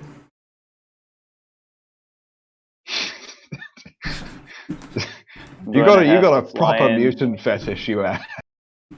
I have to fly into such a mess. Save you retards. Taints. There we go. Da-da-da-da-da-da.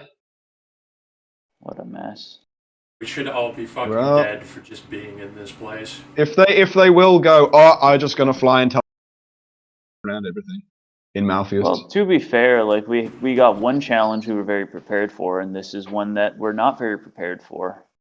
Okay. Well, you Also, guys are very prepared. nearly, for it, I'm prepared. it is statistically impossible to win that. Well, mutoid cancer isn't going to become relevant to this game because It's not relevant He- yet. no. You guys would have gotten away if I would have used if you would have had my obfuscate, because nothing could have seen you. I thought we were still under that. No, I guess we talked No, about it No, was because just I'm Conrad. meditating. You guys didn't wait, and so Well, we don't know where you you are. guys didn't wait. Yeah, I'm going back on walking bomb because that's a Pentex thing. No, I was in the tunnel meditating in full view. And I told you I would be doing that for an hour. I thought- Disintegration. What's that tied to? I know that one's tied to the thing. This power is paired with one of the Fomor's powers. Right. So I'm going to tie it to a thing that you have. What I'm going to tie it to is teleport. No, it's got to be a Fomor power. Fuck you. You are not tying it to a gift. All right. That's not how. All right. So you want a Fomor power? Yeah, you Well, have to give me power. We do say gifts, and Garu gifts are things that Fomora can have. Garu No, gifts no. are a different thing. Garu Tied gifts to are Fomor. A Fomor thing. That's exactly how it works. Because the whole point of Fomor is you have drawbacks for your powers. Oh, that's right. It's Dark blood is mutoid cancer. Yep, I heard that. into this game. Phenomenal. Okay. You have to get rid of it. No. That's too Well, uncreative. that healer back in the tunnel, I'm sure could do something about that. You know All what else I right. need to think about that? Hank. Okay, so Oh, you I can baned myself. That's you true. can have the power sense Gaia, and every time you use that, you get disintegration. There you go. That's a thing. Got cancer? Hey, is that the Honk only for Hank. power I'm getting? Yes. What a jip. Wow. What a ripoff. Well, that being said, you can buy fucking powers with XP now. Yeah, I got 3 taints for 1 power. Ouch. And the power is tied to one of the taints. It's wonderful. Ouch. It's Malthus. You can't do anything about it. Yeah, It's like that fucking Chinatown. sucks, but It sucks, but it's legal. You could have Right. avoided it. So, Saying. Hank, you won the first one. We'll go from there. Let's go, Hank. Let's do it. boy. 6. 1, 2. Bishop, Also, this is actually intense. Yeah, I know, right? This This is is like fucking horrible. this is like a fucking gambling anime to see if you get possessed. 6. Somebody play Devil Went Down to 4. Georgia real quick. You got him. Okay.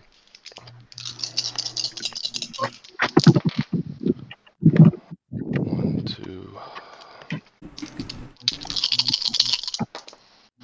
I 3, 4, 5, 6. I love this. We're at the fucking casino, seeing if we get raped. These are some solid rolls. Alright, you That's win a that 7 one. and I got a 7, so Yeah, I mean you lose 1. yeah, that's right.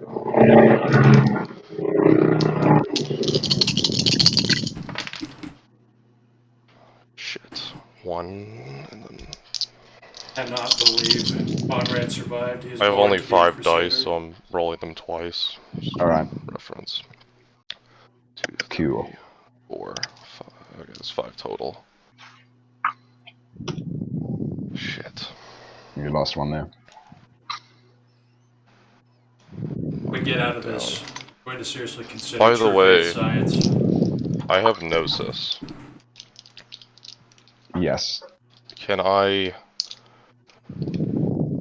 in place of initially losing willpower, can I lose Gnosis first and then willpower?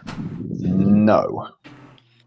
Also, remind me, we're gonna have to come back to mental de-evolution because the way you assigned it to me is not how it works. It's got to be tied to a power as well.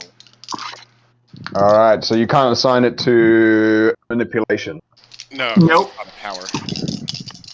Alright, if we're gonna play it by the book and play okay, this is exactly a FOMO, it can't give you anything else, I'm not allowed to slap any flaws on you, I'm not allowed to do anything else, or manipulate it whatsoever, then yes, No. we will address it later. No, the way it works, Bishop, is that if you're gonna do it, if you're gonna assign the thing, you have to assign it the way it is written, or else you're not making a FOMOR, right? Well, That being said, you could, if you wanted to assign it to manipulation, right, you could assign it to mega stat in that mental stat.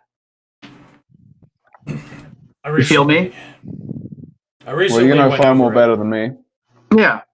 And you can still assign it to manipulation. It just has to be, again, it has to be, whatever. We'll talk about it later. Well, I went over it with Bishop, and I told him that, like, yes, you can do shit by the book, but there is more than what is written there. You can make things up sometimes. I mean, yeah, I guess. I believe don't know. you can always make things up. Yeah. You keep saying to me that you're in Malpheus, this is fucking light, you're in Malpheus, this is light, so expect extra things tagged onto it. Like, if we run into a Melgen Incarna, those things don't even have sheets. It's like you just get fucked. Right. Well, Concept. 5 Right. successes on the next one. Yep. Off. Did I lose? Shit. Yep. I mean, that is a point. That is a point. The rules do represent making a standard fucking Fomori. Or Yeah, Fomor. Exactly. So if I throw taints around, I think it's probably within my right, especially in Malpheus. Yeah, because there are more Fomor The powers. fuck is a Clishaw Nefandus doing in Malpheus? But now I'm really gonna kick this guy's ass. 7. 7. 6, you got me? I also got the impression Crowley was an infernalist. Do what now? I got the impression Crowley was an infernalist in real life. I mean, in real life, and then in the Pluto game, he was a Clishaw, and now he's a fucking he's a fucking Malpheus. He's fucking. I don't know. In real life, there's actually good credence for him 6. to fix him as being Clishaw. 5, you got me? Clishaw. It's literally written KL apostrophe Cl. I always said Kalasha. Whatever. It's a stupid word. 5. It's not stupid, okay? It's very 6. scary and intimidating as a word. It makes people. Yeah, Yeah. Klashard, Diet Lovecraft. Shit. Clang clang. 4. 6. Without counter magic, this is actually really hard. It's literally a statistically impossible thing. Like, It's not What am I looking at? impossible. it's statistically unlikely. Yeah, statistically improbable. Improbable, yes, thank you. I mean, as What's a, going on here? This is situations like this are where Iron Will comes in handy because these fuckers would be rolling at difficulty 9. Yeah. as a backup plan, I can drag all these characters to avoid Engineer's shower and try to wash the taint Yes. This is where Iron Will becomes useful because first of all you can shake off the effect after a turn, whatever. 5. And also raise your willpower. Fuck. For Christ's sake. Yep. This one's rolling good as fuck every time. It wants that bear pussy. He had his Wheaties this morning. Yeah. The worm saw that Conrad's already the Weaver's bitch. Like, you know, you can't muscle in on that. 8. You got me? Okay. Let's You go. sunk my Let's go, battleship. Hank. What are we at? I'm at 5. I am at 9. Okay. Although I do want to say that the fucking burning Gnosis over willpower does make a lot of sense from a rules perspective, but well, from a fluff perspective, I mean, I don't think I'm going to allow it. Yeah. I keep saying it, but I wasn't expecting it. This feels like being at the casino. 5, 6, 7. Alright, you got me there? let's go, Hank. Pray to Gaia. 1. Gaia saved my ass.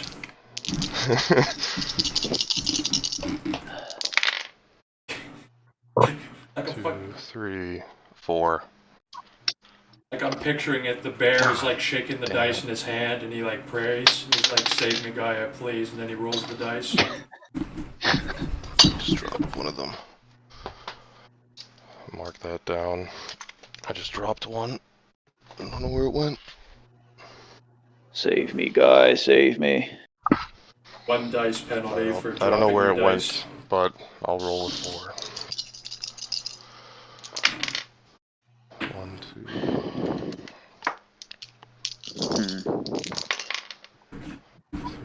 4, 5. 2. What's Hank's nature? Commando. Okay. 6, 7. You got that one? Nice. Let's go, Hank. 7. Shit. I think it went under my desk. I'll do it later. All right. 1, 2.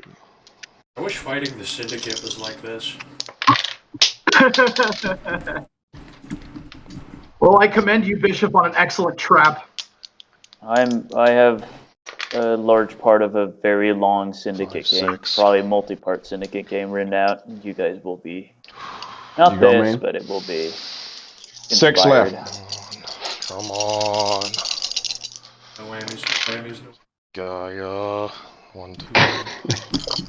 Gaia! Gaia! 4. There. Whoopsie. But he's on his last 1 willpower, he gives out a bear roar. 5, 6 again. Alright. I mean, as a compromise, right? You could force Jeff to spend XP on a foam war power, and then pair the mental devolution to that. No. You know, I don't know if I'm totally comfortable dishing out foam powers right here, right now, without thinking about them. Yeah. No, that's fine. That's completely fine, right? No. The whole point of a foam war is you get cancer because your powers are too much for your body to handle. 2, 3. That's it. So I'm gonna go through it and pick through it. I'm gonna give you something after this event, but the Bane is inside of you, and expect that to 7. test. Got him. All right, you can take this one. You can How tank close? this one. 5. 5-3. Okay. You can fuck this one up. 7. Big dick. Big dicks for Gaia. 7.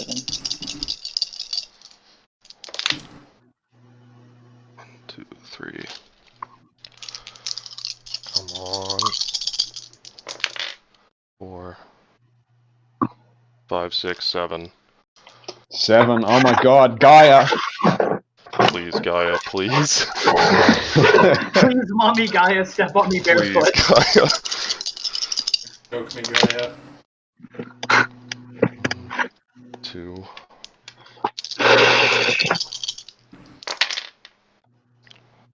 3, 4. 4. 4. No. 5. No. What is it now? It's 2-4. Yeah, it's got 4. Come on. Let's go, Hank. Let's go. Ooh. Alright.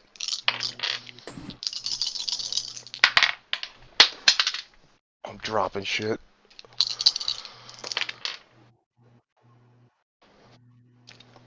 8. Oh, big. Damn. Yeah. Damn, dude. Please. 3 left. 3 left. This is a savage. He's got some willpower. 1, 2, 3, 4. Oh. Okay, 1 more. Darkblood Sphincter's a little bit 5, looser, so he got any. 7. I mean, it I got wasn't 3 that. 7s. The sphincter was pretty loose to begin with. It was that much easier. Come on, Gaia. A little bit more, please. Man, it's gonna get real awkward when Darkblood runs into AJ again and AJ just sees the fucking Bane in him. 3. And he's gonna be like, bruh, I mean, you okay? DB's got to fix it because that's how you get a blood hunt called on you right there. You try to hold 6. fucking Elysium, someone spots that shit because it definitely. 6. You won that one. 1 left, dude. You could get really good at obfuscate Oh. and then just not be spotted ever. Wait, no, Elysium? No, they won't. They won't necessarily spot that. Vampires don't really have a way to spot that. I think it shows up in auras. I mean, maybe, but it doesn't show up like the same way as 5. Diablo necessarily. I mean, you're all worm tainted as vampires. Dude, he got him. He got him. No fucking way. Alright, Hank, come stand over on the non-worm side. like fucking dodgeball. Alright, right. So, Jeff. Gaia is real. Strike that foam. I'm not happy dishing out Jeff a bunch of foam power. Not fuck, pairing you them can't even go correctly. home. Okay, yeah, we gotta fucking win this game now, or I can't Yeah. go back to my castle or Gar's So- ripped in half. So, yeah. You don't know that you've been baned. You have been baned. If a gift is not attained, then we'll deal with it. Okay? Okay. Yeah, Hank's So I'm probably stuck at smelling on me, what and I now? actually I'm had stuck zero- at 2 willpower. 0 willpower now. Yeah. I'm Alright, afraid cool. so. I'm tired as fuck, and it shows. So, thankfully for Darkblood, I think both Conrad and Hank are familiar with EDE attacks. Well, he doesn't call So them is- these, Darkblood also knows what the fuck a Fomor vampire is, and the So, implications. yeah, Gengyo is also familiar with the concept, and I've lobbied for gifts to do Rite of Cleansing on motherfuckers with my fists. Cleanse you with my Hank fist. and I are both gonna keel over. Yeah, Gengyo's gonna look at all three of you and be like, "You guys okay?" As he's smoking. I'm sitting there like retching, like fucking no. Can I salvage a point of willpower from my from Commando? What does Commando do? Where do you I regain get willpower for doing things at great risk to myself. No. Darkblood's gonna reach into his bag, pull out a fucking blood bag, and just Bro, you should be getting a willpower back every round for being in Malpheus then. and just be belligerently drinking this blood bag. I I'm mean, fucking tired. Let's get some this of the shit over realms with. do that. I mean, the fact that Darkblood's tired is true to real life. Jeff is sick and tired. GM, would you say that an hour has gone by and I snap out of the meditation? Not quite. All right. But yeah, Gengo's Not gonna look quite, over from his cigarette and be like, "You guys okay?" He's gonna look back. I don't know how a skull face looks Not tired. really. It's tired. It looks incredibly tired. Huh? Do you did something happen? Did some shit happen? You have no idea. Well, I mean, I've got some done- ideas what the fuck it is. it's kind of like when someone tries to hack your computer and you gotta fight him off. Again, Oh. I'm going to kill Pajit next time I see him, and I'm going to stand up and go to the edge of this fucking building and hop down. Is there anybody down there to land on, or just dirt? I want Pajit's character sheet. I do want to do a game featuring him. You'll have to search for it. It's in here somewhere. Yeah. I'm sure. Gengo's gonna say, like, "Well, wait, you guys got fucking brain hacked?" Yeah. I think it's more of a soul thing, but sure. He says, "I see. Yeah, I'm familiar with it from my dealings with Irwin. I've been trying to find a way to get people out of it." Yeah, oh, well, if you figure that out by the end of this game, let me know so I can go home without Geta ripping me in half. Right.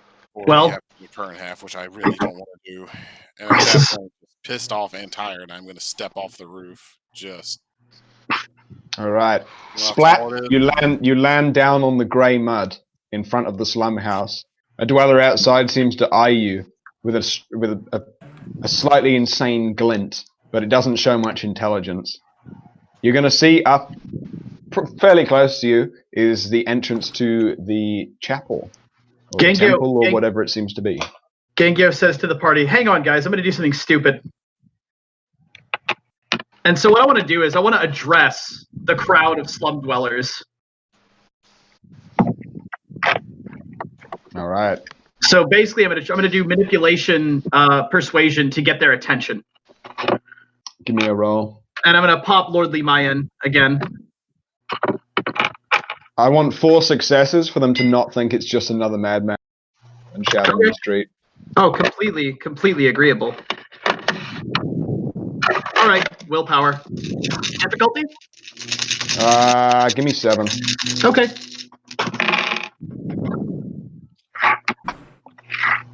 Oh shit! Do I make it? Oh god, that's ones. Those are ones. And I didn't say willpower. No, I make it. I have 6 successes. Okay. All right. So yeah, Gengo's gonna be like, "Hey, everybody in this motherfucking dump!" All And he's right. gonna You- Come hear me, right? And so what I'm going to do is I'm going to address the crowd and basically give them a speech about fuck the people in that chapel and fuck the people who run it. And I have seen your oppression and I have seen your subjugation, and it's time to put an end to that, right? You know, are you men or are you mice, right? It's time to take a stand. And so I'm going to make a series of rolls. The first one being to manipulation, persuasion, change their nature to rebels.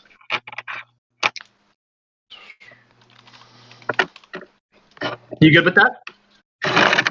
You can go ahead and do it.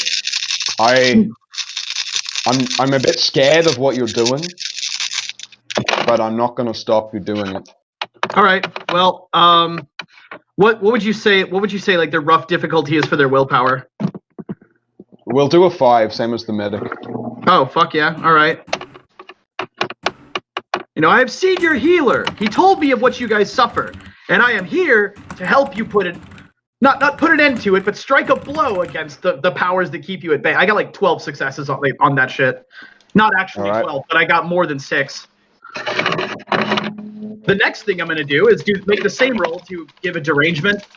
That derangement is going to be hatred Crowley and everybody who works for him.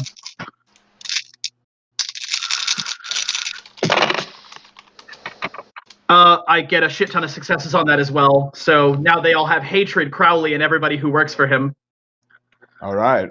And then the last one I'm going to do is, let's see. What do you guys think? What's a good idea here? Oh, you know what? Yeah, wait. Here's another one. Mental flaw. Higher purpose or driving goal. The driving goal flaw of fuck those guys. And 1, 2, 3, 4, 5, 6, 7. So yeah, they have driving goal. Fuck Crowley and his dudes. Hatred Crowley and his dudes. And they have nature rebel.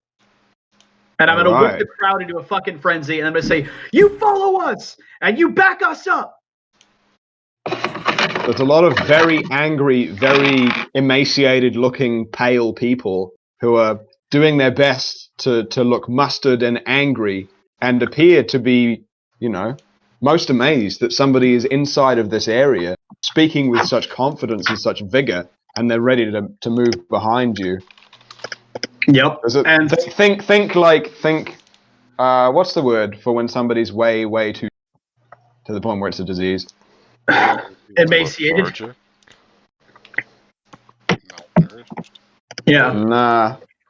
It's fucking. There's a word for it. Anorexic. Anorexic. That's right. Think anorexic 50-year-old dude with no hair, pale as fuck, wearing a potato sack, kind of vibe. Yeah, and so Gangyo's gonna jump down and turn to DB and Conrad and Hank. Like, can you guys arm these people? Yes. I only have the sword. I'm gonna produce a sword cane and hand it to one guy, and I'm gonna produce a sword and hand it to one guy. It's a small sword. All right. You don't have like handguns or some shit? All right, shit. I'm gonna pull out a MAC-10 and a Desert Eagle. Let me figure this out. Alright, so I think of a basketball. What guns can I fit through there? You can fit a lot of guns through a basketball-sized hole. Yeah, I'm gonna like M4s. If you take the iron sights off, and I think it's fine with the magazine. You don't even need to take the iron sights off to fit it through a basketball-sized hole. Yeah. The mag, yes, but not the iron sights. Conrad is going to requisition for how many people are there? At the moment, Gangyo's corralled about 25-ish. Alright, well, Conrad is going to vomit out like 30 M4s with like 90 magazines out of his chest cavity. Yeah, we're going to distribute those among the armed populace. Two of the peasants immediately died from not knowing what a gun is. Died? Died. Okay, whatever. Themselves accidentally. One shoots the other. To be fair, you give a gun to someone who doesn't know what a gun is, they're gonna look down the barrel and then they're gonna press the funny button. My point exactly. You're going to get someone trained them. You're gonna have to learn on the job. There's going to be a raucous load of bangs from that going on, and the people who are walking up towards the church and the people who are coming out of the church seem to sort of take notice of the fact that there's an armed mob. And Gangyo's going to yell, "Look, you pull the switch, right?" And he's going to make the motion of pulling the trigger. He says, "Make sure that the hole in the end," and he's going to point toward the barrel of one of the guns, "is pointed at that guy." And I'm going to point at one of the black cloaks and just whip the mob off to go fucking kill as many people as they can while we discuss what we're going to do. Yeah! It's the collective roar of peasantry as they start off towards the chapel. So what do you guys think? Bang. Walk in there and kill him. Bang, bang, bang. Beat him out of his body, at least. If he has a body. I could bombard the building.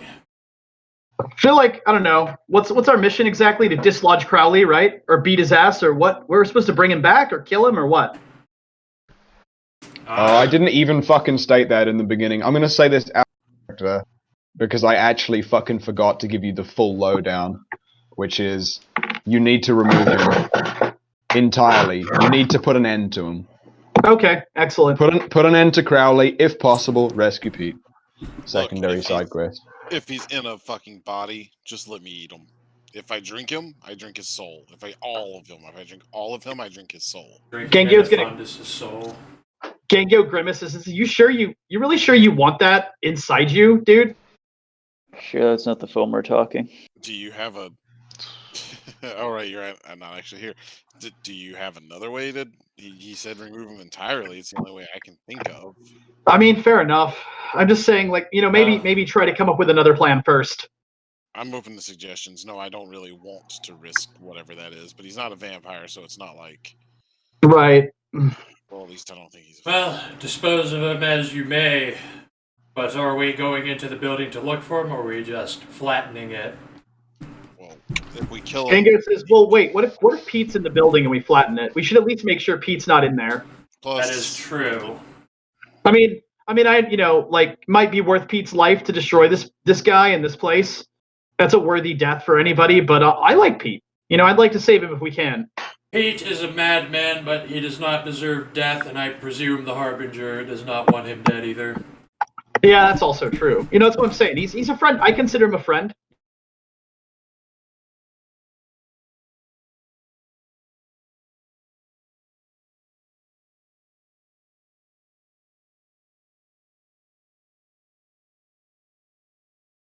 I'm not saying I die for him, but I'm saying I'd risk my life for him. No, I agree with that.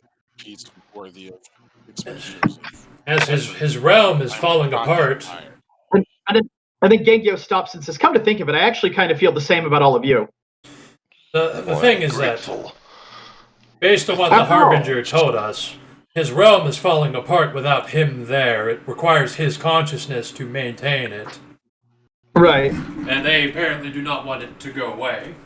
After all, I mean, what martial arts instructor doesn't feel a certain affection for his students? And he grins. You're gonna get a really weak smile from Darkwood. Like, honestly, I'm just really fucking tired and I want to go home. All right, let's go fuck this up. And so yeah, we're gonna let the fucking rabble cause a ruckus. All right. You were hearing a ruckus and a lot of gunshots. A few people being shot and beaten to death with the butts of guns outside of the chapel, all wearing black cloaks. But now there seems to be silence. I'm gonna All the look mob over. seems to have gone inside of the doors, but there's no more gunshots and there's no more noise. Probably a bad sign. But if there was a trap waiting for us, they probably triggered it. Yeah, probably. I'll start up the stairs, kind of slowly. Yep. Because I'm tired. Walk right up in that bitch.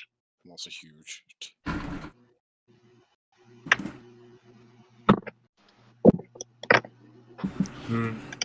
Perhaps I can throw a drone in there and attempt to search for either Crowley or Pete. I like that plan. That's a good idea. Are the doors open? The doors are open. Okay. Yeah, that's a good idea, Conrad. I like that plan because you know what? I learned one thing about Crowley and his ilk and his fucking genre of degenerate spawn, and that's that they can astrally project and they can fuck people's brains out with their brains. So walking in there blind is probably stupid, even for me. At this point, Gregory, you may return to the party. Excellent. I am going to fly in. And I'm going to apply I can't actually do the 10 levels of obfuscate on everyone, but I will apply 7 levels of obfuscate on everyone. Just to say they can't be seen and shit and all the I'm really wonderful glad things. you can't apply 10 levels of obfuscate on everyone. Game Gee, ends. everybody would forget what everybody is, and then could use old friends on each other, and then it would just. And you'd all be stuck in Malpheus forever, being madmen. Being And fucking. we'd be stuck in Malpheus forever, and Malpheus wouldn't even know about it. Nope. No, we would just be added to the population. Yep. So But yeah. unawares to all of you, you are now all obfuscated because Gregory, the invisible force, returned at random and obfuscated No, all you'll of know. you. You'll they know, know. you'll feel it. Yeah. Ooh. All right, cool. All right, we're at the door. Do the thing. Gregory went in first.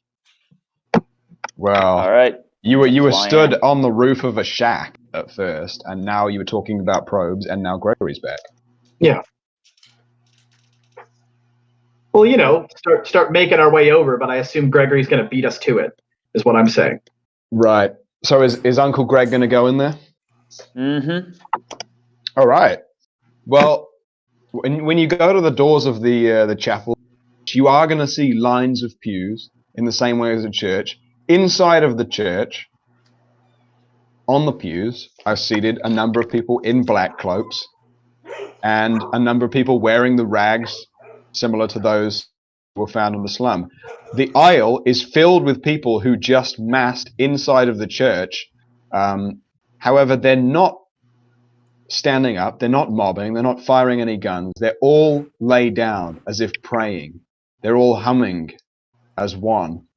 And they're all making a kind of bowing maneuver on their knees, guns to the side, all forgotten, towards the front.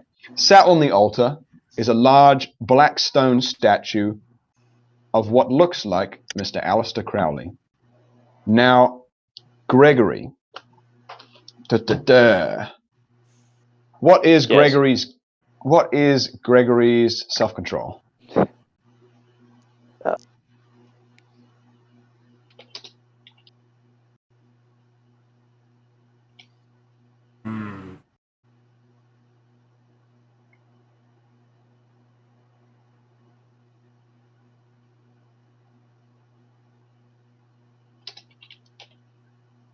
Hello? Muted himself. It wasn't just me. I thought it was just me. You're muted, TM. Might be getting yelled at by someone or something. Yeah, probably. Yeah. Sec. Yeah.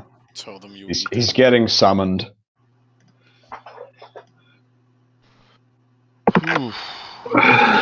Good job, guys. This game I don't has even me think you can fucking beat sweating.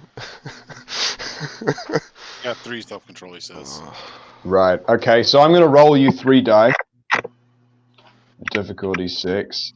But you're not actually going to be able to even beat that, I don't think. Unless I'm very much mistaken. No.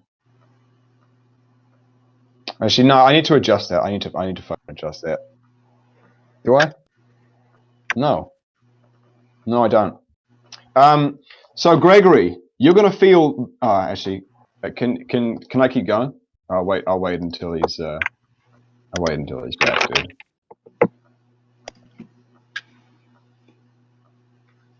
Gregory, you're gonna feel a compulsion to bow like the others. The statue has you in awe.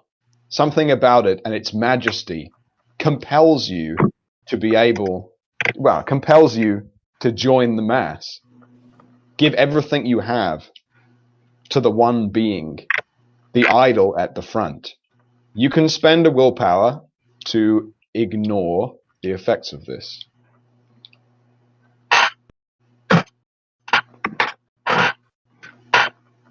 All right, you're spending a willpower to ignore the effects of the statue. I'm going to wait till he's back, dude. He needs to narrate what he actually wants to do. Gregory's playing a text-based. I was gonna say, I'm walking in there with my 1 self-control and spending a willpower. I'll just do it. Dag, that image is spot on, I must say. That's what that felt like. It's even more spot on because you're fighting some like eldritch worm thing. Yeah. That's a sequential, like bit What by was bit. the name? Darkblood right there in the middle. What was the name of the Darkest Dungeon? Cthulhu thing from the Jupiter or Uranus game? Yog-Sothoth. Yog-Sothoth? Yeah, that's from the Yog-Saron fight in WoW. Nice.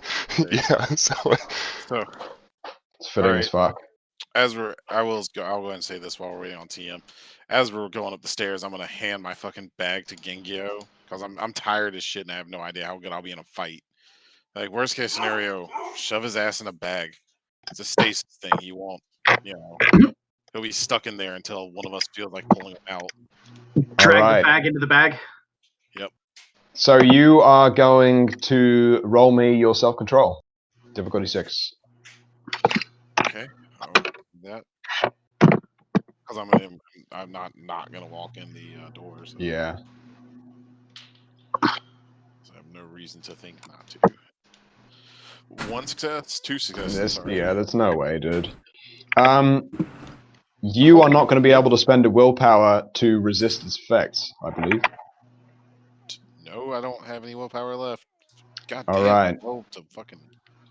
Well, you're going to feel the compulsion after seeing this statue that I've described of just giving everything you have to this oracle, to this being, this divine presence.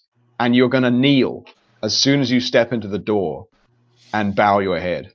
Oh, I was hoping I could interpret what giving all I have to it meant in a positive manner. I wasn't gonna be like punch it or something. I think your sphincter's Humping got the nothing statue. left to give, brother. No, he's still got a cock. We walk in and That is Darkblood's just fucking the statue. Absolutely, he would. Right, Gengyo is going to arrive at the same time. I have Jaded, so he has to roll at a difficulty 9, but I'm still gonna lose, so I've already spent the willpower. All right, fabulous. So you're going to spend a willpower to ignore its effects. You're going to look at the statue in front. Darkblood's going to sink to his knees alongside you, bowing. Gengyo's gonna tisk. He's gonna be like, fuck, man. And he's gonna point at the statue and call that motherfucker out. I'm rolling manipulation, intimidation, and issuing a challenge. To the statue?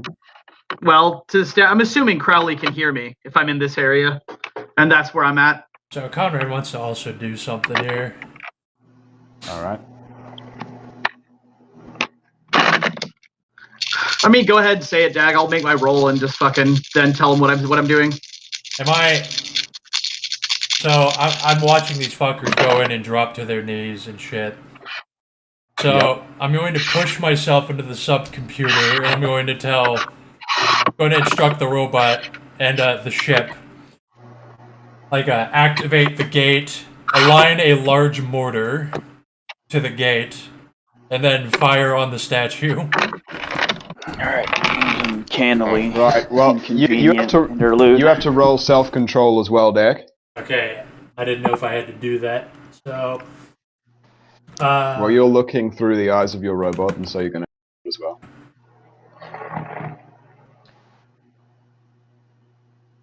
Fuck.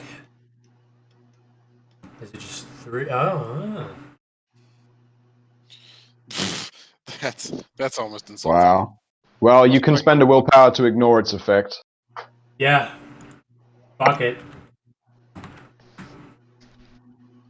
All right, I have 7 successes for Gengyo to walk in the chapel and scream, "Crowley, you fraudulent hack! Show yourself!"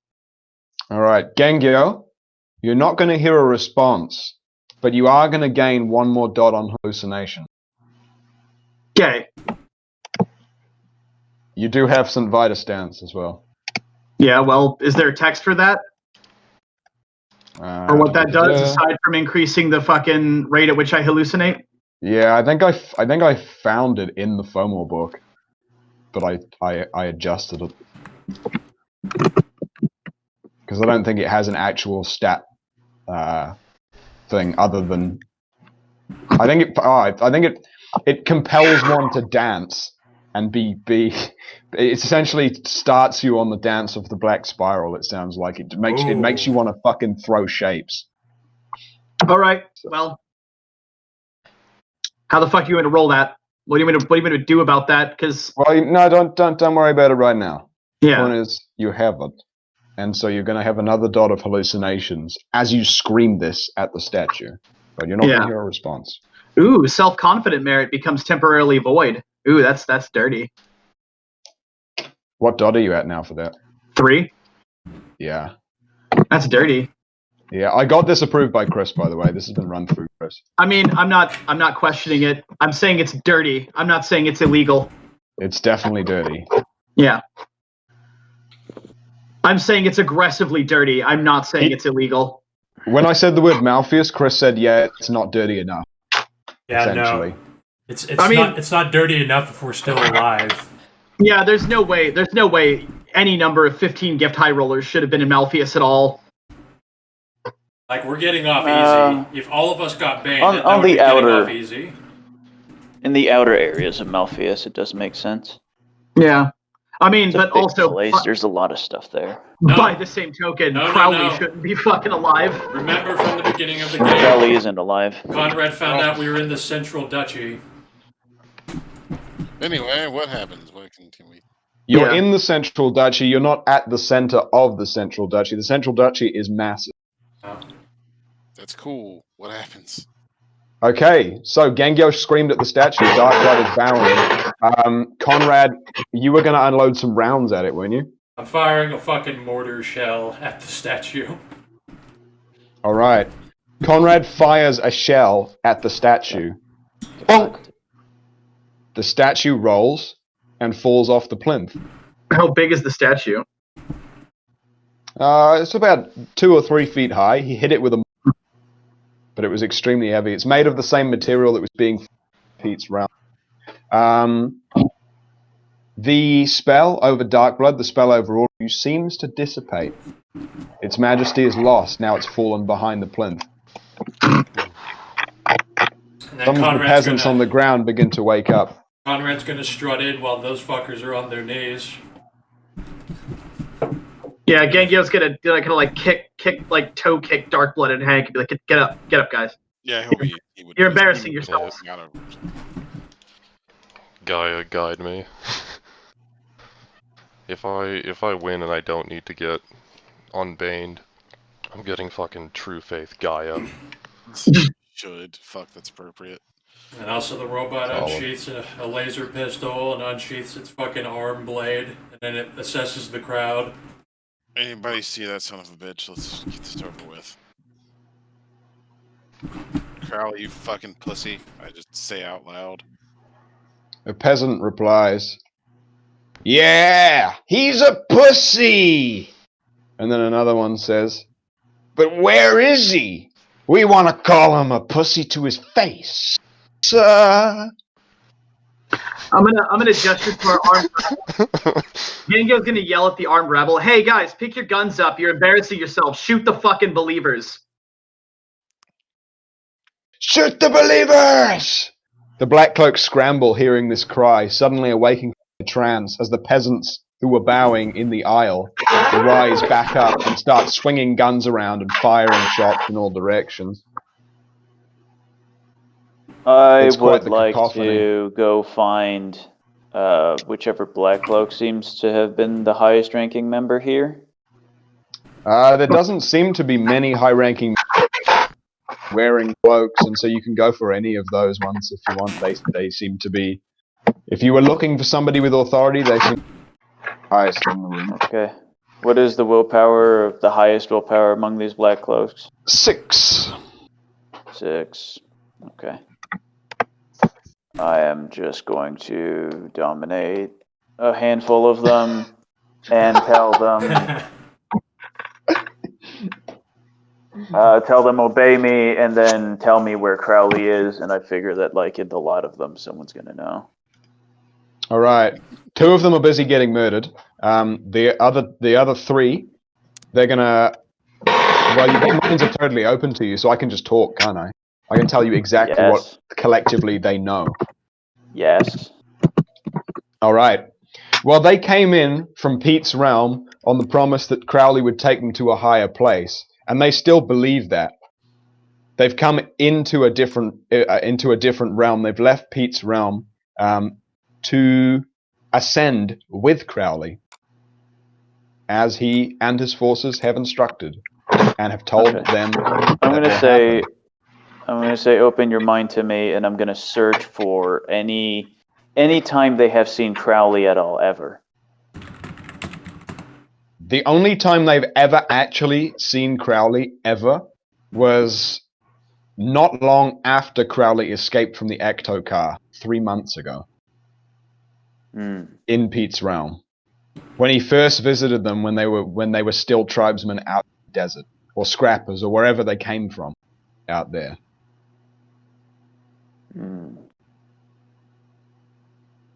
I would like to use Auspex to perceive Crowley's aura in that situation, which technically works because the mortal can perceive an aura. It's just he hasn't trained his own sight to be able to notice what it is. So you want to see an aura that a person in the past saw. Yeah, whatever that. I did hear an engine, but yes, that's what I'm gonna try to do.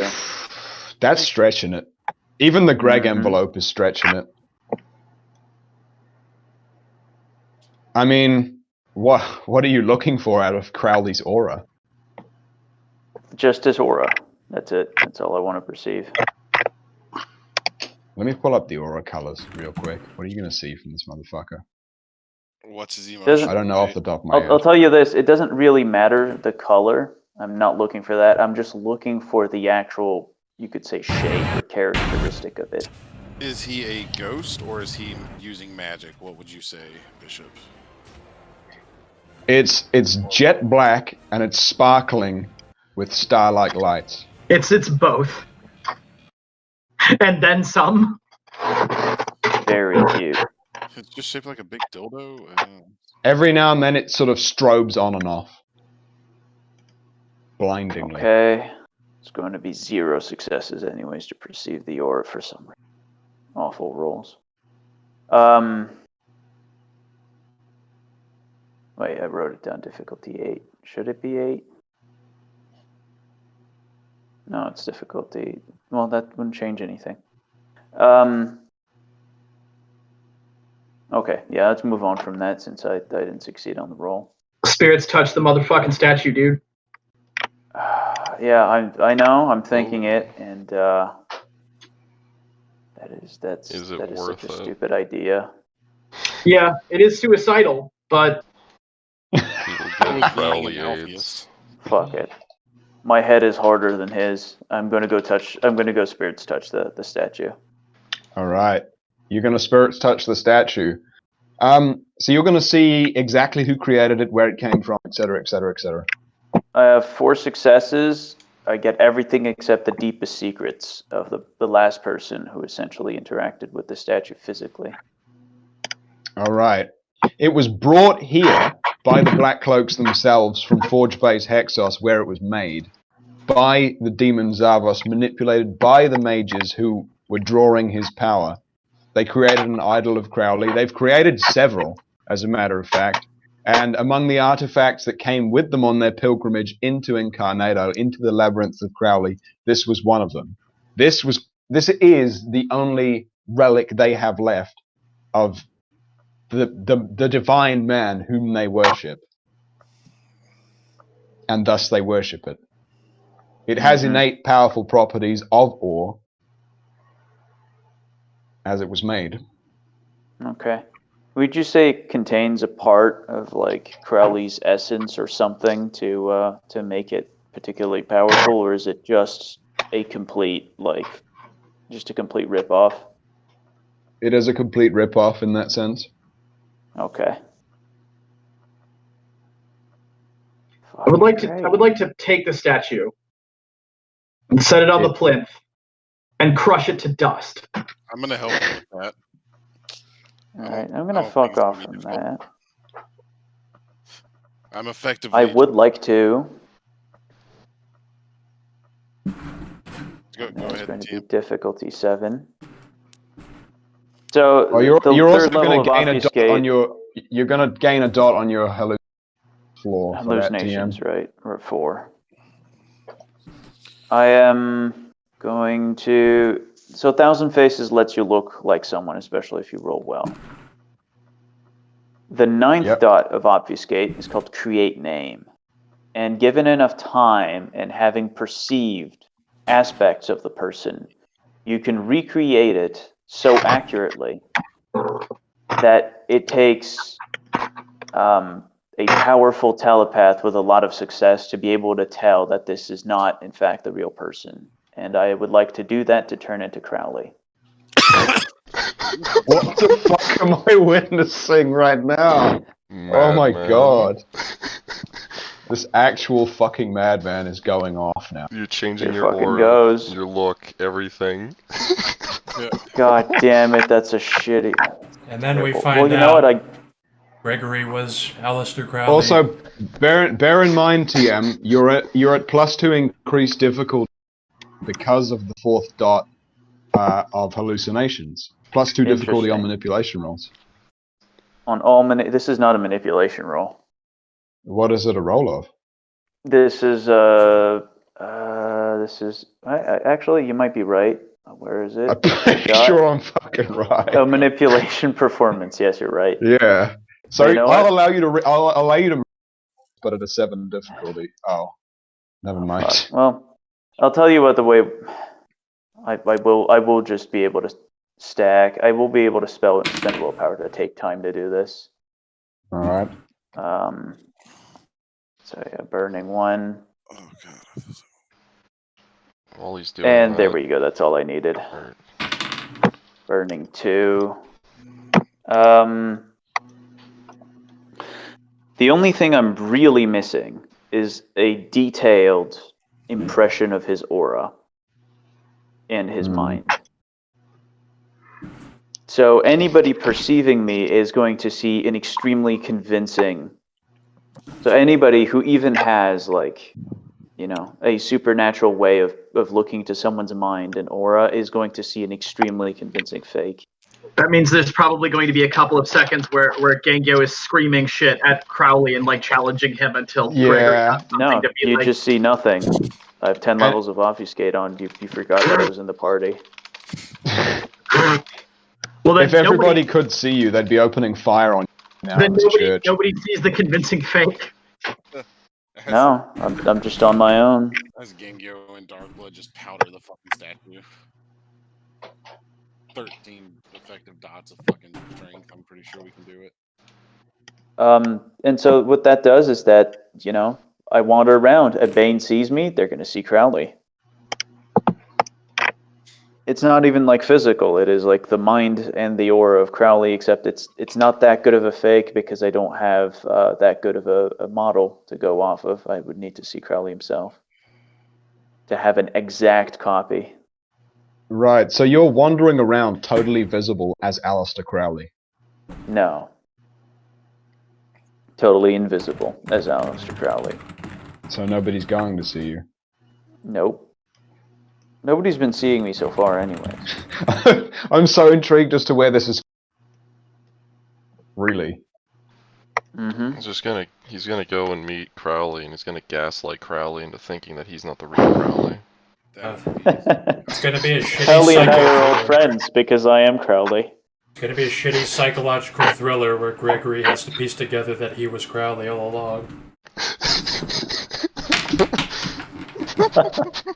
So that's how you obfuscate 10. You realize That's why your you've character, always had Obfuscate 10. You just forgot you were Crowley. That's why your Crowley had. character has, you were just Tyler Durden to Crowley's Jack. That's why Crowley had similar powers all along. It's going to just be Metal Gear. You're gonna have I'm you, but better. Psychoanalyze, you just convince yourself that you're. His alternate ego. Be me, I'm me. No, you're you. I'm you. It really is getting into Metal Gear levels of It is. Liquid Crowley. Kill Big Boss, and then you find I out. hypnotized myself to believe I was a Liquid Snake. Right. So guys, I'm gonna take 5 minutes right now because I need a shit really, really badly, and then I'm gonna come back and we're gonna discuss where we go from here, okay? Yeah. Alright. Astral Snake. Oh, I'll be 5 minutes. I wish that was Bishop's plan. That Gregory was actually Crowley, but he forgot. that would be pretty good. That would have been like this would have been top 5 of all games. That was 10 dots of. He has 10 dots of destiny. Top 5 and his betrayals. destiny was realizing he was actually Crowley all along. No, I would. If Bishop actually came out and he did that on his own and I didn't realize it, like that would have blown me away.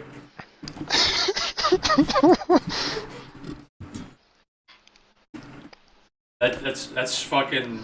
That's what games of Malpheus are like. That's like get fucked. It's all a dream. Like who's to say that the passage of time is even working? It should be getting unmade here.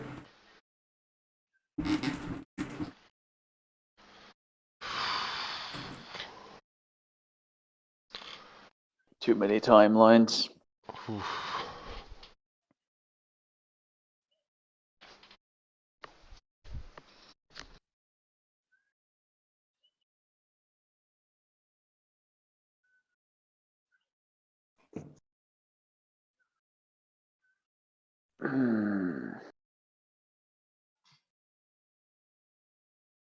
I just need a syndicate equivalent of all this fucking rollings we were doing. Oh, well, at least we got to go all office space on the statue. At least I got to fucking wave my big dick over Dark Blood and Genkyo's heads. Walk past them while they're fucking healing. Well, so Genkyo wasn't healing. But okay. Thought he was. Nope. Hey, he dropped down. Your fucking willpower. The gift, if you Drop got down on the baned in ground. the same game, is like immunity to possession, right? That would be wonderful if that's how that works. Because I always thought it was just. That's what That's what happened with Komarov when we did the I can't remember the name of the game. I know which one you're talking about. The Yeah, one yeah. Okay, fucking Yeah. hell. I guess I know what I'm getting as a gift, which is a good Yeah. gift. Yeah. I was like, yeah, I don't want to. I don't want to get. I don't want to. I liked Komarov. I gotta play him more.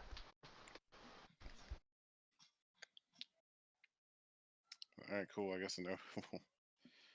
I mean, I don't know if it seems like it's destroy this statue and then we fuck off because Crowley's not actually here in the first place, but his magic statue makes people think he is. Now it's a magic pile of dust. Hopefully, can fix Dark Blood. Yeah, so Genkyo kicks a fucking piece of the powdered statue, and it's just like, where is this fucking guy? Once it's actually powdered, Dark Blood is going to spend the point of blood. And Here's the thing about exorcising each other of Banes, though, is that you need first the exorcism power, and if you just have that, you'll kill the person. So you also need a healer. Yes. I have. Yeah, I can.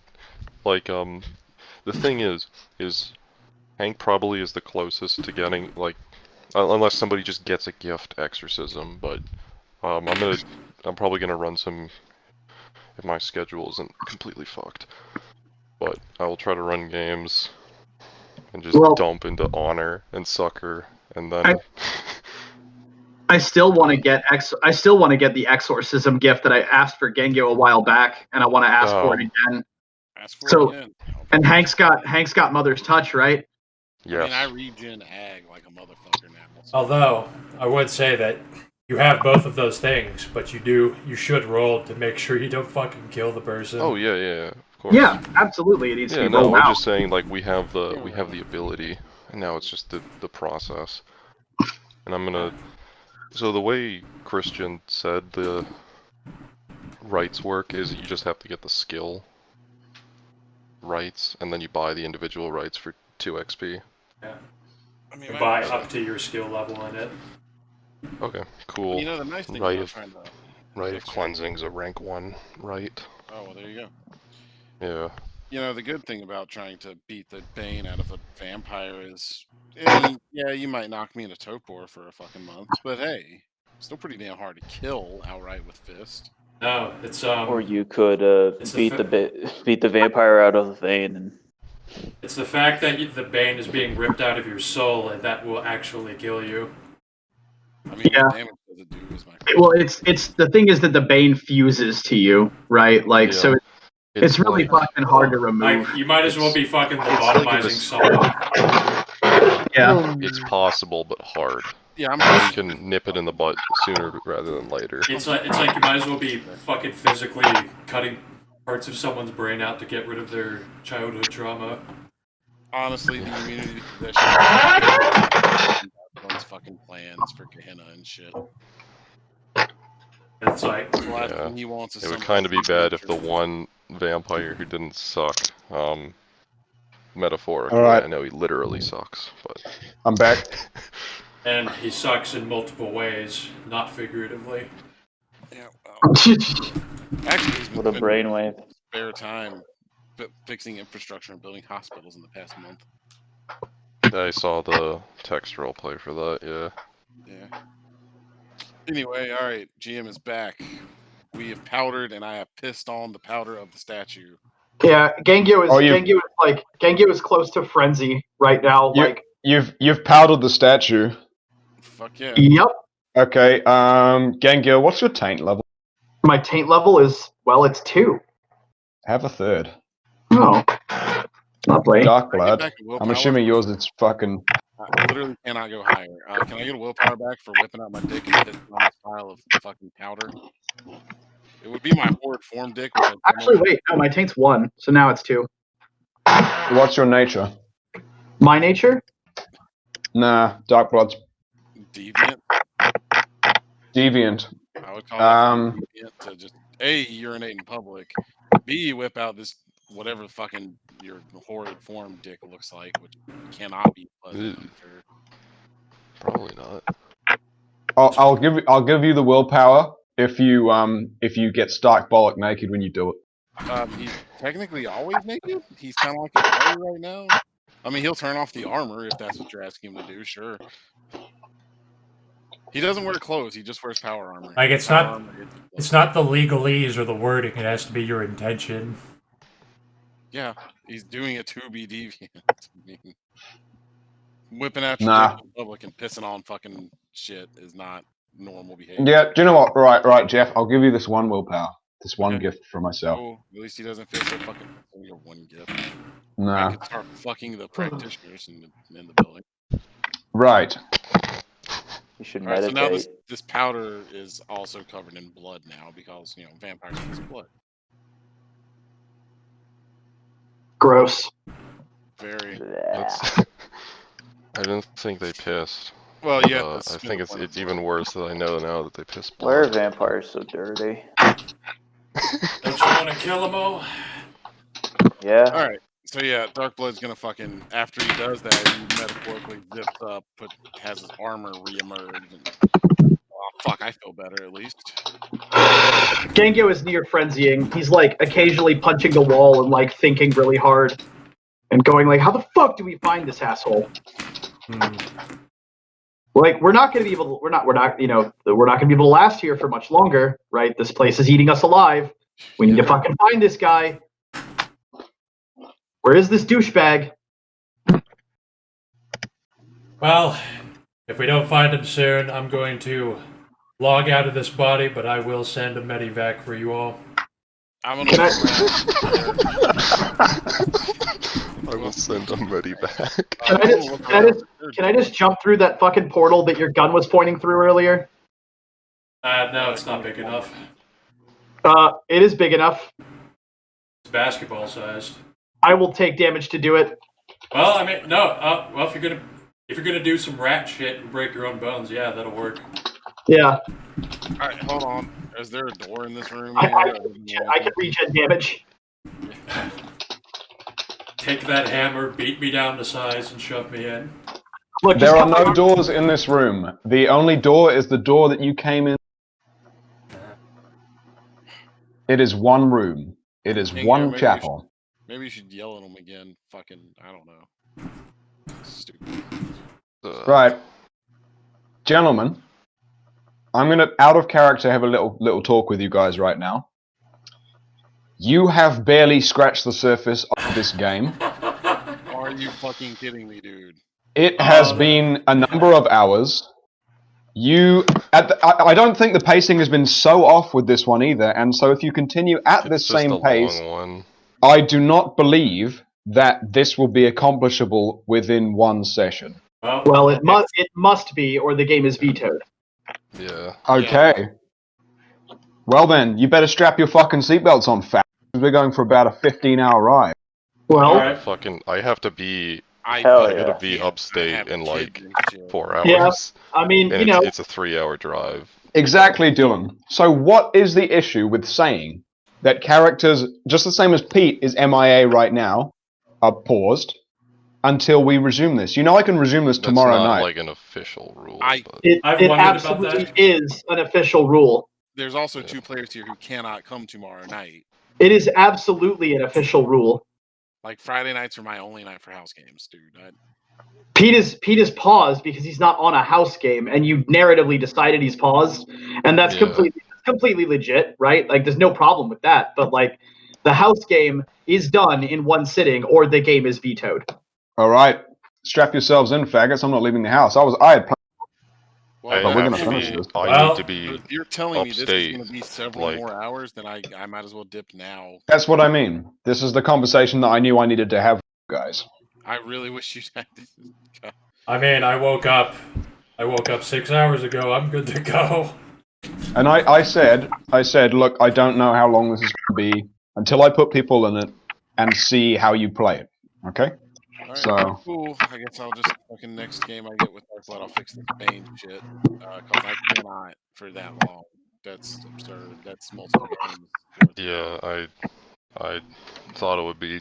I didn't think it would last super long because I have shit I have to do today. Yeah, it is one where either some breadcrumbs would be beneficial, or you breaking it up into multiple games would be beneficial.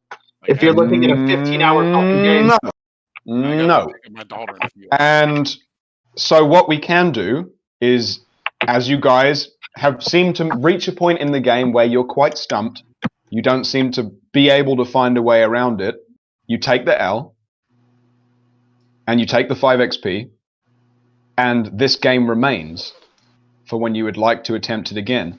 Because That Crowley means- is still doing his shit. that is viable. However, like It there has to be winnable.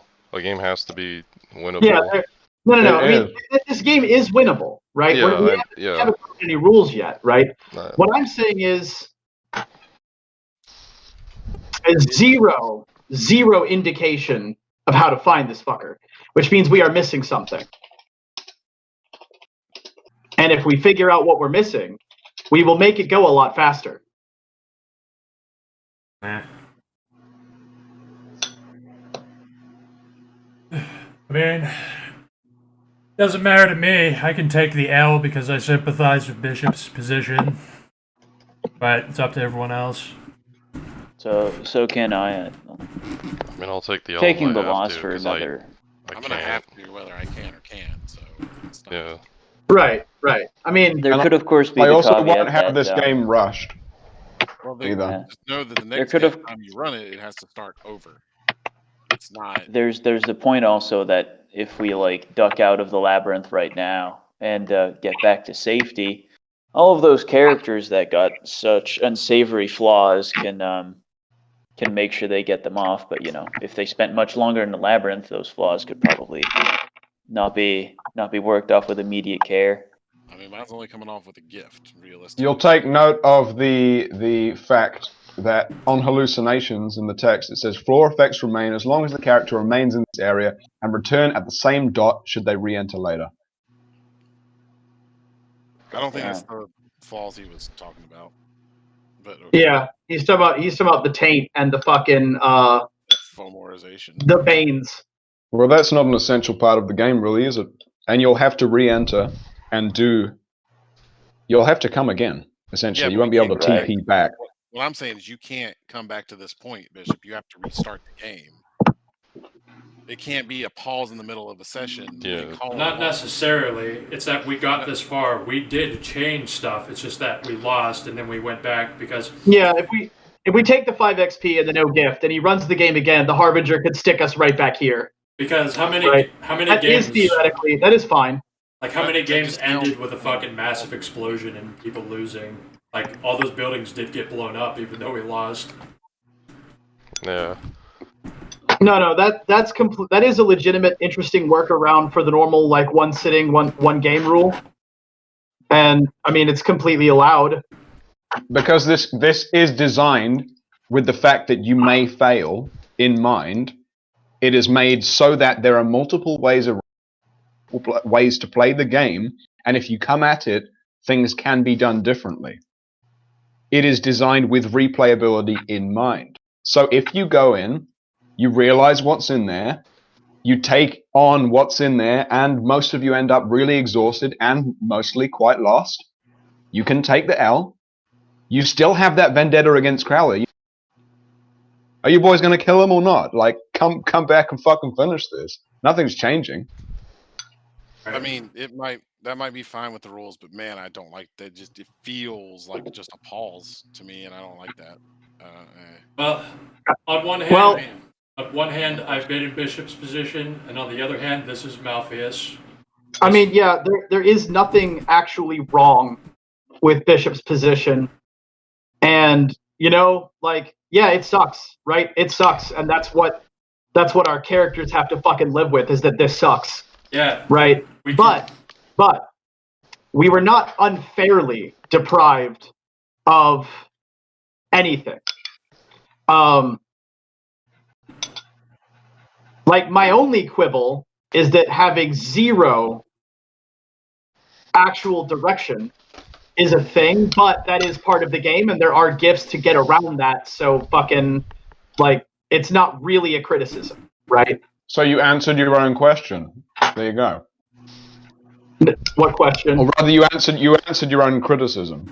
It wasn't a criticism, and I just said that, right? Exactly. Saying my quibble is, How long have we been playing? about 5 hours. Nearly, yeah, about 5 hours. My quibble, Bishop, right?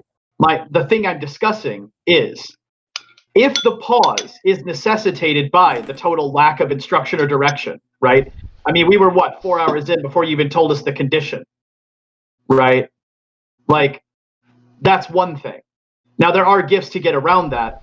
The pause being necessitated, the failure and pause being necessitated entirely by the stuff just not being there, essentially, right? Is we're getting on shaky ground there, so there has to be something to address stuff that in the there. future. And can you imagine being sent into a game without hand-holding, without absolute direction in everything, which is what I have been fucking crucified for the last few weeks. No one crucified you, you whiny fuck. Right? No one's crucifying you now, you whiny fuck. And I'm not criticizing your game right now, you whiny fuck. And if it seems like I'm criticizing you right now, then you need to actually grow some fucking balls. All right? I'm fucking tired of this shit. Right? There's nothing wrong with this game. There's nothing wrong with the way we're going about it. Right? I'm adjudicating the rules and so as why I know are you them. nitpicking? I'm not nitpicking. I'm talking about the rules as I know them and making sure that everything's kosher. Right? And it sounds pretty kosher to me. I like this fucking game. And I'm about this shit. Whether Dag and I pressed on, or we try to get a better handhold, or we take the ale and bow out. I'm fine with that. I like this game. However, House Games has fucking rules, and one of the rules is 1 game, 1 sitting. Period. Right? So now, if the win condition is something we could not achieve, and if at the start of another game we come back and try to do it again, that is all fine, right? But if it was explicitly designed to be this long and this directionless to necessitate the pause, that does constitute an unwinnable game, and that is the question. That is the thing that needs addressing. You think I planned to have a pause? Well, I understand what may have happened here, because I had you guys raid an Iteration X construct, and that shithole, that would have gone on way fucking longer, because I thought, I didn't know it was going to be that slow. That's it. And he rushed it. He had to rush the ending, and I'm not doing that. I spent too long writing. It does. And I'm not saying you should rush the ending. Right? I'm saying it is a thing that needs to be addressed, particularly when writing future games, to preserve, like, the structural integrity of the rules as they exist. I'm not opposed to finding workarounds, but I am saying, that should not be a habit. Right? I'm not criticizing you. I'm not crucifying you, and I'm really fucking tired of this whiny victim-ass attitude you have. That's really why I'm angry. Right? So, the question is, out of character, are we going to bail now, or are we going to try to find a foothold, plot and plan, and come back and do it again? And take the fucking hit? Because if we take the loss, we do stay within the 1 sitting, 1 game rule. And I don't want Bishop to rush his game, and I don't want to curtail it. And honestly, I really like the idea of a big epic exploration thing. Well, the way that what Conrad's going to do is bring all the parts to assemble a gateway, so that we can fucking clearly come back to the spot. Yeah. So are we just? It's a loss, but we get to stay there and we get to do downtime stuff over there, and that's all good. I mean, it certainly seems like that's the way the wind is blowing. But do we have to take the L right now, or do we want to actually try to find what we are missing? I'm fine taking the loss right now. Because I'll tell you what, I've run like 9-hour games or whatever, and yes, I would give warning usually before it was like, this is a very long game or whatever.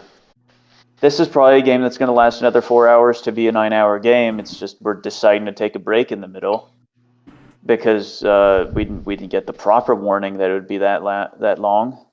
You know what? Yeah. It's basically you're just taking 9 extra XP for a long game. 5 extra XP for a 9-hour game. And flaws, because I take flaws if I lose games. Well, that's on you though. I mean, it is. I'm not complaining. I'm just saying, like, I want to actually get a handle on it for my time. What I was worried about is because Bishop was running a Malpheus game. What I was more worried about is like people coming out of the game saying, "Yeah, Malpheus, that's bitch shit. That was easy. They're all bitches there." Like, they weren't bitches though. We fought a thing that was like, that could have just one shot someone. Our characters should be walking away being like, "Fuck that place." That place. That's already achieved, and I mean the way around that is that the meta criticism there is that people need to stop running games with like the highest tier of bad shit and make the lower tiers of bad shit more scary. Yeah. This could just be some douchebag's pocket realm for the difficulty level that it is. This could just be some douchebag's pocket realm, and that would still be plenty scary. Because then you get the thing of like, well, if that was just that douchebag's pocket realm, fuck, how bad is Malpheus? That being said, Garu have fucking gone into and out of Malpheus and lived. It's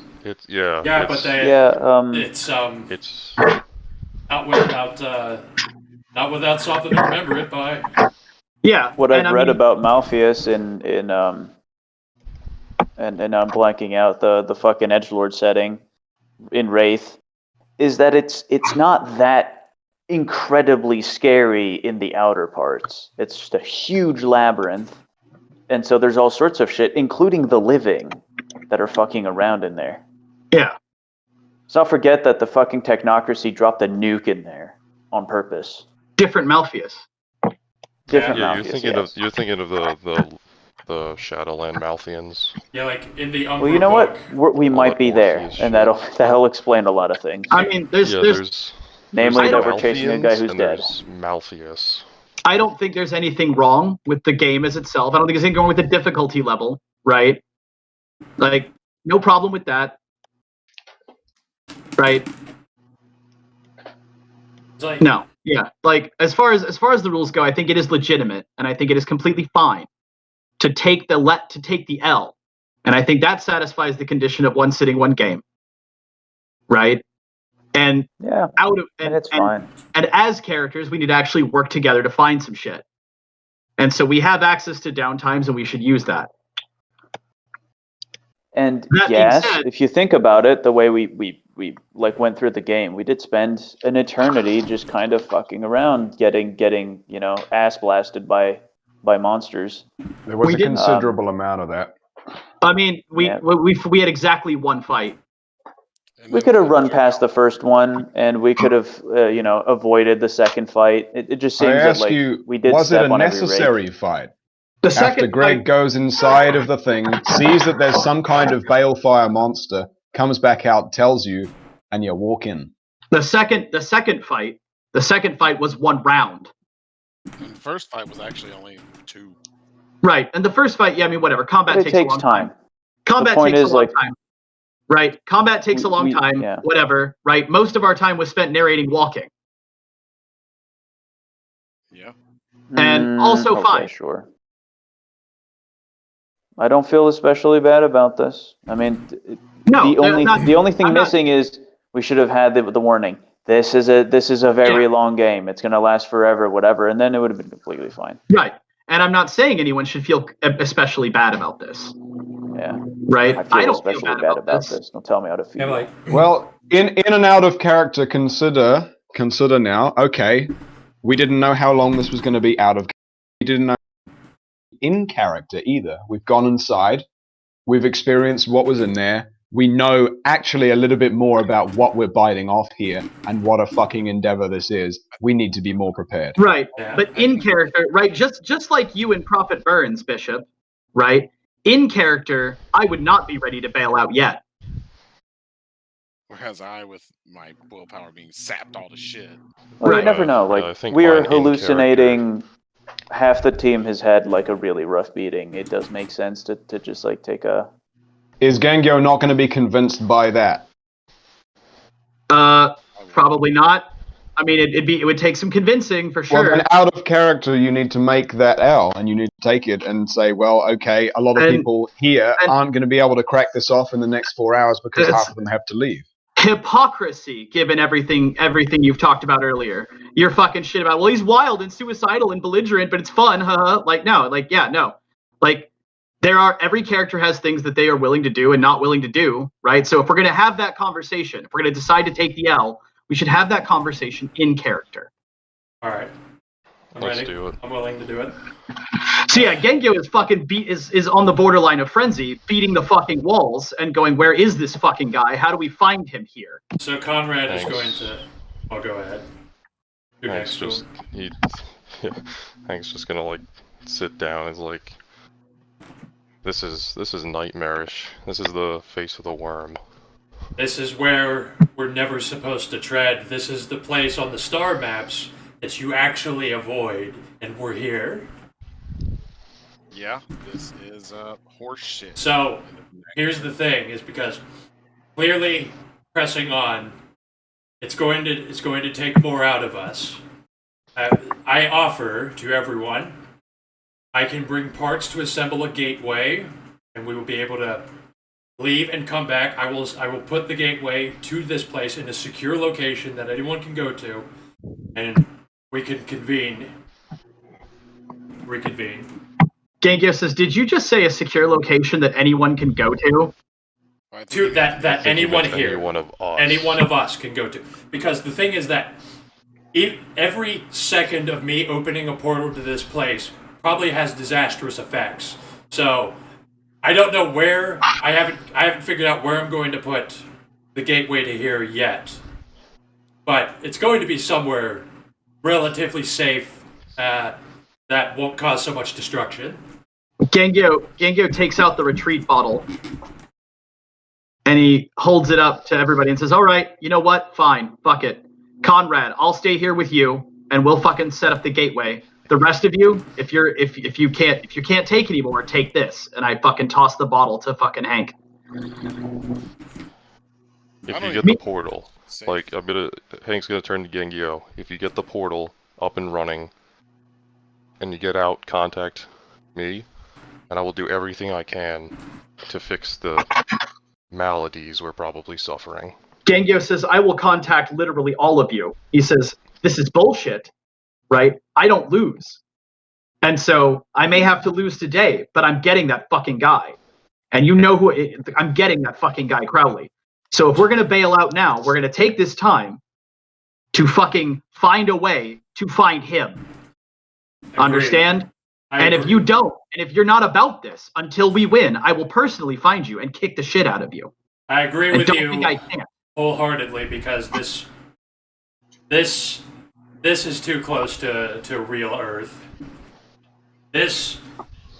You can't have people like this running around making, ironically, portals to this place. He laughs, says, yeah, no, I already know that I hate the kind of creature that lives in here and breeds in here. So I've had enough experience with them to know that they should be destroyed. So yes, we'll get. Don't worry about us. Me and Conrad will get the portal up. Right, the rest of you can go do what you have to do. But you're coming to my dojo, or I'm coming to one of your places, or we're all meeting up somewhere, and we're making a plan. Well, I can't fucking go home. I'll straight up get killed if I go home. So Hank, can I The fuck do you mean? Why would you die if you go home? I got a pretty good idea what the fuck just happened to me, and I think Hank can tell you here, werewolves don't like that shit. Well, Hank's got a way to fix maladies. Well, that's He great. says. This malady, it might be above my what I can do, but I will. I mean, it sounds like So, a gift, so. it's clear that It's clear that we were he attempted to. A Bane attempted to possess myself, Con, and Darkblood, right? Yes. It's clear that that's what that was. I mean, It's I'll very. explain, like, there's a Bane, it attempted to possess us, and I think it succeeded in possessing Darkblood. It's something And something encountered quite frequently out there in the deep universe. Is that even on your ships you can be attacked by an entity that wants to seize control of you? Yes, I know what they are. I've seen it, but I saw a bunch of school children get possessed by them. I think we all know that's horrifying. I think we all know what they are. But either way, I can't really go home. So Hank, can I just stay with you? you can stay with me. Yeah, that's fine. Because I think it's gonna take a gift to fix this. He says, and Gengo turns and he lights a fucking smoke, and he says, and the other problem with that is the longer we're out, the longer Pete's here, and God knows what they're doing to him. And he's one of us. I can't leave behind a fellow high roller. Pete's my friend. He says, yes, Pete's my friend too. Unless we're in a race against each other. He snickers. It would be unfortunate, as he is at least not a malicious person. Yeah. Says, all right. So this is how it goes, right? He fucking takes a hit off the cigarette. He says, this is how it goes. You three take the retreat bottle and go back. If there's any juice left, we'll maybe make use of it. I don't know. Conrad, your job. I'm going to help you make sure that this portal gets set up. I'm not leaving you here alone. Right? From that point. Much appreciated. Yeah. From that point, right? We are all now, all of us, best friends. Do you understand? Weren't we before? I mean, no. Before we were friends. Now we are best friends, enforceable by my boot up someone's ass, if you get my drift. Yeah, that's fair. Well, Yeah, I don't want this wormish monstrosity near to Earth, believe me. you have my sword, as it were, because we have a duty to clean up this mess. I don't know if we can clean up gestures of this mess, but we can at least close it off. We can contain it, at least. He says the only thing I need to do this month that isn't planning for this is I should maybe go pay a visit to a guy that I've been thinking about paying a visit to, who might be able to provide some insight. Anyway, he already handed you the bottle, Hank. He says, do what you must do. Conrad, let's fix this. Where the fuck is that other guy? We can save a drop, maybe. I'll go in the bag if you want, DB, and you drink it. That's a good idea. Or actually, I'll crawl into the...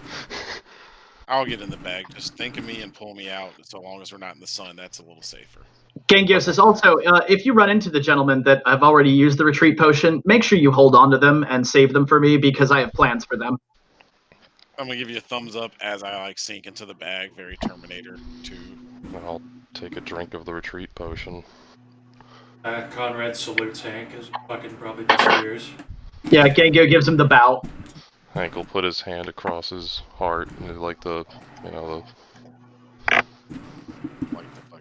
Godspeed. Where's Gregory at? Go with Gaia. Who the fuck is Gregory? Yeah, where's that other fucking guy whose name I can't remember, whose name, face, and general existence I can't remember? He's running around pretending to be Crowley, apparently. Where's Space Ghost? Yeah, that's true. You do need to exit if you're actually exiting. He's gone his own way. Just staying in here is technically staying on the game. Assume Gregory finds a way out, possibly even by possessing your body and then, erasing your memory of it. Who knows? Who knows what could happen? You could just fly back to the start. Yes, or he could do that, yes.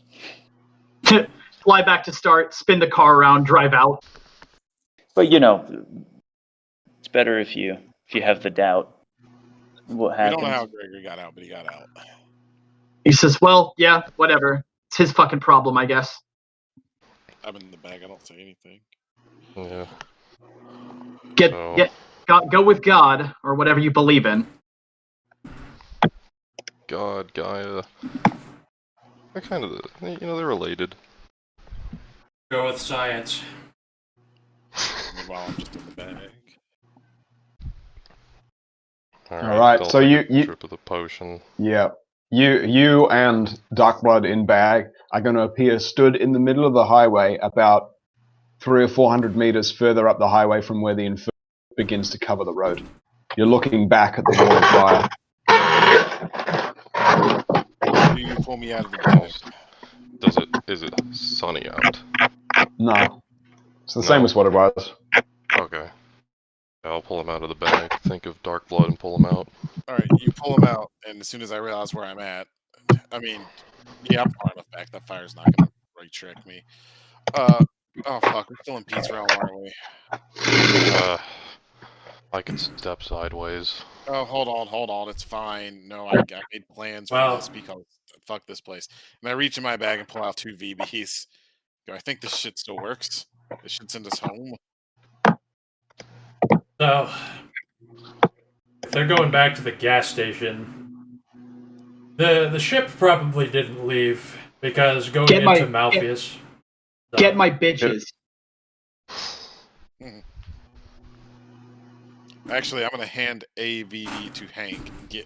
I'm gonna get back in the bag. This way we go. If it takes us home, it'll take you back to your house. Oh, we save a VB, yeah. Yeah. I mean, it's not like we can't just buy VBs because it works with literally any of them for some reason, but whatever. Wonder how many random Australians... No, gotta save a 90-cent beer. Never know when you need it. But yeah, here, it's just this way, if we go back to our home, you go back to yours and I'm in the bag with you. Not I'm in the, not I show up in the middle of my house and Getter rips my head off. Gotcha. Yeah. I'm gonna walk down, get to the gas station. Is the ship still there? The ship It will be, yeah. Yeah, because Conrad never said go ahead after he found out where he was. So, yeah, the mech fucking comes down to a ramp. And he gestures your bears to come out, reunites you. Alright. I'll drink Those are all beer. these. It's dog cunt, right? Dog cunt. Dog cunt. Can you guys list me off your taints and your hallucination ratings so I can make a note of them, please? Hallucinations, 2. Fucking 10 for Permanent taint, 2. So Darkblood has 2 hallucinations, 10 taint. I'll wait you to tell me what my FOMORI bullshit is. Yeah. I believe you only gave me taint once, but I have 2 hallucinations. Is there any of the retreat potion left, or did Hank take it with him anyway? He's gone with it. All right. Tell you what, though, are there any people alive around here, like among the rat bag peasants? Yeah, there will be. Greg, 4, right, for you? 4 hallucination, 1 taint. Gangiel? 3 hallucination and 2 taint. Swag.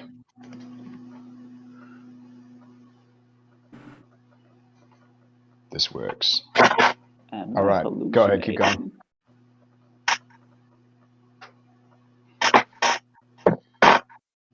Gangiel is still in the realm. Not for much longer. However long it takes Conrad to set that shit up with Gengyo pulling security. But while we're doing that, I want to actually address whatever people are alive. And I tell them, basically I'm going to tell Conrad that we're taking them with us.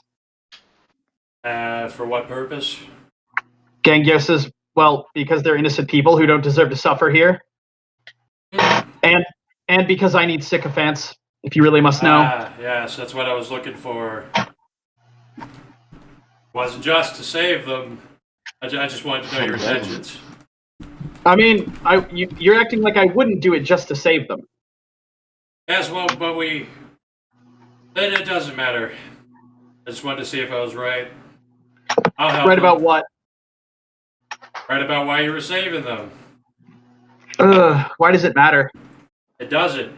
You can get them out of here. They're probably Probably anything's better than being here. That's pretty much what I figured. I mean, honestly, they're just gonna fucking, gas me up. I need hype men. Yeah, and I don't know where they're gonna go. You gonna dump them on a homeless shelter or what? Probably better off at a dojo. Yeah. No, they're certainly better off in a dojo. You get a bonus dice for every single hypeman who's hyping you up. I mean, unironically, since I'm halfway to the demon template and I run off of faith, yes. Nice. Just swing by the castle. Yeah. Those 50 dudes, they'll talk. So Gengyo and Conrad are gonna pick through whatever they need to pick through, find the spot. Gengyo's gonna help him do the manual labor to set it up, and then he's gonna grab the crowd of peasant rats and scream that he is their savior if they worship him, and we're gonna walk through the fucking portal. Where's the portal going to take you? So first of all, the portal's gonna take us into one of the hangars, and then like while we were assembling this. Excuse me. Okay, so while Conrad was setting it up, he was thinking of places. He's gonna ask the Sidereal Strike Force, where's a good place to contain entropy?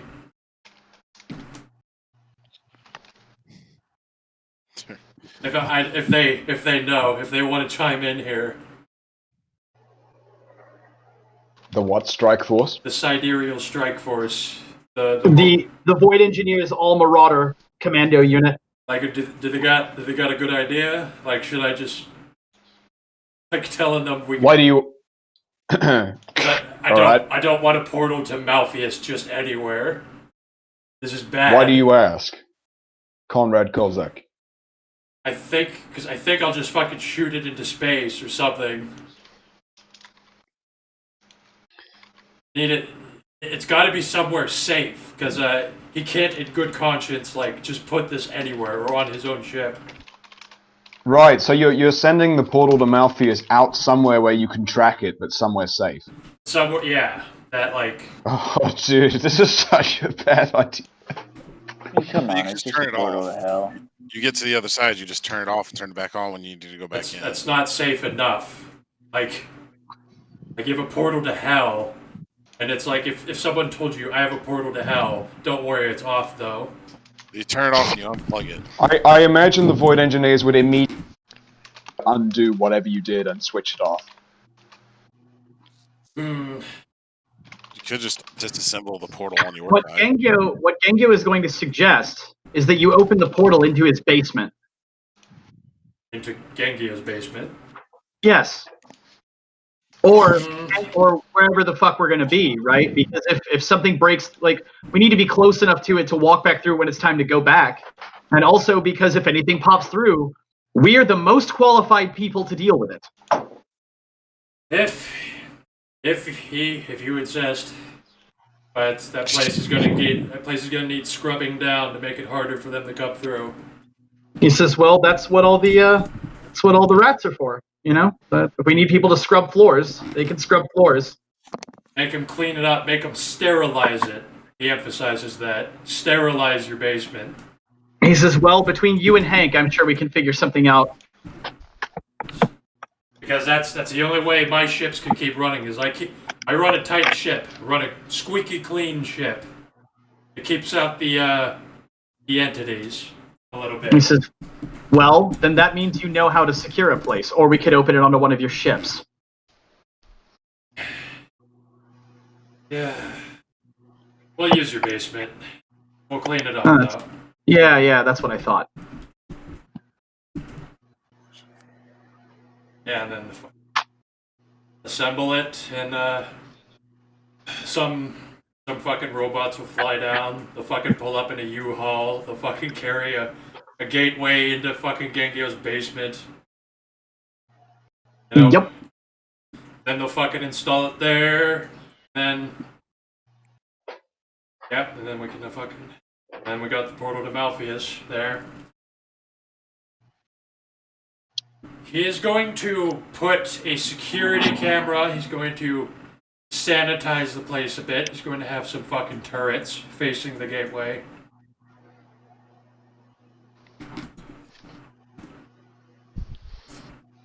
And he'll put some explosives around it in case he has to blow it up. Yeah. Yeah, obviously. Yeah, and then that sounds about right. So when we get through the portal, you're all going to be anybody else is going to be contacted, and Gengyo's going to suggest his basement, his dojo, as the meeting location where we're going to make all of our plans. And he'll buy you plane tickets to Japan if you need them. Or I'll just teleport us because there's only 2 of us, and you just give me a night or a day to sleep and get some willpower back, and then Yeah. Flights to Japan. That's it. This is, if anything, this is going to be less challenging and more achievable now that you've all got willpower back. You're not all out of mana at the first stage of the game. Well, that strongly depends on what these FOMOR shits do to me. Because they could seriously fuck me over. Because, I mean, a month still has to pass, so... Yeah, and, what's the other one? Mutoid cancer is going to definitely take effect, I think.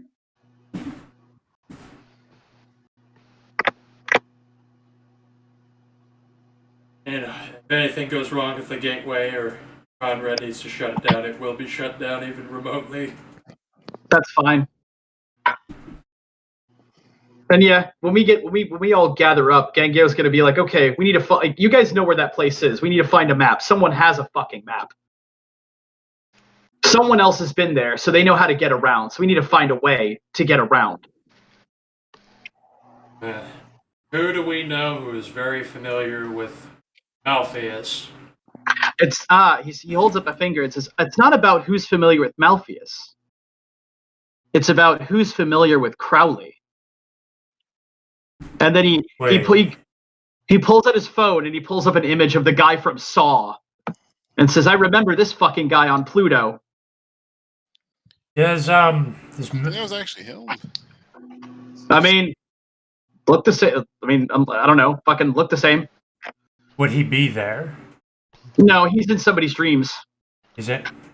Well, you can still contact him. That's the other guy. The Saw guy is the doll. But I mean, if the actor is really the thing, then we could just making movies. We could just find out what movie he's in, fucking figure out where they're filming it, which wouldn't be that hard. And, yeah, we'll kidnap his punk ass. Talk him over.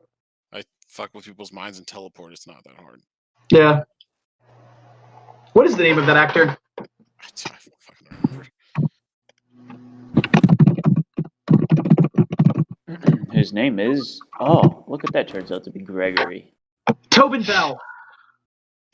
His name's Gregory. Everyone is Gregory. The whole party was Everybody. We're going to go find... We're going to go kidnap Tobin Bell.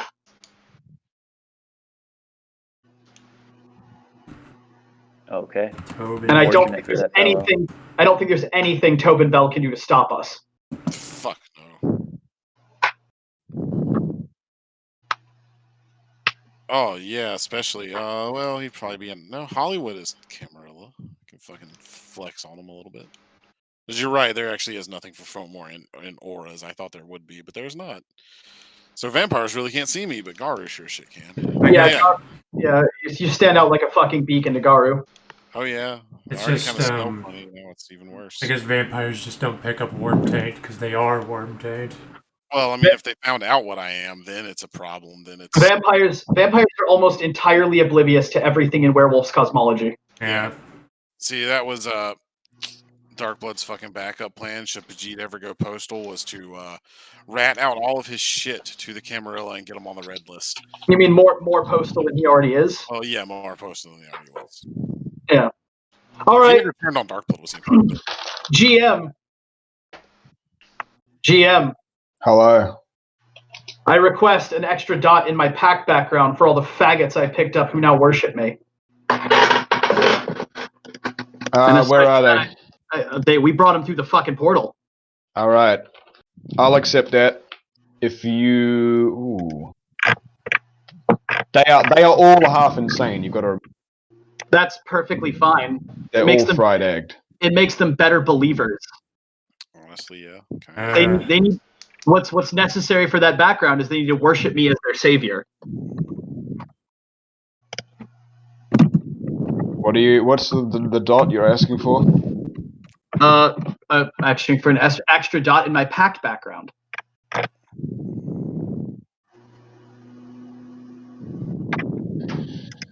Go for it. Yep. It just means I get to start every game with one more temporary point of confidence. So I start with 2 instead of 1 now. Fancy. Dots of confidence. All right, waiting on the scoreboard.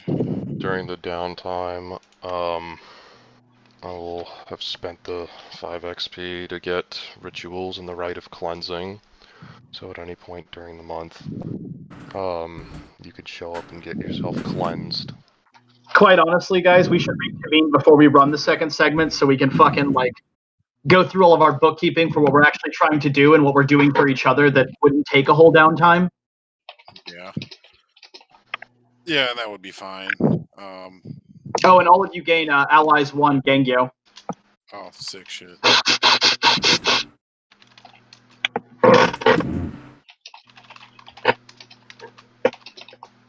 Branding is kind of fucked.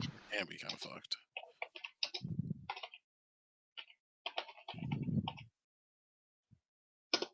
Wrong fucking folder. Whoops. So, Oh, Dark- god damn it. The fading's fucking terrible. Dark Blood has mutoid cancer, and that should probably be discussed now that a month is going to pass. I read it. I'll still look mostly human. I'll just look like I'm not feeling so goddamn great. Not after a month. It straight up says that in the book. Dude. In a month, it says you bloat up like to a huge size with like tumorous growths in you. I think you were right. Unless That's it's kinda another cool. taint, but I think you're reading the wrong thing because I had it open and was looking at it. I closed it, so I have to go back and reopen Does it literally just make you big? no. It makes actually you gives me big. plus 2 points to like strength and some other It shit. makes you big and stupid and contagious. Yeah, you turn into a giant retard bag of tumors. I mean, it doesn't sound so bad. Well, the book does explicitly say this taint, but it is almost a power. Yeah, Problem is if there is a heavy strength drain associated with it, and if your strength is dropped to 0, you become non-sapient. You mean intelligence? Oh, Yeah, sorry, there's an intelligence drain associated with it, and if it drains all the way out, you do become non-sapient. that is the one where And when you explode, like when you bloat up and explode at the end, you do risk losing a permanent point of intelligence. And I'm also down for like I think it's like another fucking month because I gotta recover. It's just like, and see the thing about that, we always looked at that taint, and it's like high rollers don't really have to care about that except at the end of the month. If that's when the game happens, like they might show up exploding already. well, it Yeah. takes. If I read it right, and I'm opening it now to reread it, it seemed like it took several it's my time of the month. Yeah, starts cycles, but like that was. fucking just stopped in its tracks. I was gonna say, is it each cycle like 1 month on its own? That's what I thought I read, and that's why I'm going back to double check. The fading is kind of fucked. Yeah, the fading is bad. Fading is bad, especially if you're Malpheus.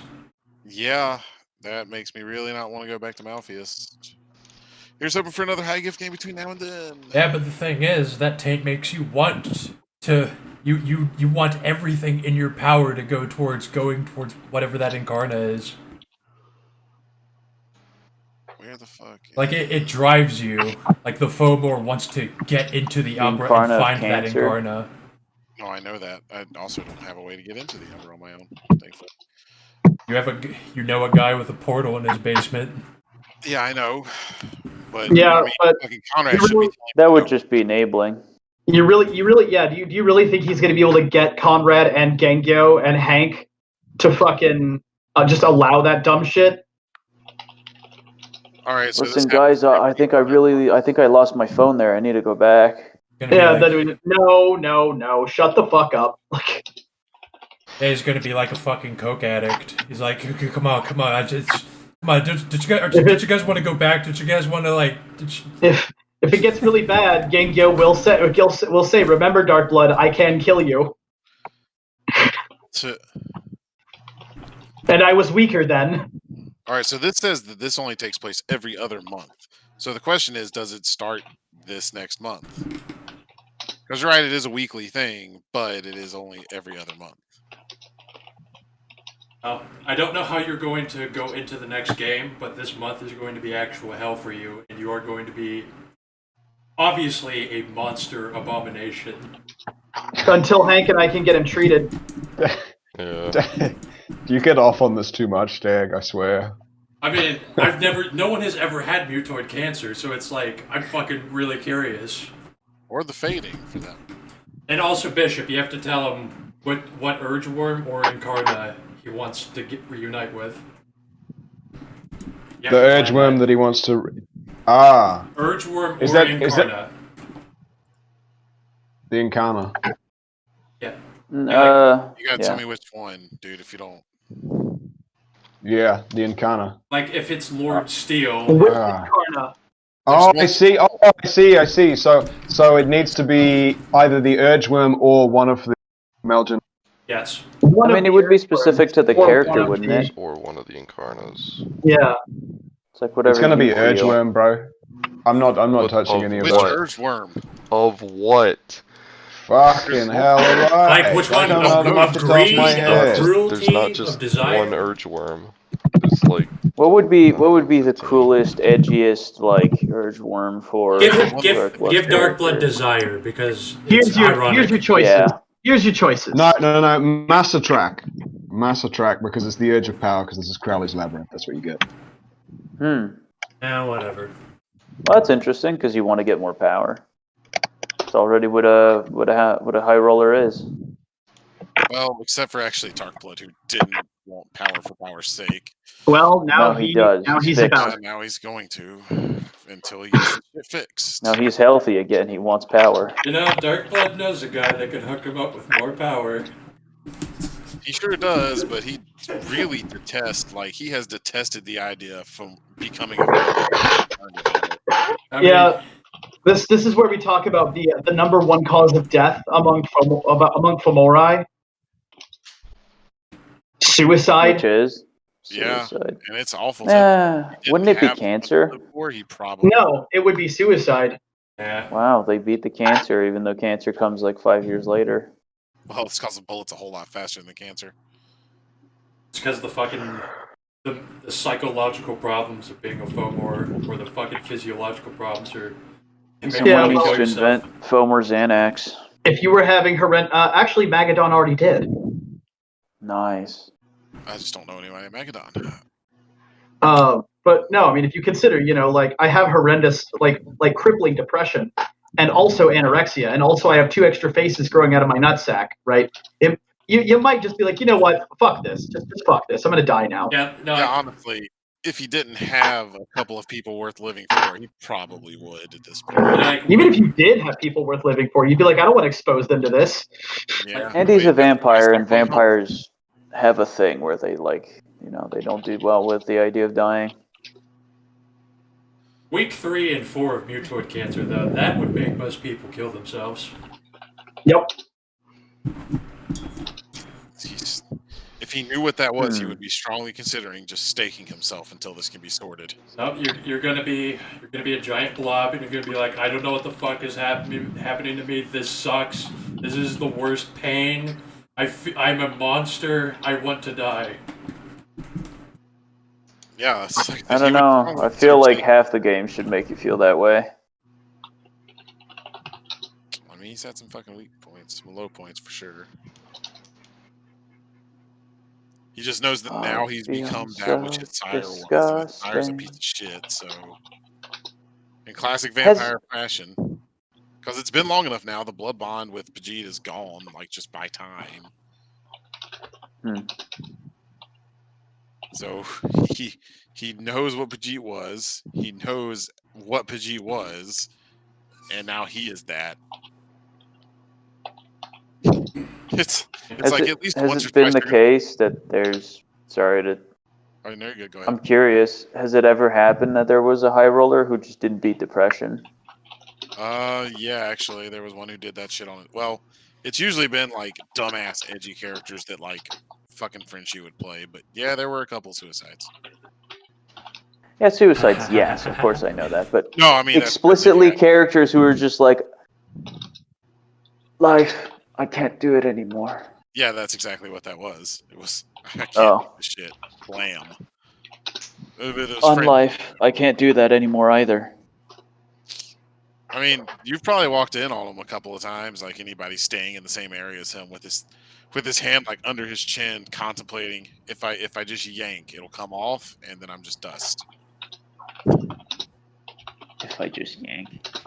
It's like I know I'm strong enough. I mean, shit, I can throw a car now, no problem. I could just pull it right off. Especially as he gets bigger. God, what a nightmare. I mean, like, all he is now is a little bit dumber and a little bit stronger, and maybe the dumb, like, kind of balances out the part where you're sad. I mean, shit, the first two, so you grow a foot in size, you gain 2 strength and 1 stamina, and an extra health level. Actually, and I got some fucking extra soak now. So Then the second week, your skin gets a little blotchy. You get my appearance becomes 0. That's wonderful. You get another foot taller. You get 2 more dots of strength and another health level. Oh man, and then you pop horrid form. Yeah. Oh yeah. No, I'm gonna be. Oh god. Monster for the duration of this. You will be able to fucking fist fight a Nexus crawler by yourself. Yeah. Let's see. In third week, additional limbs. I just want to know what the stat difference is. You get 3 more soak die. I need to run a fucking game. I need to run a fucking game before I can play again. This character is actually bricked. You should totally run run a high gift game, and Darkflow will take a break from sitting in front of the portal contemplating suicide. You're not. Depends how soon you want to play this. I think I don't know. I've been in like a month-long torpor, and this was like a free chance, so probably gonna have to. My schedule's been really fucked, so. Yeah, that's the biggest problem. Is scheduling is gonna fuck this. Oh god. Which is exactly why the one sitting, one game rule was invented in the first place. Yep. Well, if it's too short or it's rushed, it's bad, and it gets too short, it's bad, and so if you flesh it out to the point where it could end up being long, this is the risk you run, I suppose. It's the risk you run if you don't fucking warn people. Yeah. And if you think it's gonna be long, you should say that. Like you as. But I mean, you know, my response to that is, if it's too short, there are problems with that. If it's too long, there are problems with that. The response is get good. Yeah. Like, don't fucking complain if people stop fucking complaining so much about people talking about things, Bishop. Like, no one has personally attacked you at all, especially not me. And you keep responding as though things are personal attacks, and my patience is getting fucking really limited. Fucking way you say it, bro. Look at this. Out of nowhere, you're coming at me. Yeah, because you're fucking whining every 5 seconds, and my patience is fucking Doesn't gone. sound like I'm whining right now. I'm explaining to you the reason as to why this. I've put in fucking weeks of work on this. Did anybody ask you to explain that? We know that. We sympathize with Alright, silly me. I should shut up then. I should shut up. You can come and attempt my game when they need. You should stop interpreting everything as some kind of snipe at you. I stated that I forgot to give you the exact instructions. You knew roughly what you were doing anyway. That's not what we were talking about. That's not what we were just talking about. The warning at the beginning of the game of, this one has the potential to be a long fucking game. Prepare yourself. I said it could be long. I don't know how long it's going to be. Because the part where Jeff said, I need it to be short. If it's short, I'm in, right? That would have been your cue to fucking read the room, right? Like, but I don't give a shit, right? I don't give a shit. None of that's a problem. The game itself is not the problem. It's your fucking attitude, all right? The game itself is not the problem. It's the fact that you take everything that anybody says as a personal attack. All right? I like you. I'm your friend. I don't want to fight about it. All right? And I'm not telling you to shut up. I'm just saying, take a step back and, don't take it so fucking hard, man. It's everything, bro. It's like I can't fucking I can't actually get a game out without it being sure, like critique it. That's fine. That's fine. And but it's the way that you say it, as if I'm some fucking baby who doesn't understand the basics of what I'm writing. What critique did I give this game? You've given it literally sentences and paragraphs worth of critique already. Of this game? This game. What were those critiques, Bishop? Do you even fucking remember them? Probably not. They fly over my head because they... Right. So that means you weren't paying enough fucking attention to even realize what the fuck I was saying. Sorry, man. I'll keep dead on the ball when I'm being shouted at and told how to do that. The game was great, Bishop. The game was excellent. All right? I mean that sincerely. The game was great. I like this game. I like this adventure. I'm very, very intrigued about where it's going to go. All right? The only mistake, like, I have two, and only two criticisms of this game, period. And the first has already been stated, that, yeah, there should have been a fucking time warning, right? The second has to do with the hallucination mechanic and the fact that, like, it's not even a big deal. It is a criticism, but it's not. I'm not even going to bring it up unless it happens in a future game, because this game, what's wrong with the hallucination mechanic? There's actually nothing wrong with it. There's actually nothing wrong with it, and that's what I'm saying. I'll save it for if there actually is something wrong with it. But for the game that it's in, it's not actually wrong. There's nothing wrong with it, right? The principle is that in-house games, like, getting slapped with stuff that there's no potential chance of avoiding or resisting is generally considered a bad call, and leads to things. Notice how there was plenty of chances of resisting. You only gained them. The hallucination mechanic itself, right? And that's what I'm saying. If I don't implement some kind of mechanic like that, related to not making Malpheus real enough. Slow down. The nature of Malpheus. Slow down. There's two ways to go about that. The first is that you could just not send people into Malpheus itself. But the other one, and this is what I was going to say, I accept this mechanic and that there's nothing wrong with it, and I will only bring it up if it becomes a thing in a future game. And that's what I was saying, right? So you don't need to defend that hill, because I'm already on your side on that hill. You feel me?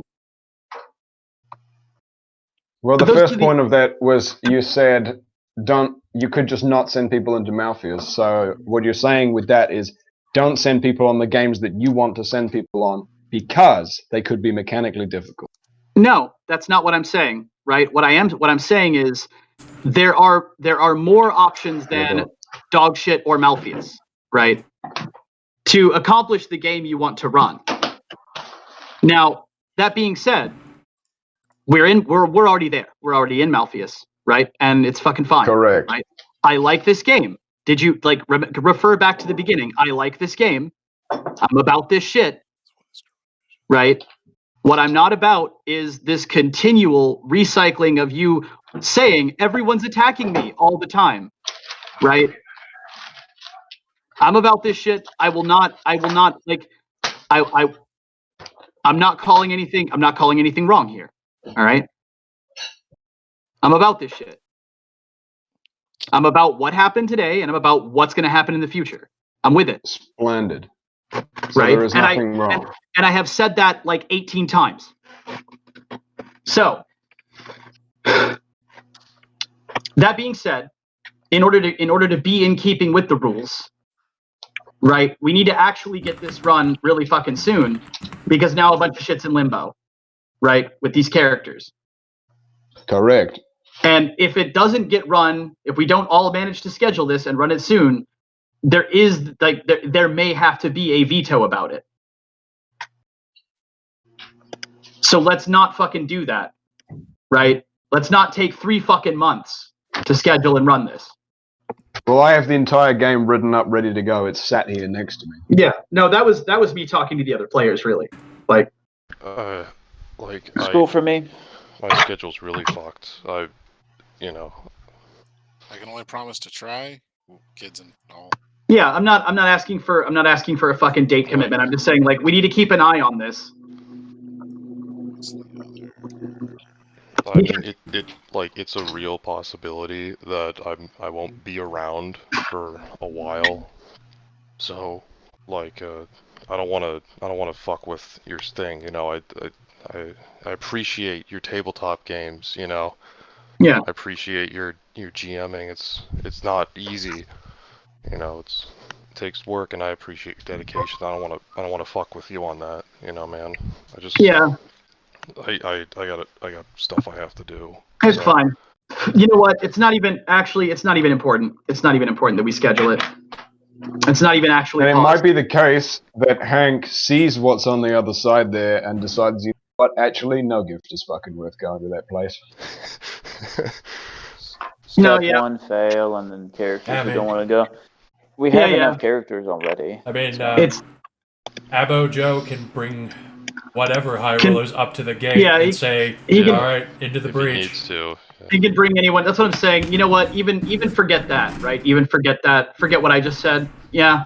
It's not paused. We failed, and they can bring whoever the fuck they want to try to redo it. It has replayability entirely, even the same people.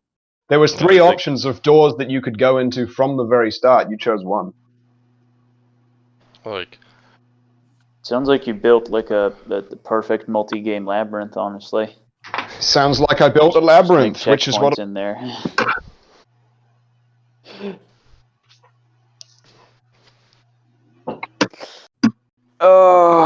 Well, I enjoyed it. I'm probably going to enjoy the next one because I get to be Crowley. And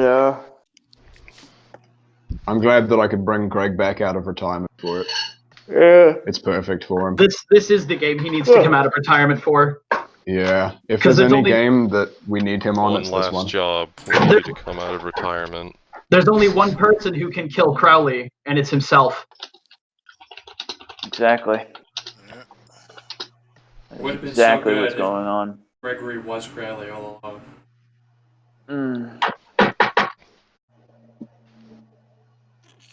And so really he wins when you guys quit. So I should be getting a gift anyways. I'll kill you. You can try. I will get the ageless merit and wait 18,000 years to kill you. Killing me is the objective of your game. You failed that. I will get the ageless merit and wait 18,000 years to beat the shit out of you on your own golf course. I don't know, man. There are a bunch of ageless guys who just don't survive until then. Well, you know, that's the risk you gotta take. I will survive Gehenna.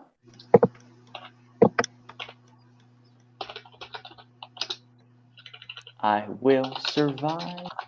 I could get myself a dot of Wyrm Lore to try to fucking work this bullshit out. It's like Conrad's gonna fucking walk away. He's like, I gotta go fucking like read on this shit. I'm gonna send some probes. DB has an occult library, right? Yeah, he's got an occult mentor, but like 3 dots in it. Okay, well the fucking move is for you to make some kind of intelligence occult roll to fucking study the writings and all the shit that Crowley ever published. And we can hunt him that way. Actually, hold on. On TM's game, it was the first game Conrad played, I got a fucking Wyrm library headset. It's a damn shame I don't have a piece of Crowley's personal effects, because then I could just track down a Tremere, which wouldn't be that difficult. And also, track this motherfucker. How big is the... I mean, actually, Gregory can do that. But yeah, how big is the fucking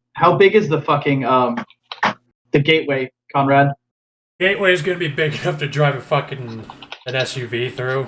You haul through? Oh, that's too small.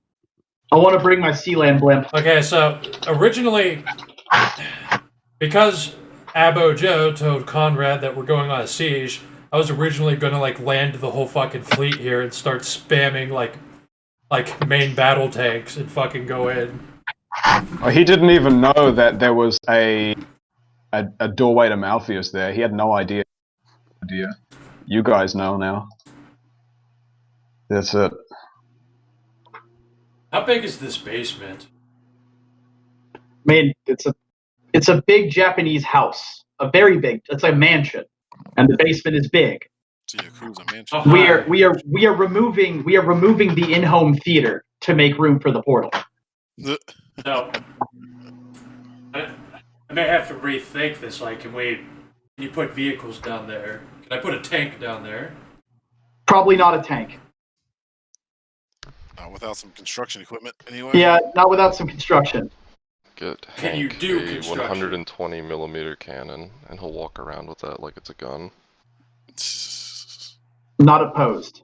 Just set it up in Hyde Park, you know. Okay. Oh, there we go. That's what I was waiting for. The fucking. Is that reasonably alright looking? Yep, Dark blood. great picture. Oh yeah. It's because I have to write them in Oh my Notepad. 'cause- fucking Oh, God. fucking hell! I got hit with weak willed too. God damn. Ooh, Oh shit. my fucking God. Wait, that wait. straight up wait. fucked me super hard. Oh my God, you guys. I Weak- fucked. Just reduced my fucking permanent willpower to 3, I think. I fucked up. Huh. Why? I completely, entirely, and 100% forgot the Sasquatch joint. Now he fucking realizes. Yep. Directionless. Directionless the whole time you were. Of Yep. course. There wasn't even a Oh, single shit. clue as to what you should have done. Yep. Hidden behind your That- ear the whole oh time. my fucking Nope. god. Nope. You win. You win that Son round. of a bitch. You win that round. You know what's fucked? Chekhov's joint. You fucking win that round. Formerly apologize, Bishop. Two I fucking accept- days I- ago. 2 days Yeah. ago, I Oh my watched all of the fucking Big God. Les show at someone's house, and I still forgot that. Oh, fuck. Yeah, no, I am shamed. Son of a Oh. bitch. I am thoroughly shamed. I am. I Once you just, go through, you can I never did- go back. I just took 5 XP and no gift in real life. You take your That's what 5 XP feels like. Yeah, that is what 5 XP feels like. Oh my god. I gotta reduce my permanent fucking willpower to 4 now. If Although- time Damn it. where you feel Although- lost, Although, just smoke this joint and you'll be Although- found. although I didn't feel lost until the end when we were in the chapel anyway. But Oh my god. And did you the remember? point still stands, yeah. Yeah. No, What the I would have fucking remembered it. But by the time I was like, where the fuck do we go? Everyone was always like, yeah, let's fucking quit. Oh my god. But yeah, no, I'm gonna take that L. That is absolutely my fucking problem. I do. Oh. Okay, I have one criticism. It's not even really a criticism. Is you've made Aleister Crowley such an annoying antagonist that I hate him even more now in real life. I mean, I Yeah. you know, I didn't Yeah, care I think for him, out of and I out thought of was character, he stupid, works as an antag because he is actually but I hate quite. him even more now. Real quick. I actually like him. I was doing research on him. I thought Oh, he's a sack an of shit. antag. He's a fucking loser. So real quick, Dylan, I'm just double checking here. Getting the weak willed flaw reduces my permanent willpower to 4, right? Since with that flaw you can't raise it above 10. When was that announced? When did you get that? It's in the scoreboard right there that I have weak willed, which Yeah, you can raise Bishop, 6 points. when above did- and shit. Where did he get it? That's a good question. He got it from the Bane, and from getting raped by the Bane. Uh-huh. All right. Is that too unfair? Which version of the flaw are you using? I'm just looking at the one in the house games PDF, which is Yeah. Yeah, that's the one. That's the one that I used. I see. No, it's not too unfair. I mean, it is unfair, but it's not like aggressively, disgustingly unfair. I mean, that's going to cost me a gift and a shitload of XP to fix. Motherfuckers airdropped into Buy it all, Malpheus. can't you? You know, you gotta get your head around like not fixing the characters. No, fuck that. 4 willpower is goddamn low. Fuck that. Yeah, no, there's a big difference, TM. That's true. Like, Just there's a buy big it, yeah. difference. There's a big difference between accepting your flaws and my character is turned into something that they absolutely, in character, decided they would not be. Because now, Yeah. Right. some It's like asshole could just TM. It would be like if you suddenly like acquired, I don't know, some kind of weird psychological obsession with like fucking prostitutes, and you were like, "Fuck, I need to get out of this. This is terrible. I don't believe in this. I'm not myself." And then somebody was like, "You just need to accept yourself, man. Like it's that level of fucking, no, I'm not doing that." What's the worst shit that even happened to Dark Blood up to this point? Like he got mythic manipulated once. Like- no, he's been beaten to the point of almost death a few times. Wow! If I lose- Congratulations, High Roller. That happens If to I lose everyone. my, And he's also made several enemy flaws that I've had to. Wow, work through. enemy flaws. High rollers don't get those. if my character, God damn it. if my character loses his arm, right? If my character loses his arm, or gets put in a wheelchair, or gets blood bonded to a vampire, or goes insane, all of those things are things that you roll with as the character because you're not thinking about I'm not going to be that.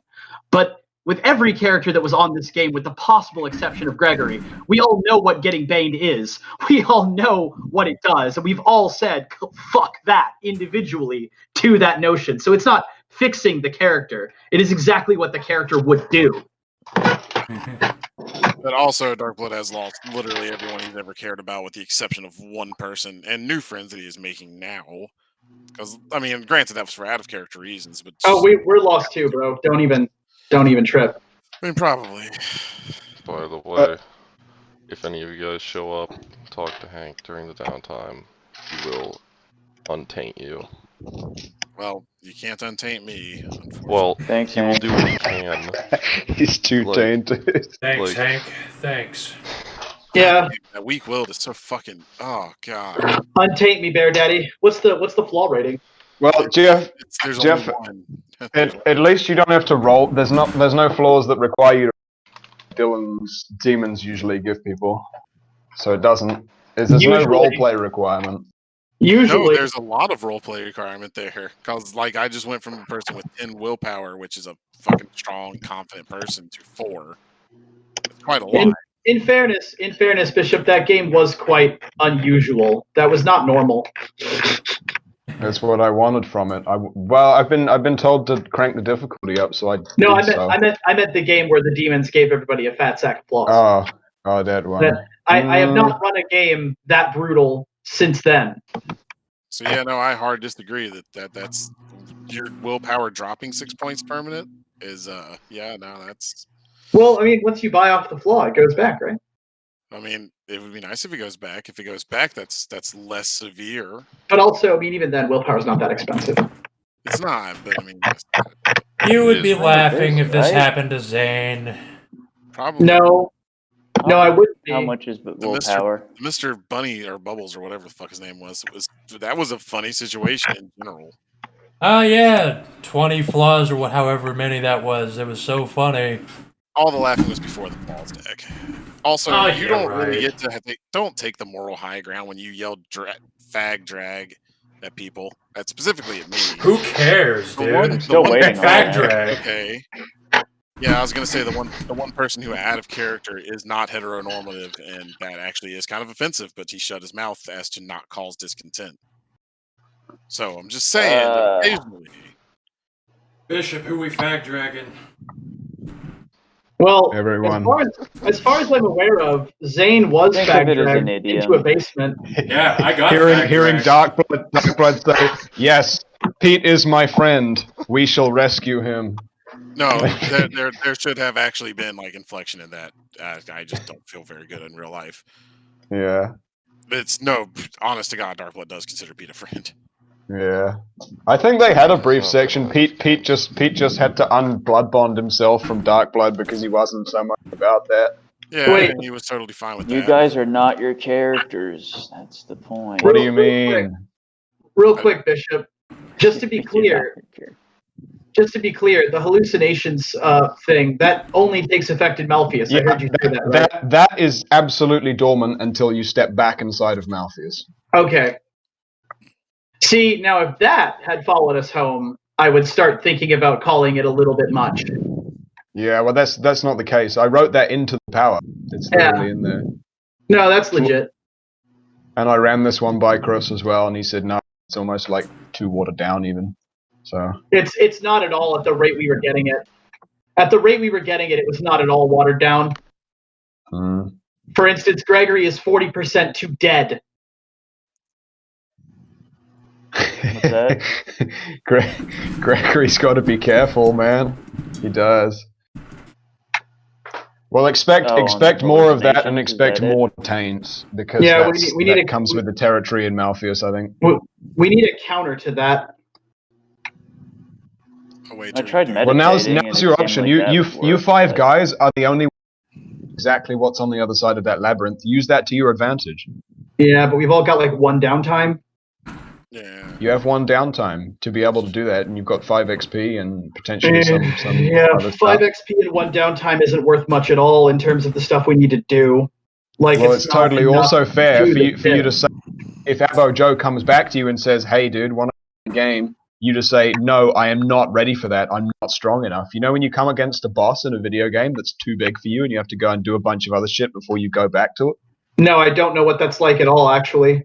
I just beat them. Yeah, I mean, you just kind of run your head up against it until you You- win. you get- Otherwise, you don't play the game. game You anymore. get good. Yeah. You get But good, no, I get what you're saying. or and you that's get good. dead. If other high gift games come along, then yeah, I'm absolutely gonna play that game. Get good. No, we're gonna You make get- a plan. I got shit to fix now. We're gonna make a plan, and we're gonna come back. It's the right attitude. I mean, that's what I believe in. You know, I don't lose, not permanently. So we're gonna win. Now we're locked in. Can I give Gengyo Nemesis? Huh? Can I give Gengyo Nemesis 1 Crowley? You should give Crowley Nemesis 1 Gengyo. That's really what it's playing out as right now. He doesn't give a fuck about me. He's forgotten I exist, and I'm like, I'm Yeah. gonna kill that son of a bitch. So yeah, in character, right? In character, Gengyo's like, I don't lose, so we're not gonna back down. We're gonna win. I mean, that's the spirit you should approach every game with. Yeah. Well, Gengyo is that type of character. He doesn't believe in losing. It's his entire fucking everything is based around winning. I mean, to be fair, like, Pascal believes in losing 100%, and he has lost, like, I think 30% of his games or something like that. Yeah. There Sure. you go. I mean, that's who Pascal is as a person. You know, it's who Pascal is as a Rub off character. on. Yeah, exactly. Gengyo has graduated to Alistair Crowley's character sheet. He's on there. Good. I'm gonna remember that when I'm fucking finding a way to beat his astral ass. Finding a way being the opportune word there. Yeah. Opportune choice of words. I have access to necromancy. No, I like puzzles. I like puzzle games. I like exploration games. I like tracking games. Mm-hmm. And now we know the score. And It's the only not. thing, It's not unwinnable at and the all. only no one said it was. You know, it's important to point out. I Nobody know. said it was unwinnable. I know. I the- didn't say that they did say that. I'm pointing that out. The only thing that verges it on being unwinnable is that the hallucinations come back at their current rating, and there's no way to actually get rid of them. Yeah, That is seems- that is the only thing that verges it on being unwinnable. But I mean, whatever, right? Figure it out. Oh, you've got the disease that allows you to take them off that to the scoreboard. Do what now? You got a disease from drinking a Malfi potion. Yeah. How long does that last? Like, is it just there? That's until gonna cured? lay dormant. Okay. Same as the hallucinations, Like, unfortunately. I guess my real question is, what are the other symptoms? The other symptoms, Gengyo's every now and again, when he hears a little bit of sort of in a way dark music, something that's downward spiraling, something that screams of entropy, he's going to want to throw moves. How about that? Okay.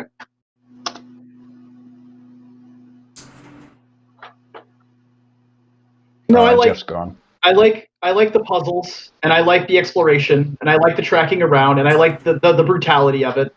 The only thing I Oh don't yeah, I like, almost forgot the puzzle. That was cool. Yeah. Nice. Oh yeah, I did enjoy that. That was the only Did thing we I get it don't right? like. nice. Yeah, we got it right. Well, I Yeah, mean, you like, floored did we it. get every answer right? You totally floored it.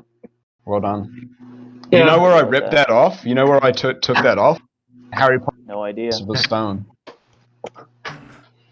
No, the only thing I don't like is that it does require such a time commitment and such an effort commitment. In a situation where scheduling might fuck us all out of it.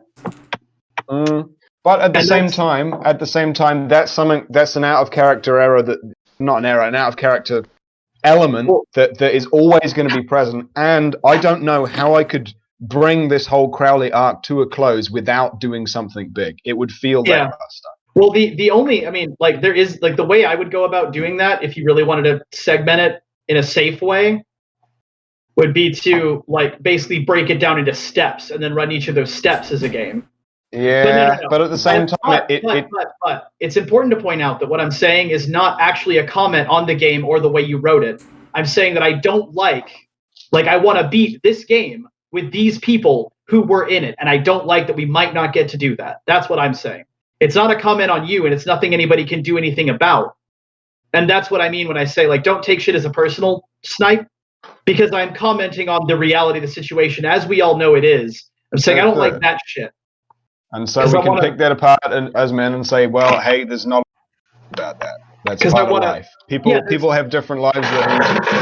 Right, but I'm allowed to say that I don't like something even if we're not allowed to do something about it. Because I want to beat this game with these niggas.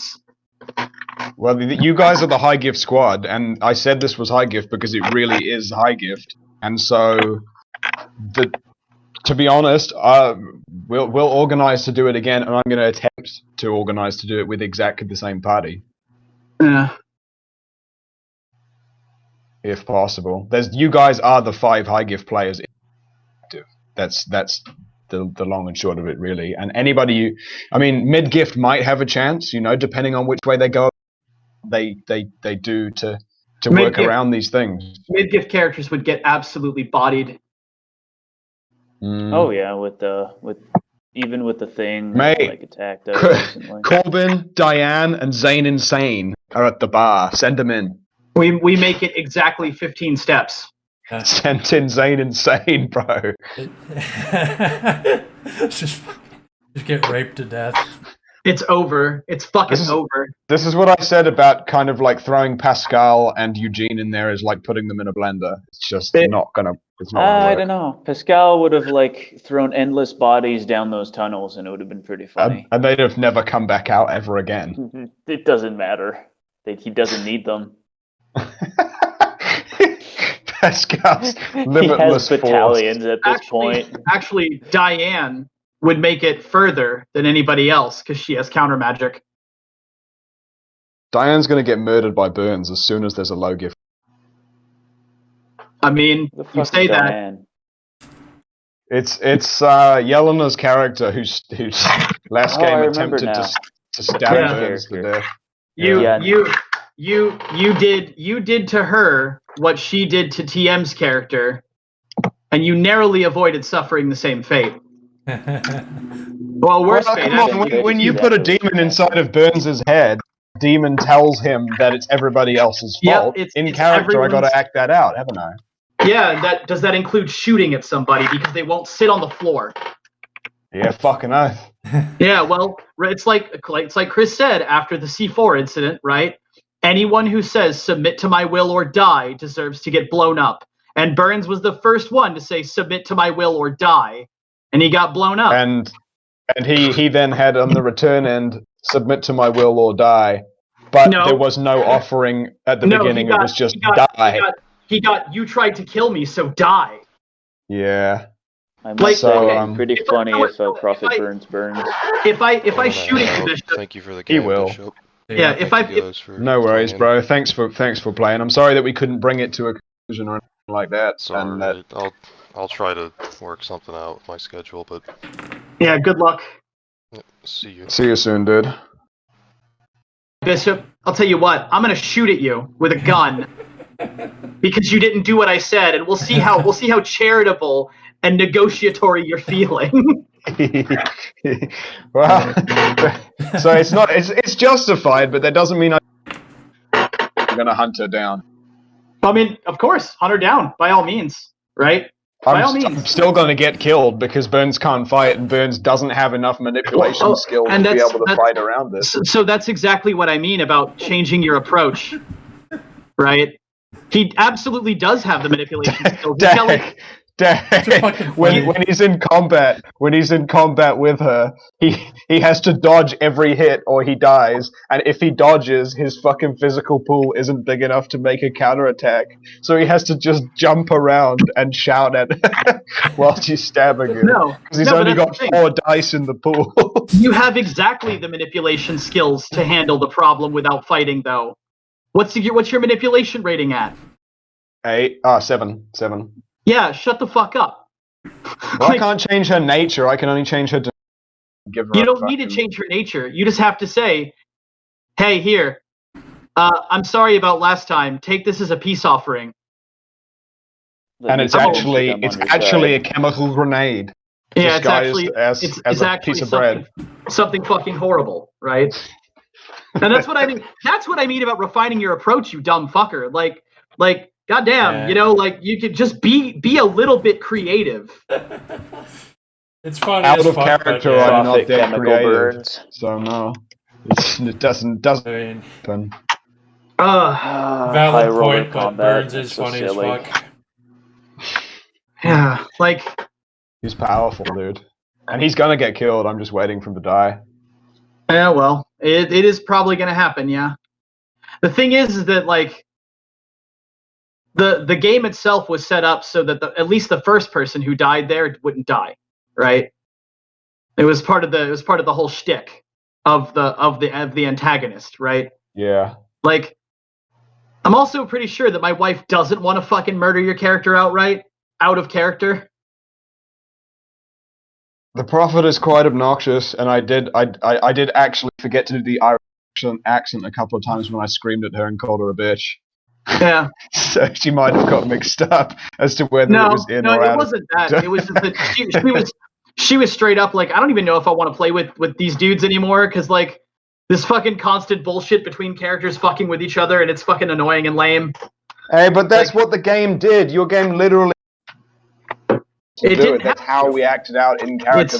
That's why we got blown up when Chris was in the game. When we had Chris and Doug and a bunch of other people that first time we got nuked. I mean, same thing. It's like saying that, it's like saying your game killed us because we decided to do something stupid. Well, like, it's not. It takes 2 to tango, man. Yeah, but I'm the GM. It was your game as well as the people in it and the way they reacted to it. I'm the GM. I set the stage. You're the characters. You decide what you do. I didn't make any decisions for you. How is Burns supposed to take that any other way when there's a voice in his head that says, "Kill her"? I mean, I don't know. The way that I take it when I hear voices in my head, I'm pretty sure that this is bullshit and it's lying to me. Like, you at least ask the question, like, is this for real? And that's why you are not a rogue pope in Panama. I mean, sure, yeah, no, for real. But like, it was also the problem that they had in the Hell game, where the obviously evil character says, "Hey, watch out for that guy," and they just turn on each other. No, that was No, I absolutely accept all the blame. That was literally because I was I decided not to sleep, so I snapped back to reality, and then I was told that you can open the portal by cutting him open. I'm like, okay, that makes sense. You cannot. What I'm saying is, you cannot blame the GM for your decision to attack another character. No. I'm not. There was no blame in that. It is. I don't know. I've been on games where the GM is kind of a little bit, But I'm just saying kind that of like one game. saying the objective of the game is kill each other. Okay, well, if the objective of the game is to kill each other, then that's different, right? But, that's different. Then you absolutely can and should blame the GM. But like, if the objective of the game is nothing like this, and the objective of the game is go here, get this thing, and you guys start fucking killing each other because you saw a couple of spooky illusions, that's your fault. Well, I'm only saying that one game, that was my fault. The other games, that's a little different. Yeah. Like the other game, you actually made all of the players betray me so you can give me 20 flaws. I didn't make you. I didn't make them. Oh, you just told them you can't win unless you put them in an unwinnable situation where we could not defeat the enemy unless they handed me over.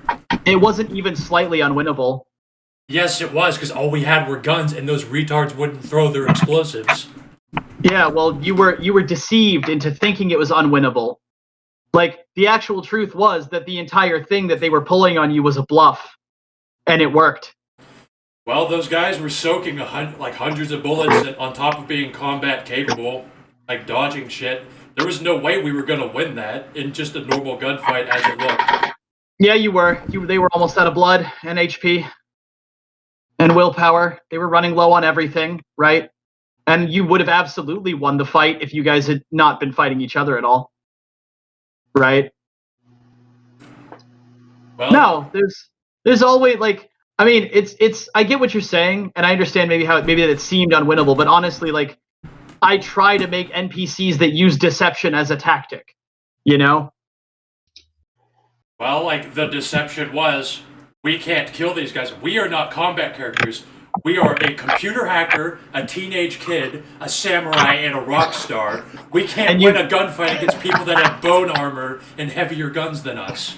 And yet you did kill like 5 Russian gangsters beforehand. Yeah, the ghouls, the guys that weren't wearing bone armor and having bigger guns. Nah, dude.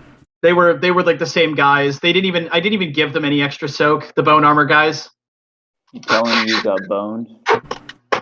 I didn't even give those guys extra soak, Dag. They had the same stat line. Well, they were completely fucking unfazed by bullets, and on top of that, they were actually combat characters, and we weren't. They were pretending to be unfazed by bullets. They were still better at combat than us, and it definitely worked. You fight the Toreador. We definitely created a scenario where this is hopeless, let's betray this guy because that's what they're saying. Right, and that's their fault for saying, let's betray this guy instead of doing something else. Like what? I don't know. What was our solution there? That's your job to figure out. Oh, but when I do it, when I throw them into the Amazon rainforest to make them fight the Harbingers, like, because I wanted them to figure something out. I never win, but that was okay. I never once commented on that game, Dag. I wasn't in that game.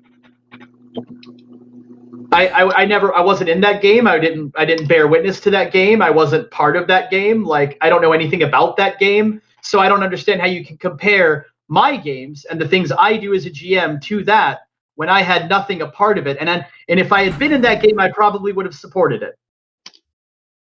Yeah, well, I had no offense, Bishop, but I had to hear you and Jeff complain about it for a while. Yeah. Oh, that shit. Well, everybody has good and bad games, don't they? Been maybe less harsh on that. I think we were on tilt because I got Burns' only real power vetoed mid-game because of a ruling mistake. Yeah. And that wasn't malicious either, me trying to cock block you. Yeah, I think at the time I took it as it was, and so did Jeff. Jeff thought, oh, okay, he's just fucking, this is bad, especially to have mid-game. This is fucking totally takes away from the immersion of the game. And it didn't help when we go from an unimmersive situation where we're all kind of out of it straight to a rainforest where we're being massacred by enemies we can't fight. You know what, Dag? I just thought of something, right? You were in your standoff situation in the game in Mykonos, right? Yeah. And you're asking me, what could a bunch of non-combat characters do about this, right? Yeah. And you could have just walked away from the house and called the police. I don't know. I guess we kind of got the thought that the police were fucking incompetent at dealing with an actual crime syndicate. I mean, maybe they are, but you know what the police being there does? It means you don't have to gunfight them. Sending the police after vampires doesn't usually work. I mean, yeah, but it does when you don't tell them they're vampires. You just say there's a bunch of fucking weirdos in that house shooting at people. Yeah. But... Okay, fellas. I'm gonna shoot off. Good night, Bishop. Good game. Well, good day. It's 11. It's 11:15 in the morning. I'm go out. Good whatever it is. It was a good game. Yeah. Well, it will be. There's loads of it. Like, there's a lot. and there's a lot of different ways to go about it, and so it's going to remain there. It's going to be sat there. I'm probably not going to write too much more unless it's like a little bit of Logia fluff that I think of that I want to write down until this is out the way, because this is a story arc that I do want to continue.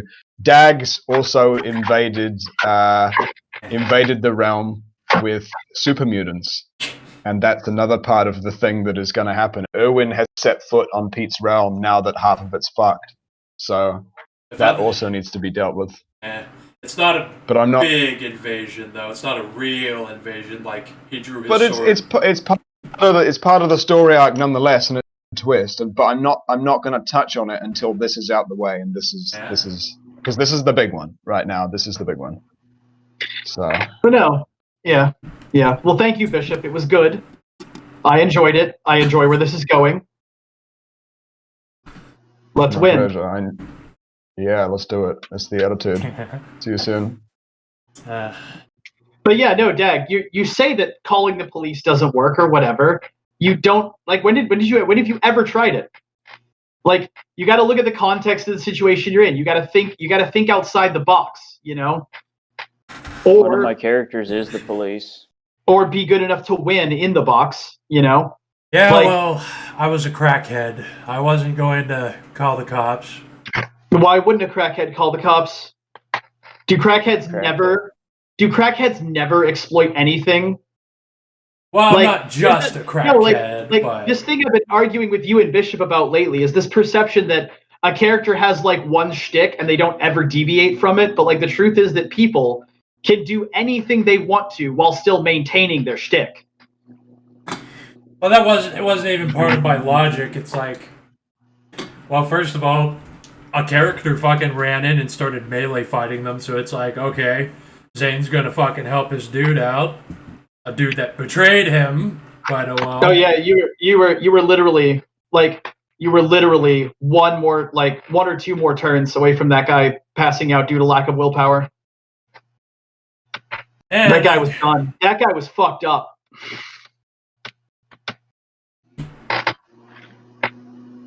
It was the classic. They were using the classic tactic of pretend you're way badder than you are to get the other guys to blink.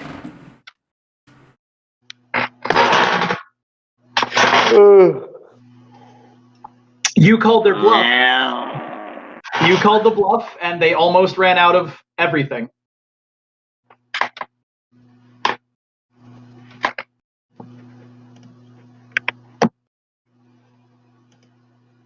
Well, there still was zero indication because everyone wanted to do the betrayal. It's like, it's very clear that we were, like, there was zero, like, thought in me that we were going to win that. And it's like, I was thinking I would probably betray me too.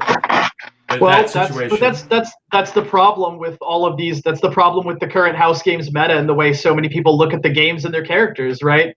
Everyone's expecting the betrayal and the backstab and the shooting and the being idiots, you know? Like, and as long as that stasis remains in place, then you will continue to get beaten the same way. And you will continue to suffer for the same reasons. You know, fucking that's house games. You adapt, you grow, you get good. You know what's bullshit is that Zane wouldn't have fucking betrayed people.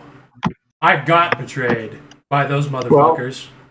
Well, I mean, and you know what? That you're certainly allowed to take revenge about that. And I will. I'm going to kill fucking Jeff's Black Samurai by overdosing him on fucking fentanyl for one thing. And if you do that, I won't blink about that either. Yeah, because fuck that so shit. Much PvPing. I mean, you know, you guys just continuing the cycle of violence. It's no problem. I'm ending the cycle of violence. Those fuckers started it. Eye for an eye, I will end the violence. It ends with me. Right, you're gonna kill them because you lived. I'm going to because I lived with 20 flaws that later had to be talked off. I don't call that a mercy on their part. They're getting the pain from Zane. It wasn't so much talked off as it was I woke up and I was like, why the fuck did I write all of this?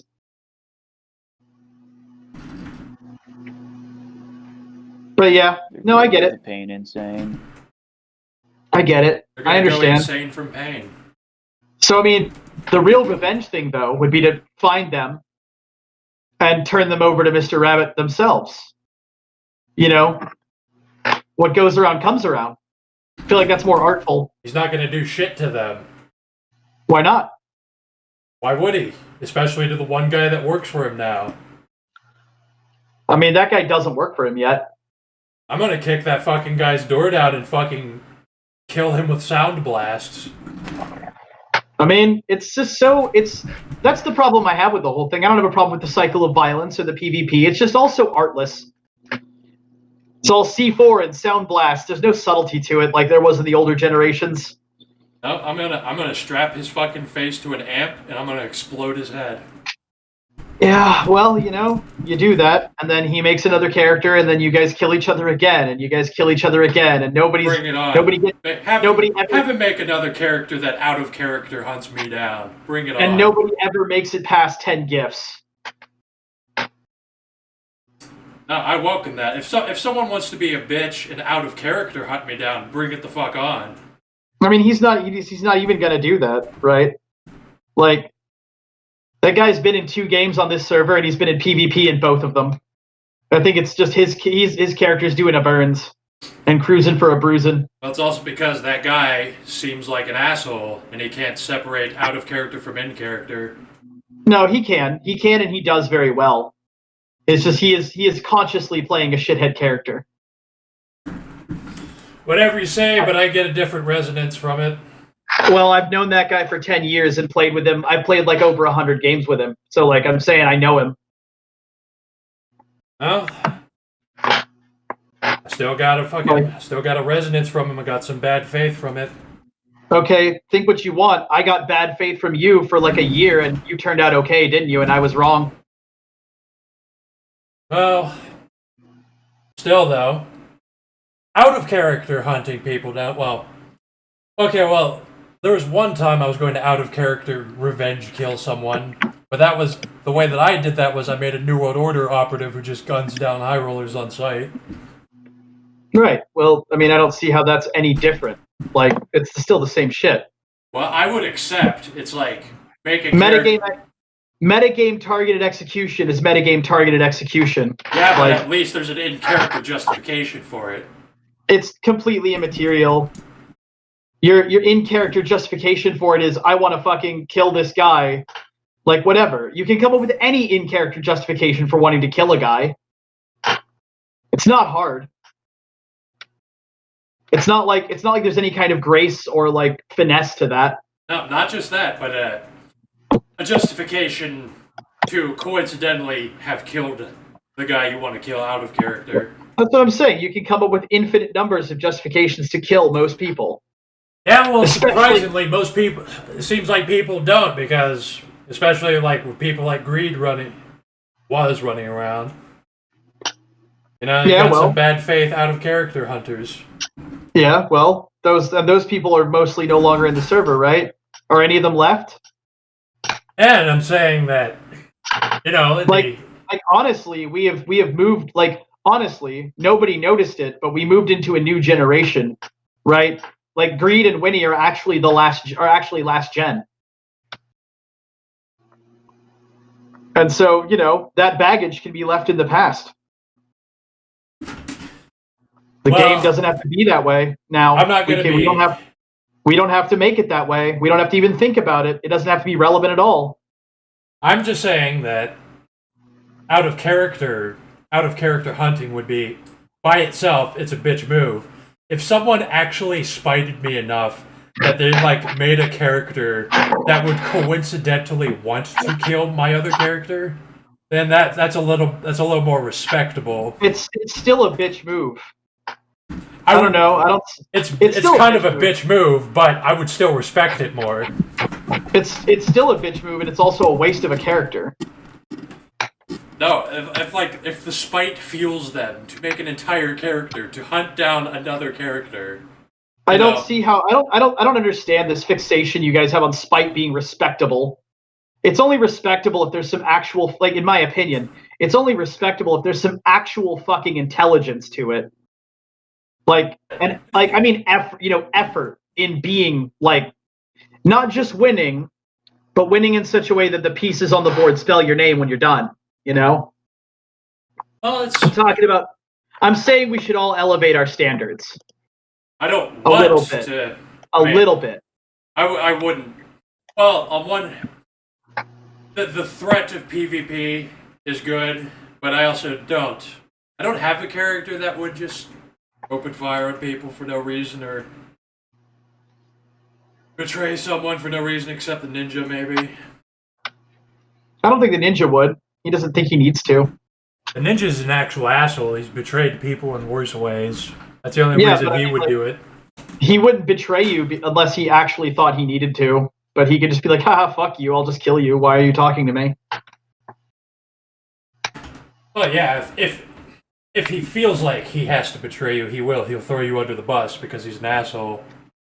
But otherwise, if I was more awake, if I processed what that person said better, I would have probably said, go fuck yourself. I mean, that's just a mistake that happens, you know? Right? And I it is what it is, right? Like, I'm not criticizing shit that happened in the past. What I'm saying is that, like, you know, we can actually push a little bit harder to have weirder and more interesting narratives now. I think everybody's reached a stage where they're capable of processing and working through those. And I'd like to see more of that.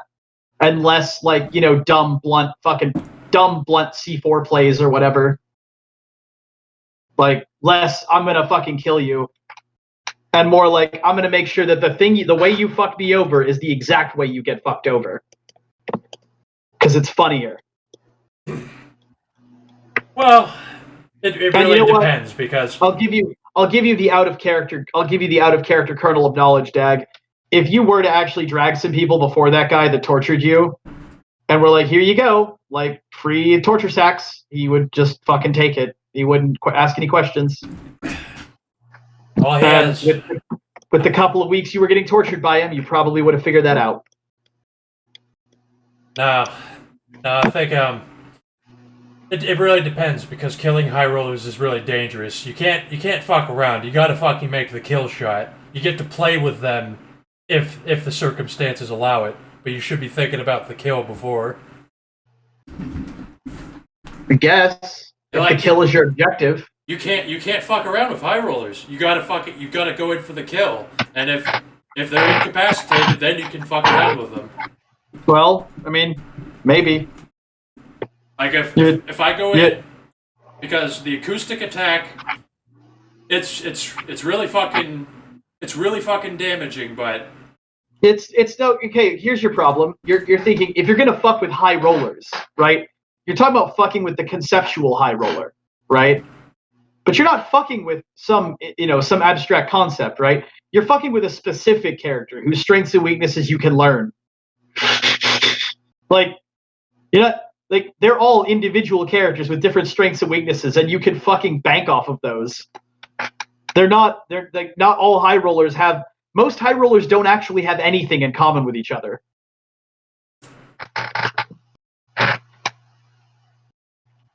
There are tactics that work easily on one high roller, don't work on another even very similar high roller. They're individual characters. I'm considering the weaknesses. It's just, you know, if I ambush one of those characters, because those characters seem pretty weaker.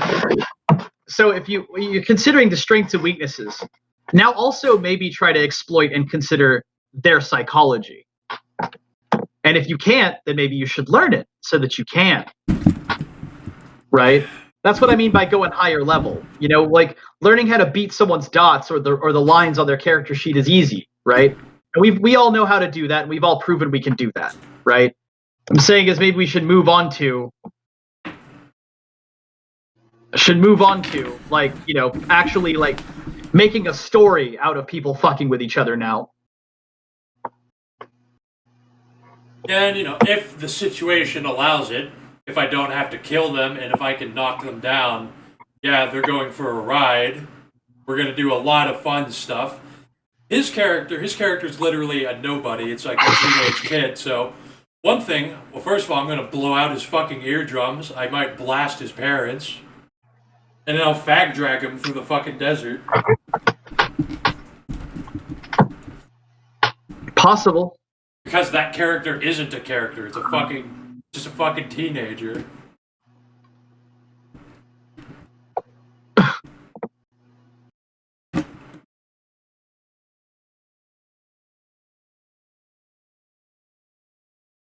Like, the characters that I'm gonna kill, there's like nothing to them. A black samurai and a fucking emo kid. Who gives a shit? There's also almost nothing to Zane the Insane, if you want to use that logic. Anybody can be reductive. There's nothing to Zane the Insane. He's a cokehead rock star. Ooh. Like, Cokehead rocks. I mean, There's I literally know that. mechanics keeping his personality in check. I mean, I know that, right? But I'm saying it's easy to be reductive about any character. It might be, but that fucking black samurai is literally like him and the fucking emo kid. There's not really a lot going on. There's not a lot you can torture them with, because there's not, like, you could torture Zane by taking his cocaine away. You could smash his hands. You can easily torture the Black Samurai by reading him actual Japanese medieval history. Like, I've already come up with a way to fuck with that character psychologically should the need arise in a game. Like, there's lots of ways to fuck with every character, Dag. You just have to think a little bit harder than usual. Well, really depends, but chances are you're not going to be allowed to do that. Like, when the game starts, when the fucking gates open, there's the guys, and if I can kill them, I fucking will. If I can give them more advanced psychological torture, then I will. Right. Chances are, though, I can only kill them.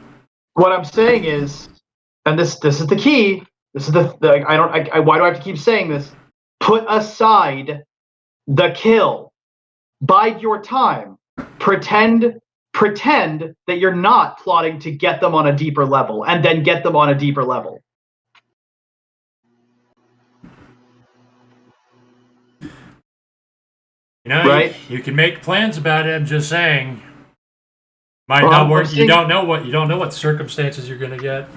Yeah, you don't know what circumstances you're gonna get, but that's the difference. Like, but trying something more interesting than just killing them is, I think, worth the time, and I think we've all hit that point where we can.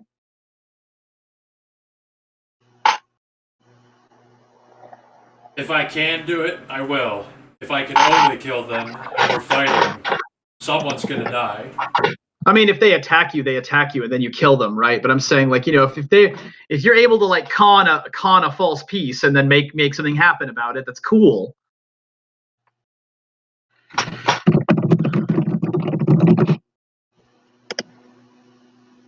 As Jeff bought off.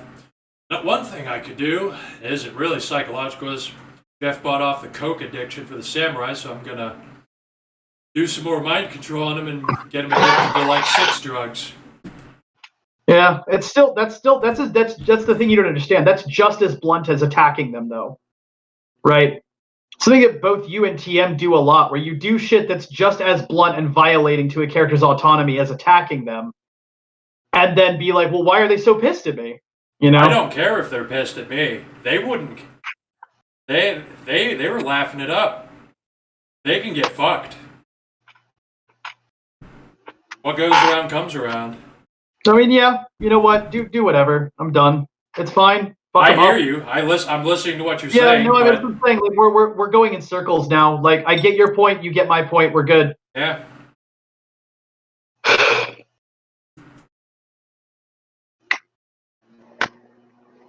I think you guys have intellectualized this too much. Well, what the fuck else do I have to intellectualize right now, TM? It's fucking 3 a.m. The nature of God. You enjoy, right? You can enjoy the games. Just take it as it comes. You don't have to think about plotting revenges against players and whatever. Intellectualization is how I have fun, TM. Oh, we have an intellectual among us. Bishop skull fucked Darkblood. Fucked. Yeah, he got wrecked. It was bad. It wasn't too vicious. I mean, after being sent all things considered for a game, Incarnato, the labyrinth of Aleister Crowley, the boys discovered the labyrinth was actually a doorway to Malpheus that Crowley has created.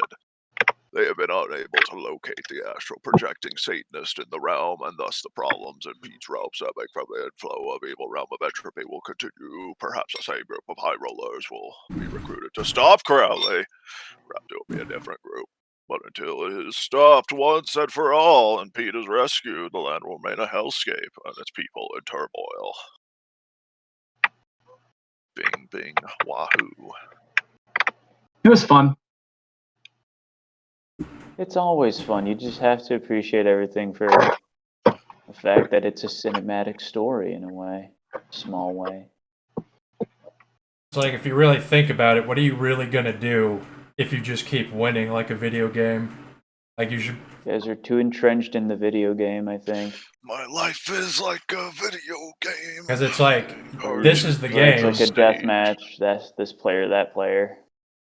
Like, we're playing the game now. It doesn't really matter if we can become a Harbinger or not. Harbinger is just to jack yourself off forever. Well, who doesn't want that? I mean, it's to make a story. It's not actually about that. It's to make a story around. Right. Harbinger's purposes are to build plot lines, which is what Bishop is doing the best, honestly, right now. He's doing a fun, fairly strong job of it. And I don't know what the fuck you guys are talking about. I don't look at house games like it's a video game. I look at it like it's my like I would in character, right? Like as a person. No, it's a fucking Dag and Company like fighting each other's characters out. I'm going to make a character that can beat your character. That's video games. I don't do that. I haven't done that. That's RuneScape Wilderness PKing, right? I don't do that and haven't done that. Yes, never made a character. I already said, not you, not talking about you. You can relax. I thought you said yes, me. Relax. Take a big breathe. No. It's not even about building characters for PvPing. It's about... I mean, I could. Sounds like you had a bad time. It's about it's about when people... It was fun as fuck. I loved it.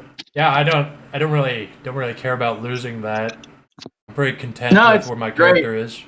It's Bishop actually figured out the sort of workaround to the like one game, one sitting rule. And so the map is way more open than any of us anticipated at the beginning. And I'm fucking hype as fuck, actually. It was painful. The hallucinations thing, that's really the only thing that's painful. But like, nah. It is painful. That was okay. Getting baned. Getting attacked by Banes. That was fucking brutal, but that was also fun as shit. I did remind you guys, like, none of that would have happened if you waited for my character to finish an hour of meditation. Because you'd just been obfuscated, been fine.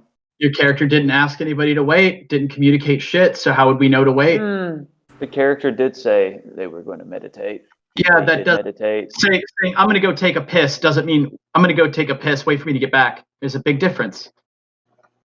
I'm just saying. Could have thought about it. I did say sufficient. I did make sufficient communication about it. Yeah, that's not sufficient communication. How's the black spiral this time of year? That is not sufficient communication in any sense, coming from somebody who actually does like small team communication. How's the black spiral this time of year? What black spiral? What the fuck are you talking about? Went to Malpheus. It's not Malpheus, in my opinion. It's just a cool fucking pocket realm for a fucking Nefandus. It's Malpheus. You went to a labyrinth, and there was a place to get to Malphite, right? Yeah, okay. Yeah. Same shit. How was a labyrinth? Was it properly labyrinthian? It's really kind of It kind of was. It was kind of open, not really a labyrinth. There's labyrinths usually defined by walls and mazes. There's a lot of out sky. the gate, there was a character that was meant to misdirect us, and then there were riddles, and then there was a scary monster we could have dodged, but we brute forced it. Oh, because it literally got between all of you and the door. I don't know what else you were supposed to do about that. I would have used old friends, and we would have been friends, and it would have been happily ever after. No, you wouldn't have. It had 25 willpower. You would have done jack shit to it. Old friends actually does not roll against willpower. What does it roll against? It rolls against the sum of 2 mental attributes, and it specifies maximum difficulty 10. Okay, so you still would have been at difficulty 10, and you would have been nothing. My character's built for it. And it's also a fucking Nexus crawler. There's a strong argument that it doesn't even have a mind to manipulate. Nexus crawler. But nice. Good job. It can't have 25 dots in mental attributes and not have enough of a mental to manipulate. Yeah, you can. You gotta choose at some point. It's a spirit, douchebag. It doesn't have mental attributes at all. It has willpower, rage, and gnosis. Those are its only attributes. And essence. You would have just been really confused. Well, essence is just the sum of the 3, which I had to look very, very hard to find that out. Yeah. And then sometimes they change it a little bit because if, it sums up to like 13, they're just like, we'll make it 15 because that's an even number. I tried to be slick. Yeah, 15's an even number. I tried to be slick and put all kinds of I tried to be slick and put some fucking mind powers on that thing because I'm really enjoying the concept of using mythic manipulation to give people phobia, or prey explosion, as a way of getting around combat. But yeah, that wasn't fucking happening. Smart. I've only ever tortured people with it. No, yeah, I've been thinking about it really hard lately. It's actually strategic. Yeah, I've been thinking about it really hard lately. How can I really have fun with it? And fucking imposing flaws and derangements that specifically manipulate the current situation in a funny way. It's I wanted to do it, and doing it to that thing would have been fucking rad because fighting it was a pain in the ass. But then it just was no, I have 25 willpower. Eat a dick. I was all right, cool. So then we had to beat the shit out of it. You shouldn't have won against a Nexus crawler, anyways. I don't think it was a good story. It was just a really beefy spirit. I mean, That's maybe what a Nexus crawler is. Yeah, I mean, I don't know. Shouldn't have won 25, it probably did. Yeah, I mean, Nexus crawler is supposed to be more beef than you can wrap your mouth around. Yeah, exactly. On purpose. It's presented as an enemy for fucking late game Garu packs to fight. Yeah, late game, as in you have fucking elders running around with their fucking level 5 gifts and shit. They meant to be tangoed with, but I mean, good. I'm glad it was a challenge. 15 gift high rollers are better at fighting than those guys. Probably slightly. Well, they can't take a hit, usually. Right. They can't take a hit and they don't have ability mastery. Well, I mean, you guys can't take a hit. Oh, yeah, well... unless you have fucking... I can. Whatever. Yeah, Hank fucking can. Hank soaked how much Hank's fucking a damage? fucking wear shit already. Yeah. He's a wear shit with more shit on top of that. But no, we just fucking we outmaneuvered it, we outnumbered it, and then we outgunned it. And that's the problem of putting any single thing up against a group of people. It's okay. I mean, it was a challenge. It was nasty. I thought it was going to kill somebody, and if it had actually landed the hit, it would have fucking killed somebody. And it just happened to land its best hit on this toughest guy. If it had gone after me, I probably would have died instantly. If it would have hit. I mean, no, it probably would have. I got some good defensive rolls and shit, but against the dice pools that thing was slinging, there was no guarantee. Absolutely no guarantee. You guys, that's the part I should have been more communicative about, how valuable it is to just have, to the fact that I can extend my obfuscate powers to you guys, and you guys can just roll into that fight with obfuscate 7. Yeah. Which is to say, you can crawl up to its ass, give it a good sniff, and then decide to stick your foot up it. Yeah, well, This is, I mean, if you don't decide to communicate that in character, then I don't fucking know that. Because my character doesn't even know your character exists. Yes, and on a scene-by-scene basis it happens, but I took that because the character was supposed to never come back again, to be fair. Yeah, well, I mean, but you know what I'm saying. Like, even if it's happening, doesn't mean you fucking know it's happening or how to use it or Just what get the up fuck in is your going face every 30 seconds. Obfuscate 7. Well, Let me remind you. Here's my character sheet. It would take your character saying, "Hey, don't go in yet. Let me do this first." And that's all it takes. That's all the communication that it needed. Should just get Dominate 6 and dominate the party. Then you're just like, then we all just walk away from our computer. We go have like some coffee. We come back later and find out if TM won his game of XCOM. You're joking, but that is exactly how I designed the character. The character was designed at the time where just a bunch of people playing the game were like, "No, I'm in it to just to team kill or to just derail games or whatever." The character was designed to just, okay, you wanna do PvP? You wanna derail the game? I dominate you, and now I control the character. Yeah, no, he's absolutely a wonderful creature for that environment. But no, like you earlier saying, like, you know, you guys are too, like, people are too focused on the video game or whatever. But anyway, here's how I was going to play XCOM with you.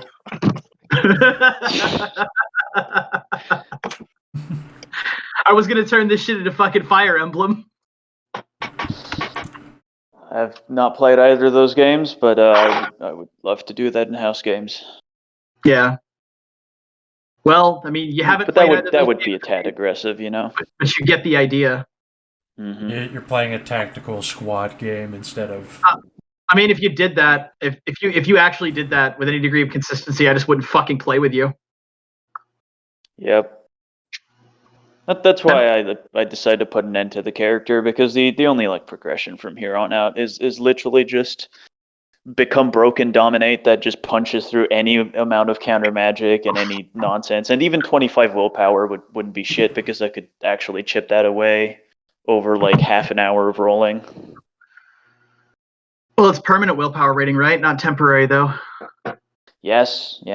And so it's that's true. Like, you would need that could also be mitigated by a gift.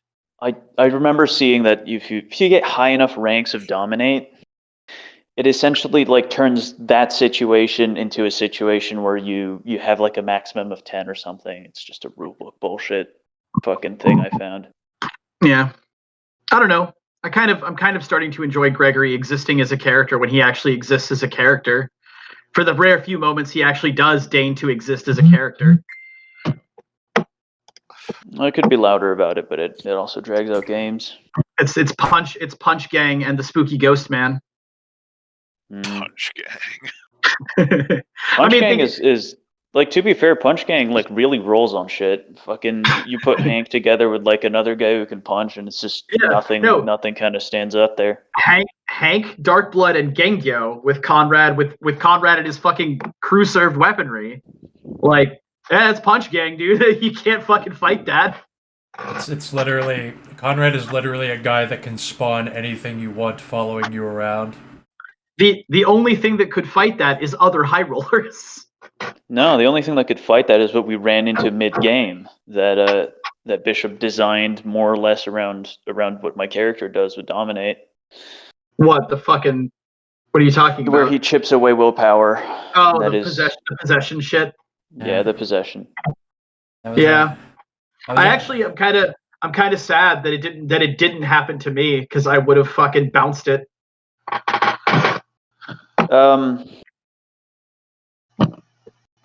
I was actually... because you have something from whatever the Fallen.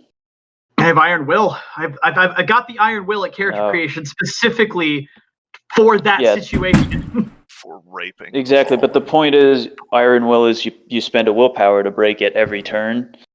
And so what Bishop learned when I went on one of his games and Dag was there is that they lose a willpower every time you successfully roll on them, right? So you just do that 10 times in a row until they have none. No, the point of Iron Will is the difficulty increase they get on effects that target your willpower. Yeah, that's the actual bonus. He would have had to very aggressively stat his Yeah. whatever his bogey is. The like Conrad shaking off the possession attempt was cool, right?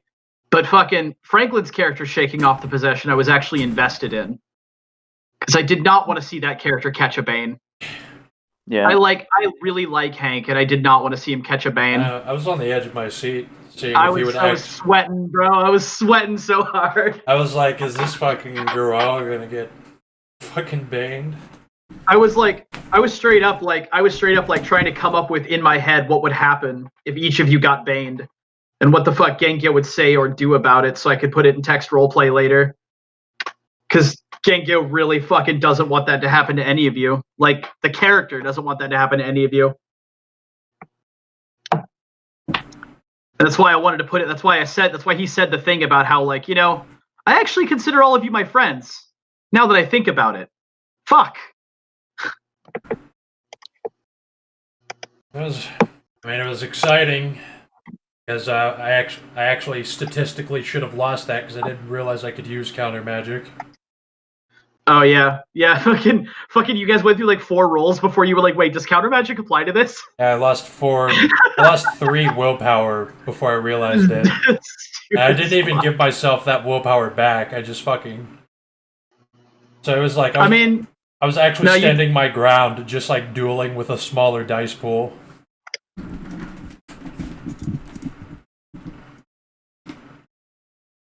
Yeah, and then when it was over, I won, and then it was fucking got the fucking adrenaline of actually winning that.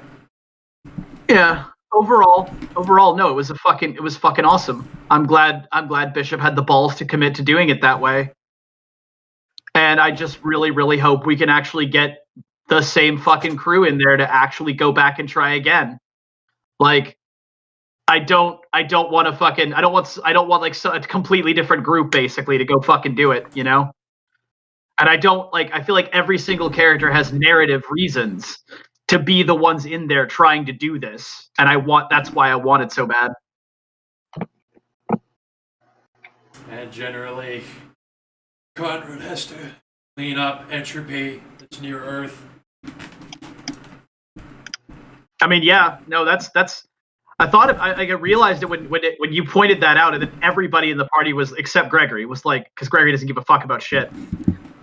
Was like, oh god damn it, right? Like, everyone was like, oh god damn it, right? Because we all have in-character reasons, despite our completely different moralities and paradigms, to hate that.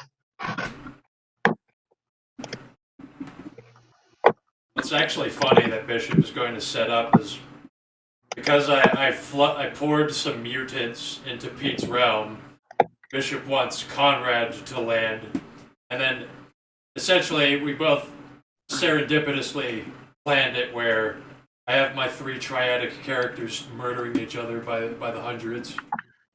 You have fucking Erwin and fucking what is it? Erwin and Conrad shooting at each other while fucking Zane makes the soundtrack to it. Yeah, it's fucking robots shooting at mutants while there's just a marauder playing guitar in the middle. On a stage. Made of corpses.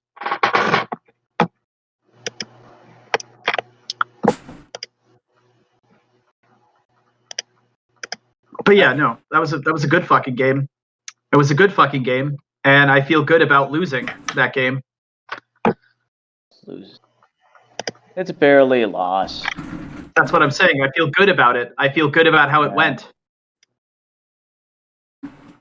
Like narratively, the loss was excellent. I mean, when you think about it, you go to Malphaeus, you lose. Yeah, that's true. Yeah. The real defeat is actually going there in the first place. Yeah, it says that in the Umber book. It says, don't go there. You only talk about that place, you don't go there. I remember reading stuff about it that said it wasn't that egregiously bad. It's just that it's hard to find your way out of it. Yep. Are you still talking about as in Wraith? like I think I might be wrong though. Because Most don't of what I know. read was from Wraith. Yes. it's one of those things that just like burns itself into your brain, where it's like the writer clearly emphasizes this because they want you to remember it. Like, don't go there. Yeah, but once you are, is it actually that bad? It really depends. You don't know what's going to happen. Well, it's one of those things where it might not be if you get lucky. If you get really, really lucky, you might only get fucked up. But if you're unlucky, you're extremely done. And there's We nothing got anyone fucked up can pretty say. bad. All things considered, we did. I mean, weren't you saying earlier that it wasn't that bad? What was not that bad? I was like, yeah, I was like, yeah, all that shit was pretty brutal, and then you were like, oh, it was barely anything, and then now you're saying we got fucked up Oh yeah, pretty for bad. me it was barely any. For my character, it was barely Yeah. anything. For you, it was. Your character is built not to take any shit from anything at all. In that Ever. instance, it was me saying my character. No, I can get fucked in the ass. It's just they need to find the right angle for that. Right, and that's the thing, is that the angle that it would take is a very rare one in universe and out of character. It's a rare angle. Mm-hmm. Yep. And the problem with it is that taking that angle would strain credibility a little bit. No, And I think I would welcome it. And you know what? If we do find Crowley and I do show up as Gregory, that is going to be, exactly that angle, and I'm gonna fucking lose. That's the showdown.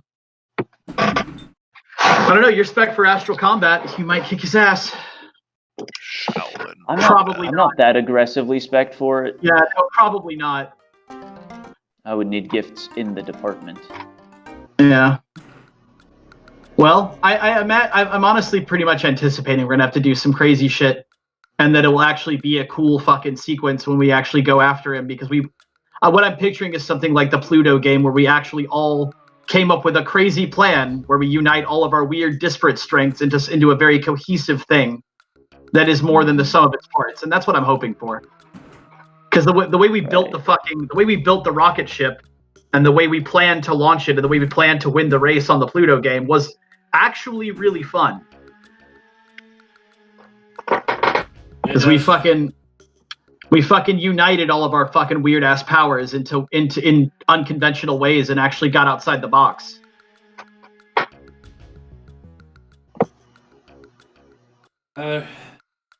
Fun games that work out. I mean, honestly, the game that I fucked up for Bishop because Conrad fucking derailed it and we drove to the Void Engineer base, like where I was just arguing for my life for like 2 hours. That was like that was like a top 5 game. Any game where you actually have to have conversations about people and defend your about shit, and like your character actually adjusts, where you dig into your character's perspective, basically, is fun, and I really appreciate those opportunities.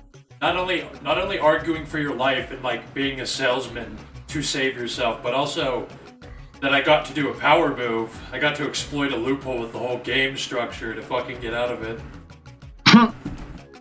Like if fucking the Void Engineers let me go back into my ship to do something that I forget, so he fucking teleports over to Australia, crashes down from orbit in a robot body, and like I fulfill the object. I bring Pete the future tech he wanted.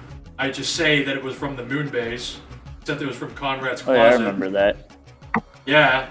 That was a Prison Break game. Yeah, so it's like that game was so fucked that I had to argue for my life for like 2 hours, and then I had to just say fuck it and trick the Harbinger into letting me win so that I could gift the Void Engineers as my allies. See, that game, Bishop had it set up so that I couldn't pull any ghost bullshit.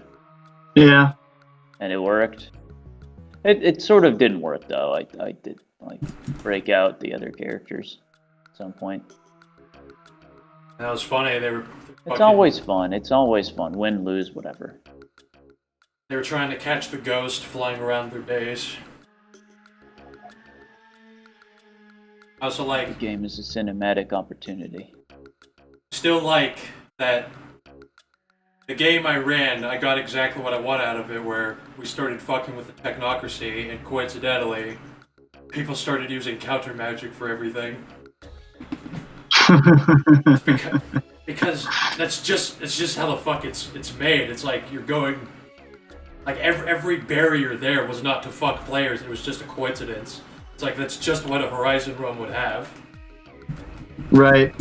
No, that was pretty believable. That whole game. That was believable and fun. And I almost got fucking roasted. I remember that now. I almost got fucking roasted. Almost got forces lasered, but somehow he rolled a 0 on his damage. Fucking, that's, happens. Sometimes you get shot in the back, and sometimes that almost kills you. And sometimes it actually kills you. But that shit was cool. I enjoyed that game. That game felt immersive.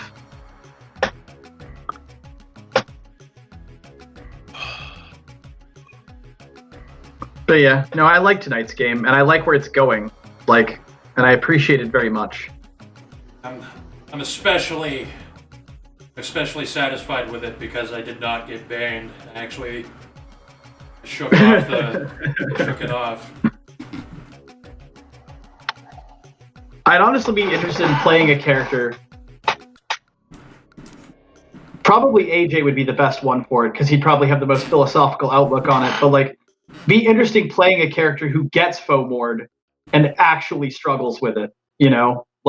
Nah, dude, this isn't me. This isn't me. I got some fucked up shit inside me, man, and it's fucking with me, man. And you have to actually go through that fucking arc. Yeah, you can do the whole shtick where you have a cursed hand or something. Yeah. They're like, or a no, second face on the back of your head that talks shit. I think I remember a character who had that. Yeah. Well, it's a the second head. But even just something like the fading. I actually think the fading would be a good flaw for a character like that because you have this fucked up existential need for something that is awful and you don't actually want it, but it's still there and it's pressing. And you're freaking the fuck out about it, It's that taint and mutoid cancer. That's why it's so funny to imagine what's happening to Darkblood. Because not only are you turning into a giant painful abomination that wants to die, but it's also you're like a junkie trying to you're begging Genki or whoever's at the gateway to just let me. You guys, don't you want to just go back to Malpheus? Don't you? I think we should just go back. I think we should just. He's just trying to get to the fucking urge worm of power. Because that taint, it's you're doing everything in your power to get off of the world and go look for it. Yeah. So I'm saying, playing that on a character that is relatively otherwise grounded would be pretty fun. Because you have them going through their fucking, this fucking crisis all the time.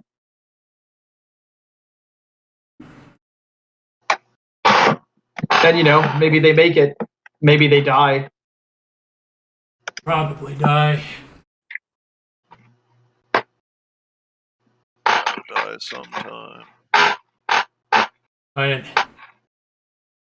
Conrad having a GAU8 pointed at a gateway is only the beginning of the bullshit, because what's also on that sheet is I have 5 MOABs ready to be pushed through a gateway at a moment's notice. Moabs.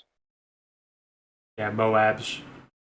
Moabs. Because I can't build nukes, so I had to build the biggest thing next to a nuke. A Moab. Large-scale incendiary rounds. Incendiary explosive devices.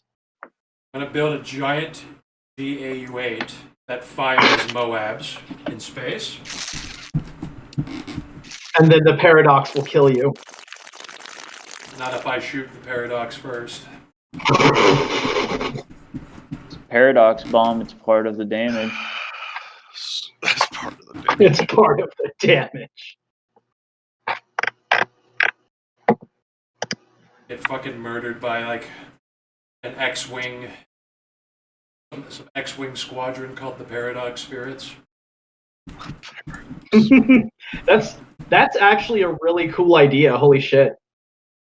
The idea of like a void engineer fighter crew that they call themselves that's cool. Only they're void engineers, so they call themselves the Backlash, which I think is an equally cool name, honestly. Well, you have the void engineer ones are the Backlash, and the Aetheryte ones are the Paradox Spirits. Because spirits aren't real. And the Aetheryte ones are just a bunch of dudes in like canoes that have like duck guns on them or something. Because they're traditionalists and they don't give a fuck about aesthetics. They'll just have a big solar flare sail spaceship. Yeah. They just crash into your space station and do a 9/11 on it. That's the paradox. Get 9/11 by a fucking. I'm just picturing like a 17th century galleon with like 30 sails, and it's this massive wooden hull just ramming into a fucking space station. And there's some fucking technocrat drinking coffee up on the bridge, watching the cam feed, and going like, "Did they just 9/11 us, dude?" When you're building your fucking Death Star, people are talking to you about the paradox, and you say, whatever. I'll fucking laugh it off, and then it is just like a ship of the line, just like floating through space that crashes into you. And then the guy on the fucking deck, like the actual space pirate Aetheryte on the deck, is screaming, "Ramming speed!"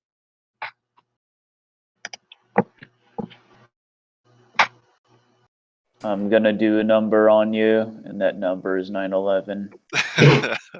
It's playing fun. That's great. That was good. That was amazing.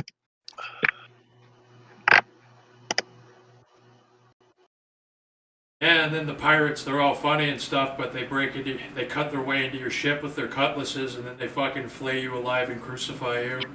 Because the pirates are funny from a distance, and then you get up close. They get up close and you realize that it's an actual machete and an actual They're all gun. Roman era pirates that crucify you literally. And that guy has an actual erection. They build a dam with your limbs. They dam up the asteroid belt. Your limbs. It's a Peter Muskrat army. Oh yeah, the Peter Muskrat shows up as your paradox space pirate. You're sitting there, you're getting ready to blow up the Earth or something, and then you just hear his assault of words.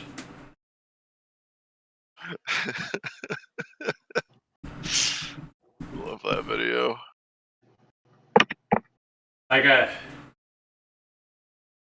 It's a good paradox spirit for technocrats. I mean, there's nothing more backlashing than a pirate screaming about niggers while his audio peaks.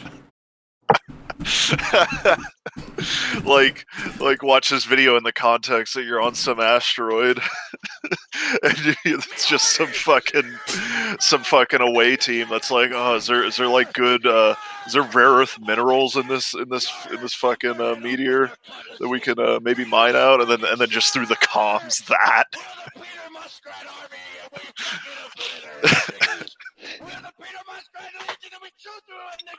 It's exactly the kind of bullshit I expect out in space, in the Umbra.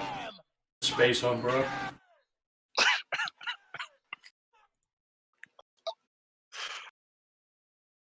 The Spumbra. That's what they keep talking about, the dimensional anomaly.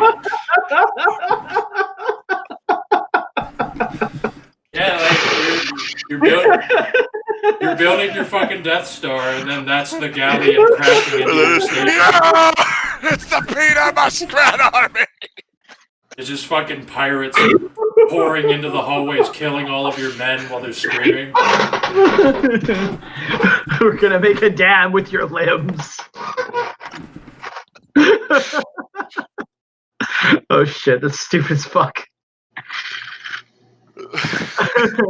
It's funny too. I think the actual funniest part is probably not even like the great voice acting on the part of the guy screaming, but it's him desperately searching the menu, trying to turn him down, and he can't. Yeah, for the options menu. Yeah, that's a good picture of space. If mankind ever goes out there in the future, it's like you're out there by yourself for like 6 months and just like utter silence, and then someone starts screaming over the comms, coming to fucking cut your limbs off. You're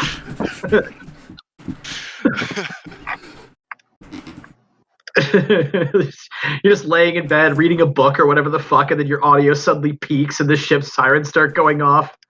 Proximity alert, ramming speed, collision alert. And you're just like, collision alert, what the fuck? You're still waking up, and then you just hear, yeah! We're the Peter Muskrat Army!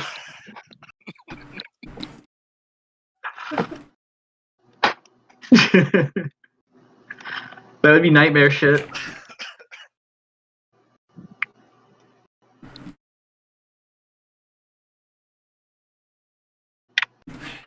Void engineers keep talking about the fucking dimensional anomaly. You know, Paradox is always like supposed to be realistic how it fucks you up, usually. Yeah. But now this is the real dimensional anomaly that comes in force.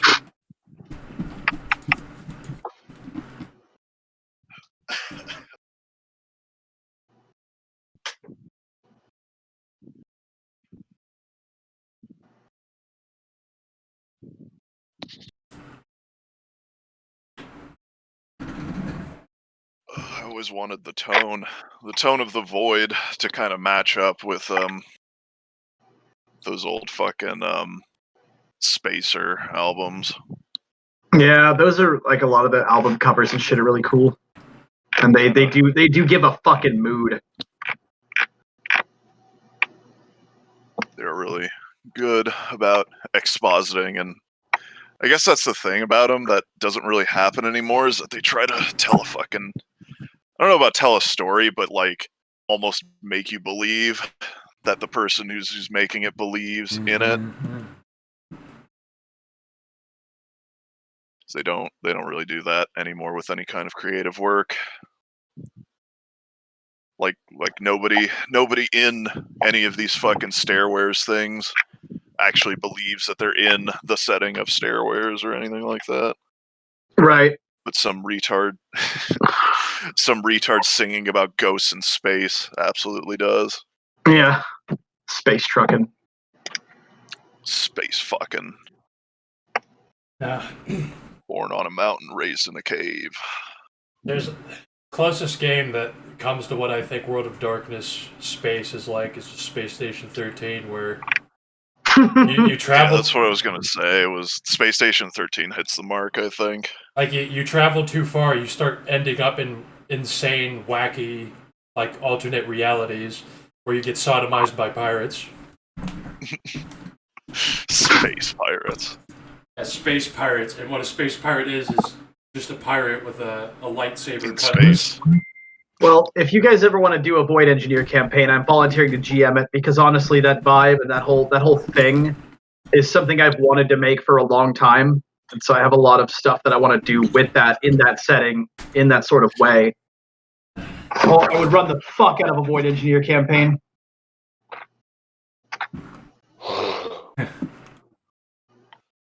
I'd play it. I would run the fuck out of that shit.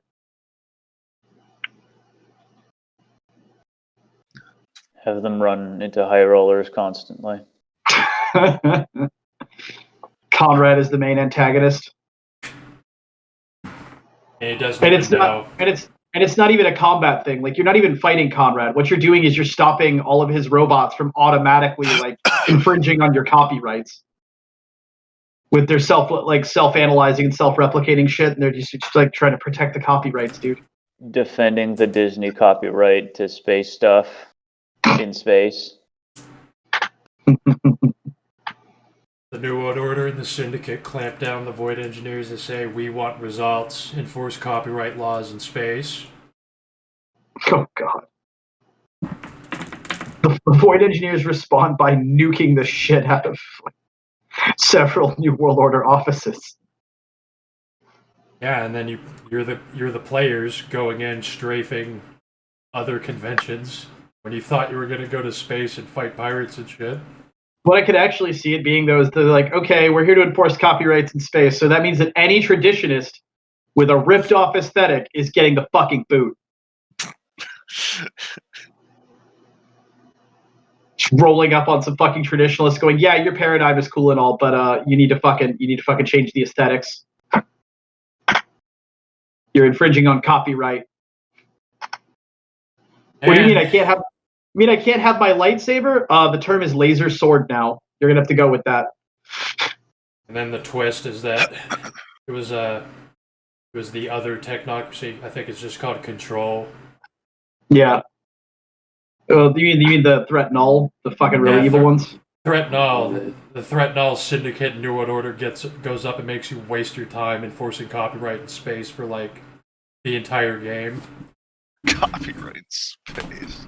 That would be funny as shit. That's not what I would run, but that would be funny as shit. Shit is really funny. Like I'm really not.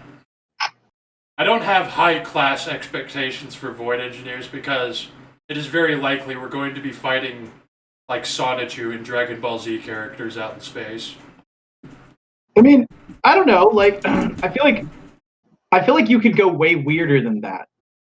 Like, I feel like you could go weirder, or at least more impressive than that. You know, like, I mean, because the dreaming isn't really adjacent to the Deep Umbra, right? Which is where the Void Engineers are going. The dreaming's some other shit, right? And like, honestly, the Sonichu shit's going to be in the dreaming. It's going to be in the dreaming or the high umbra. Yeah, exactly. And you know, you're fucking around out there where, you know, like the Galactus ass, like space dragon ass, like massive floating jellyfish things are, you know, like to be absolutely fair, maybe not Sonichu, but maybe more leaning towards Goku because Goku's an alien. Maybe.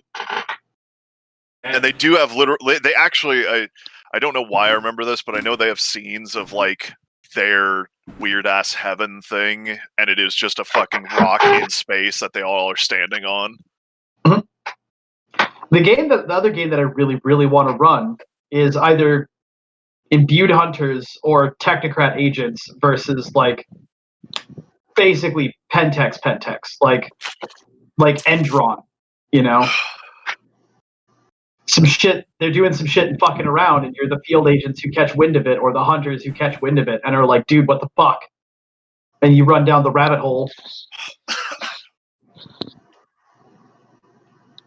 And the comedy there is that the local Garu are fighting the exact same thing you are, and the two of you shoot each other on sight.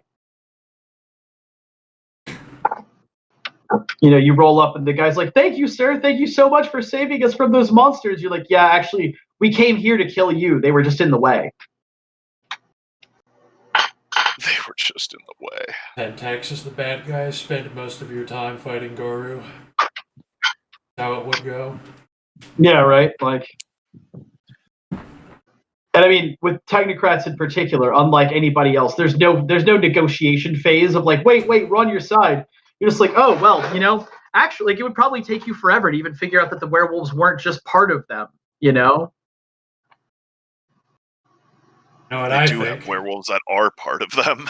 Exactly. That's what I'm saying. Like, you know, the fucking, you like, you think that maybe there's Swanson, you think there's maybe two different groups of werewolves, dude? And like, one of them's trying to fight on the same side as us, so to speak? Click, right? Swanson's like, yeah, they don't fucking pay me to draw categorical distinctions. They pay me to slot reality deviant corpses. You know what I think? I think Pentex is pumping superstitious bullshit in the water that makes these monsters. Yeah, there's some shit like that, you know? So what you're saying is these guys are actually putting fluoride in the water, and it does actually turn the frogs gay. I mean, the frogs gay is way less important than the monsters it creates, but yes, that too. The frogs gay. Gay frogs. No, Serious shit. they cause strange mutations, possibly on purpose, but isn't it weird that we keep finding these fucking shape changers there every time we investigate and have to shoot up the place? Right. Scooby-Doo garbage. Scooby-Doo, but with 4 technocrats and a Garo pointing them around. So fucking gay. I mean, like what that would mean is that Scooby is probably one of the most fucking talented and intellectual Garu to ever live, because they talk about fucking Garu speech. And they say that at most you can communicate with other fucking Garu, but if you want to talk in English, it basically is reduced to one fucking word.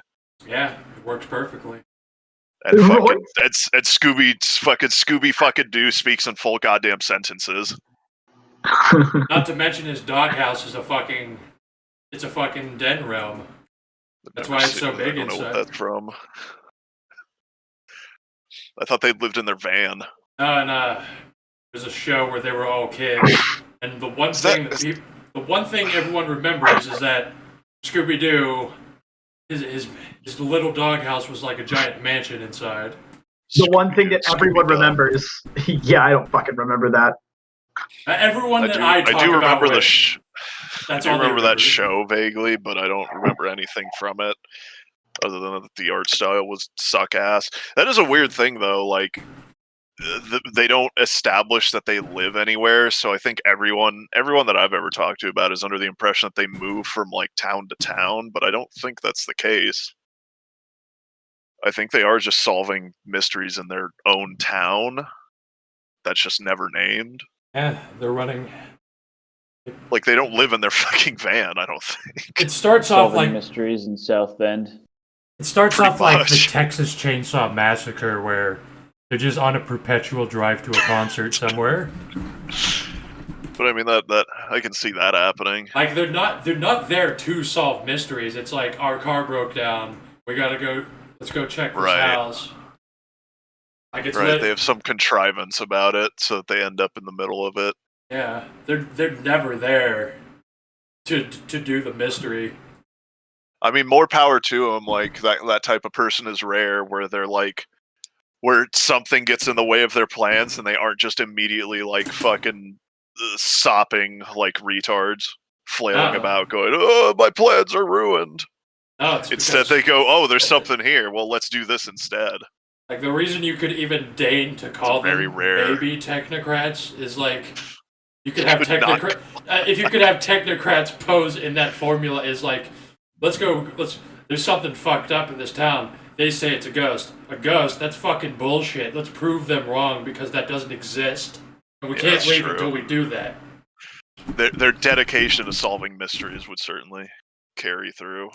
Solving because mysteries. Most people wouldn't give a shit. Not just solving mysteries, but proving that it's all bullshit, that what people make up. There's no ghosts, there's no monsters, nothing. Well, that's what the difference would be between an actually high enlightened group and a bunch of fucking goons, is that they would go, maybe it's real, let's go find out, and then they get consistently proven wrong. Because they aren't aware, most of them, some of them are, they aren't aware that they're fucking closed-minded assholes. In fact, they fucking tout themselves on being open-minded and scientific. I guess it's just that they end up forcing that perspective because they're not willing or able to see other perspectives. I guess if it's someone's reinforcing consensus when they start by saying you should be more open-minded. Yeah, pretty much. It's if Scooby-Doo, if they had cut scenes where you don't see them, where they're let's make up this absolute video games. This absolute bullshit. We'll say that it was a projector or something. It was a projector reflected off of smoke and mirrors, and that's why there was a ghost that killed 50 people in this town, and they'll buy it. Good night, you guys. I'm taking off. 50 people. It did not happen in Scooby-Doo. Yeah, it's that's how they would fucking solve it. It's not the fact that 50 people died, it's that people say a ghost did it, and that's bullshit. We gotta tell everyone that it's not what happened. bullshit. 50 people did not die. 50 people. It's just so absurd. No. Then they start the New World Order right there because they're like, well, we got to control social media, right? We got to like plant stories. That is so far off of the actual Scooby School Shooter. I feel like there was an episode where they had them in fucking trench coats and wielding guns. I know there was an episode where they were basically Jinro. Yeah. Or movie or something. Does everybody post the image from it? So in some new show, they fight this evil bird that's super intelligent, and it has command over legions of Jinro soldiers for some reason. Why? I don't know. I didn't watch it that far. That sounds like that's something they would reveal, like, kind of deep into it when you just fucking finish it. No, it's just... So it was like that bird. His name is Mr. E. So it's like that's shit. I don't remember why they fucking Velma's sister gets fucking. It took me that long to get it. Fucking, you're a sharp one. It's not Mr. E like Markiplier.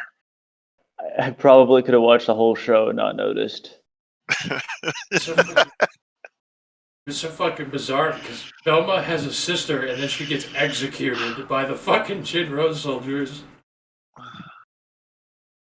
Balances. I think they were robots or something.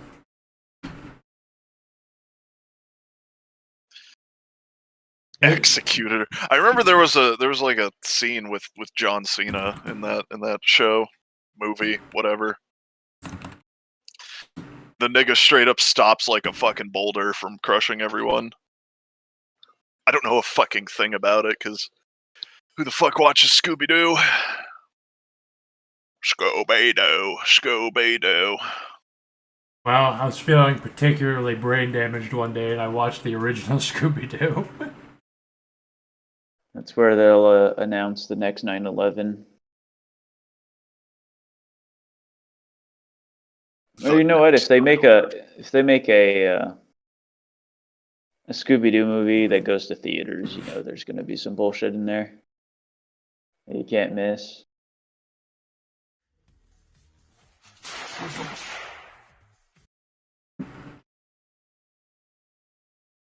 No one cares about Scooby-Doo now. I don't even know if they're making a new show. I've watched like episodes of Scooby-Doo when I was a kid. No, we have watched the originals, but like after that, no one cares. Scooby-Doo, I don't think I've watched all of the originals. Scooby-Doo. There we go. Rararaki, retard. Ringer in my rut. Ringer in my rut.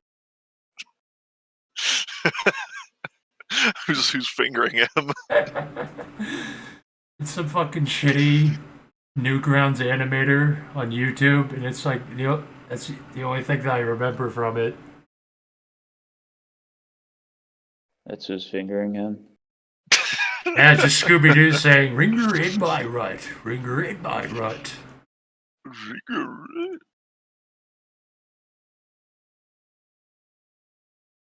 Then Scooby-Doo came back into consensus because of those fucking YouTube poops. Like if anyone missed out on it, then they definitely got conditioned by the algorithm. There's nothing to miss out on.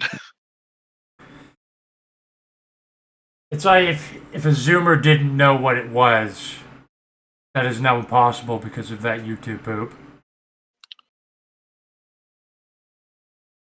On the Selma began to bring peace to the gang, and enough though, and she was killed. Gang and steal the discs to keep them out of Mr. E and Professor Pericles' clutches, to get the gang to give up the discs in their possession. Aware the discs would lead to evil, Marcy held off Professor Pericles and his army of lethal robots as best. Just some guy who was working on the show, he decided Jinro looks badass. So badass, I'm gonna put it in Scooby-Doo.